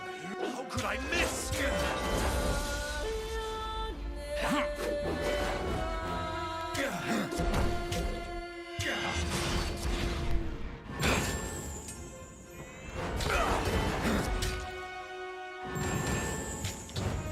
Damn my eyes.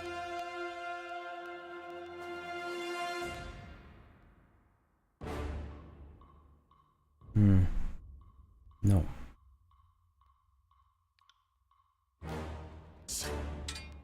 That attack didn't.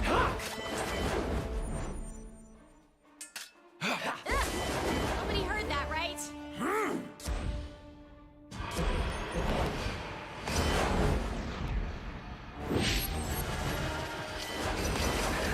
The trick is to keep twisting till you hear the snap.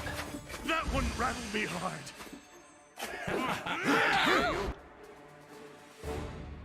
Clumsy shit.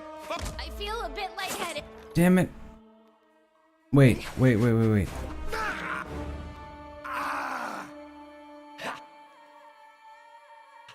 As you command.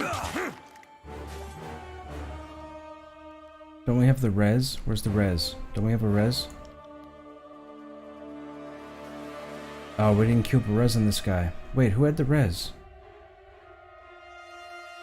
I thought he had the res.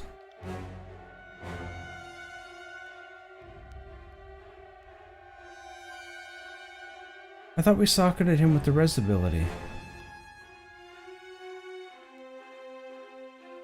Wrong tune, maybe?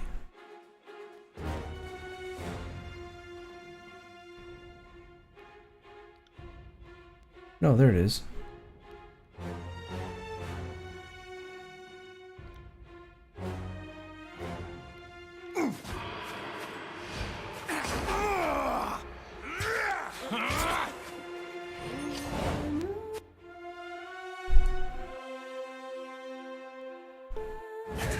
The trick is to keep twisting till you hear the snap.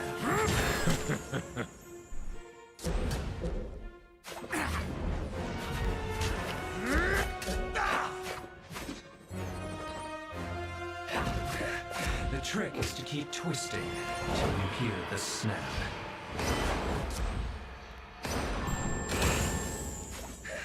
The trick is to keep twisting till you hear the snap. Consider it done.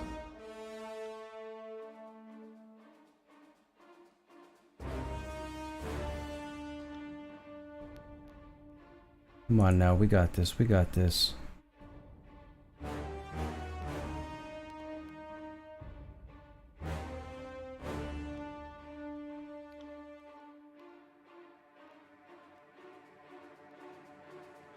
Will do.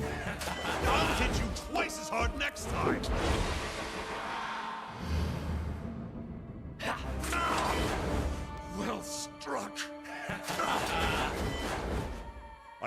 and face my iron! Whoops. I'll hit you twice as hard next time!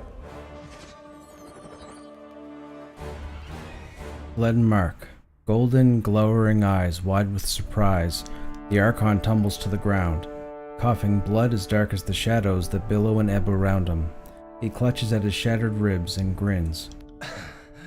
Look at you. The surprise of a lifetime. He gasps, drowning as his lungs fill with blood. The light in his eyes dims as his pupils seep blackness, expanding to fill the whole of his eyes. A look of meaning passes between you, his fingers digging into the ground. Don't die too easily. Won't look good for me. This brightness is blinding. Master, if you'll join me upstairs, I will pledge fealty to you in the lawful manner. This is questionable. I mean, we'll have to go through it, obviously, but still questionable. Alright, we've defeated Leaden Mark. He's got a body. We're going to loot it. Binding of Shadows. Jade Skin. Wow, 10% all damage taken? Or minus 10%? Shift into a shadow version of yourself. While in this form, deal bonus arcane damage with each attack. Gain bonus damage reduction. These effects scale with Binding of Shadows Renown. That's going on our hero, I think. For now.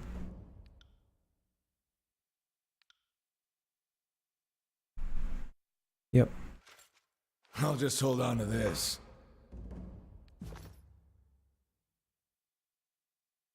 Come up here and get this guy's loot. So he dropped Gentle Touch, which is a one-handed dagger, and Final Scream, which is one-handed as well. Reverberating on weapon crit. Random amount of damage. Wow, so he does 30 for 40, but when it crits, it does another 30 to 39. Blast of Confusion. Okay, that's fine. What is this one? Annihilation. 25% to critical damage multiplier. That would be great on verse if we did daggers, but we did bow. So that really does nothing. Alright, these guys leveled up.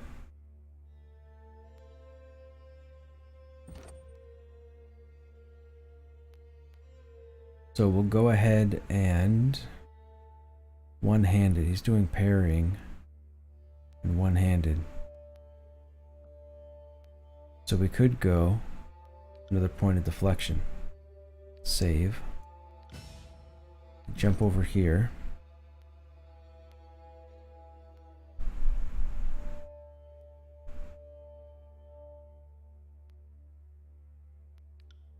I like that idea. Save.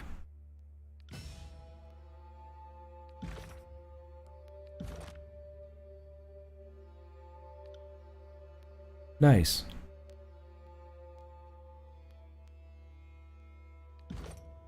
Okay, who else? You're on lore, so lore needs the two bottom ones, right? Right.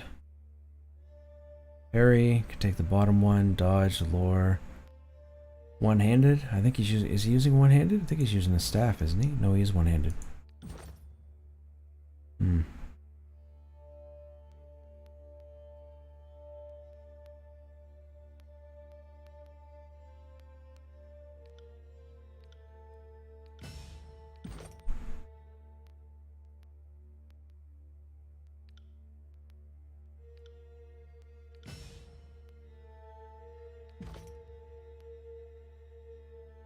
Okay, wait, did we say we were going to equip somebody with something? I think Landry was going to get that dude's weapon, right? It has Sigil of Life, which is plus 10 to control life. But we have Reverberating, which does random damage. However, I think it's a club, isn't it? Yeah, it is a club. And that's a dagger. Club and a dagger. Neither one of these guys are using either. We're not going to use them.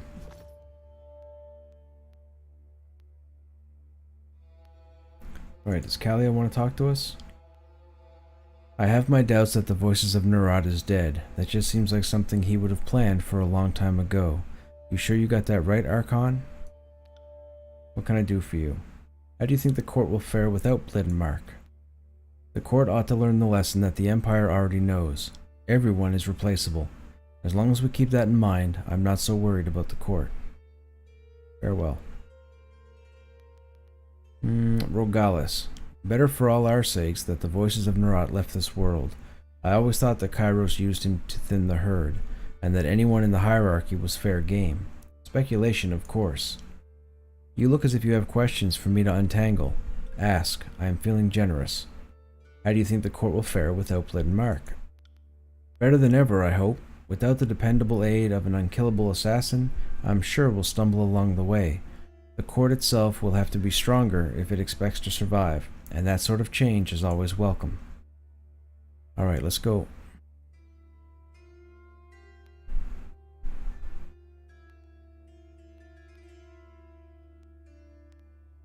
This could go well, this could go poorly. Uh-oh. Started already. Thought I'd have a second.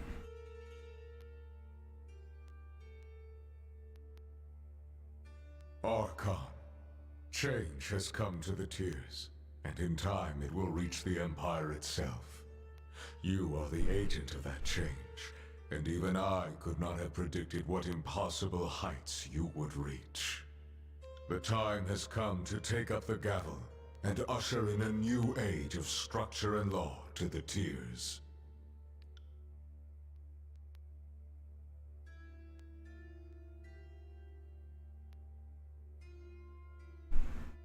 You will henceforth define justice for the rest of us. I will follow your lead and endeavor to follow your design. Your loyalty and confidence are appreciated. As the ruling Archon of the Tears, I submit to your authority and thank you for bringing order out of chaos.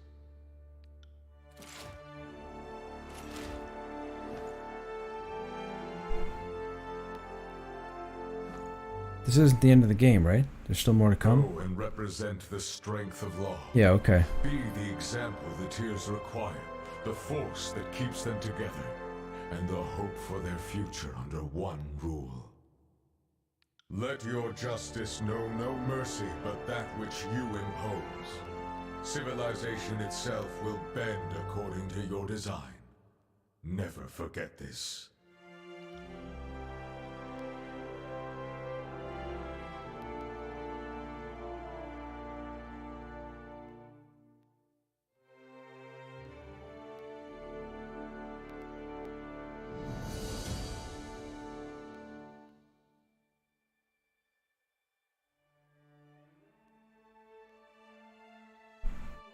That's it?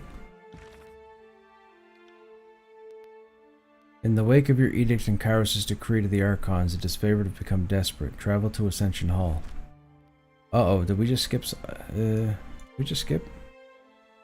Yeah, we can't talk to him anymore. He didn't give us anything.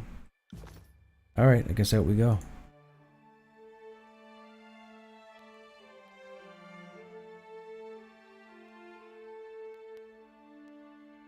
Nobody wants to talk to us at the moment.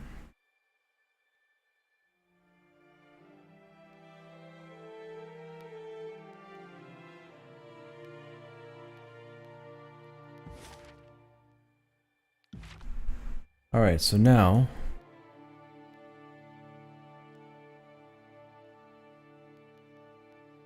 we have to go to, oh, Ascension Hall, right. Ascension Hall is Mountain Spire? Yep.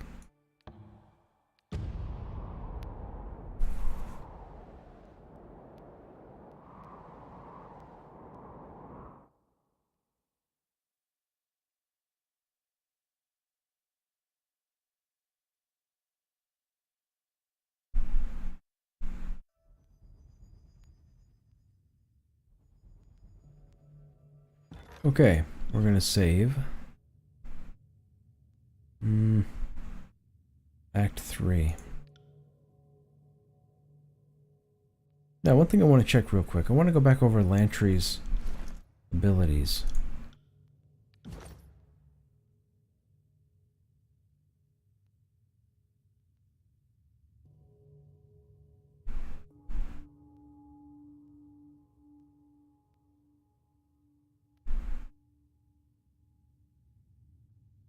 There's Voice of Ages. That's what we needed. Shoot. Alright, if he gets a chance to level again. Alright, let's talk to Tarkus. Fatebinder, or is it Archon now? We haven't taken the time to properly recognize what happened here. The thing that went off over our heads and the retreat of the army? Well, thank you. Our modest coalition here owes you our lives, again in some cases. To have the power of the Overlord at your disposal, there are no words for my astonishment. There's so much to discuss, what this could mean for our coalition, Kairos' hierarchy, everything. Zidania, this power makes you unlike any other Archon. I wonder, will Kairos value your talent, or seek to destroy it? We should be ready for either possibility. Redix, I wonder if Cairn ever suspected that the Overlord's power could be attained. Could he have been on the same journey you walk now? If so, may his passing be a warning. Matthias, if you did this in a moment of crisis, think of what you could accomplish if you put your will behind it. The thought almost makes me respect Kairos' sense of restraint. Tarkus, I don't think we can downplay the importance of this, but right now there's an immediate problem that demands our attention. Lethian's Crossing is under attack. The disfavored march in great numbers, and every report confirms the same. They will not back down until the city is theirs. No doubt, Graven Ash wants to reclaim his iron deposits to keep his army outfitted. If we want to protect everything we've built, gathering our strength is no longer an option. Barrack. The Legion will stop at nothing to take back its resources. They are far from the homeland, and in need of every advantage. You will be hard-pressed to reclaim a single iron ingot from Lethian's Crossing. Barrack, I need to inspire this coalition, not scare them to death. Athletics. Shut up, Barrack. You've gained loyalty with Barrack.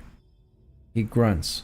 If my silence will bring a modicum of order to this dissident collective, then you will have it. Lethian's Crossing will not fall while I live to defend it.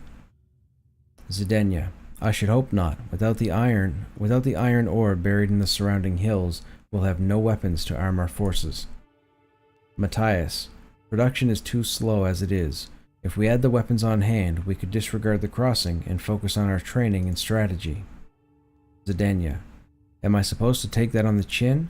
Captain, if your soldiers aren't already keen to the Overlord's fighting styles, then no amount of weapons we put in your hands can help us now.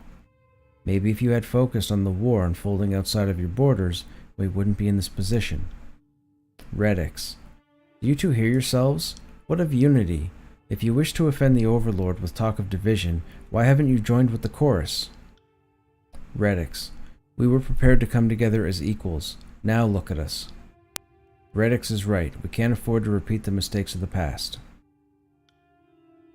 Tarkus, if we keep that in mind, we might yet survive long enough to see the end of this war.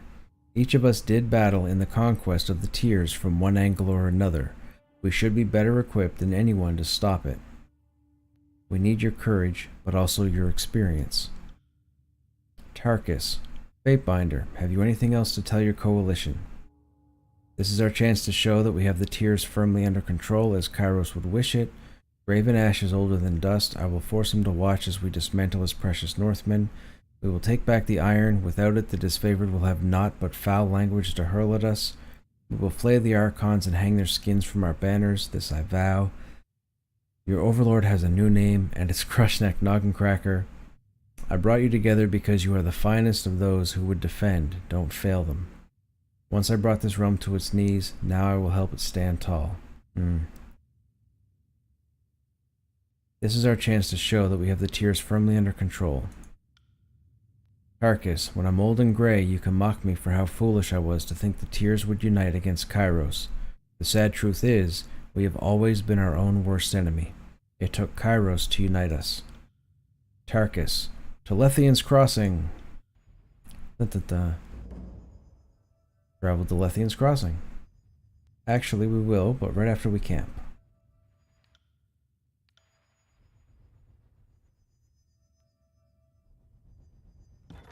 And save.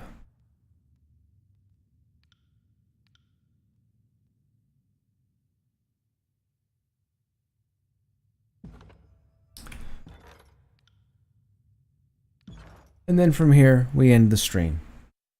It is almost 2 a.m. my time. I have to get to bed. I do have work in the morning.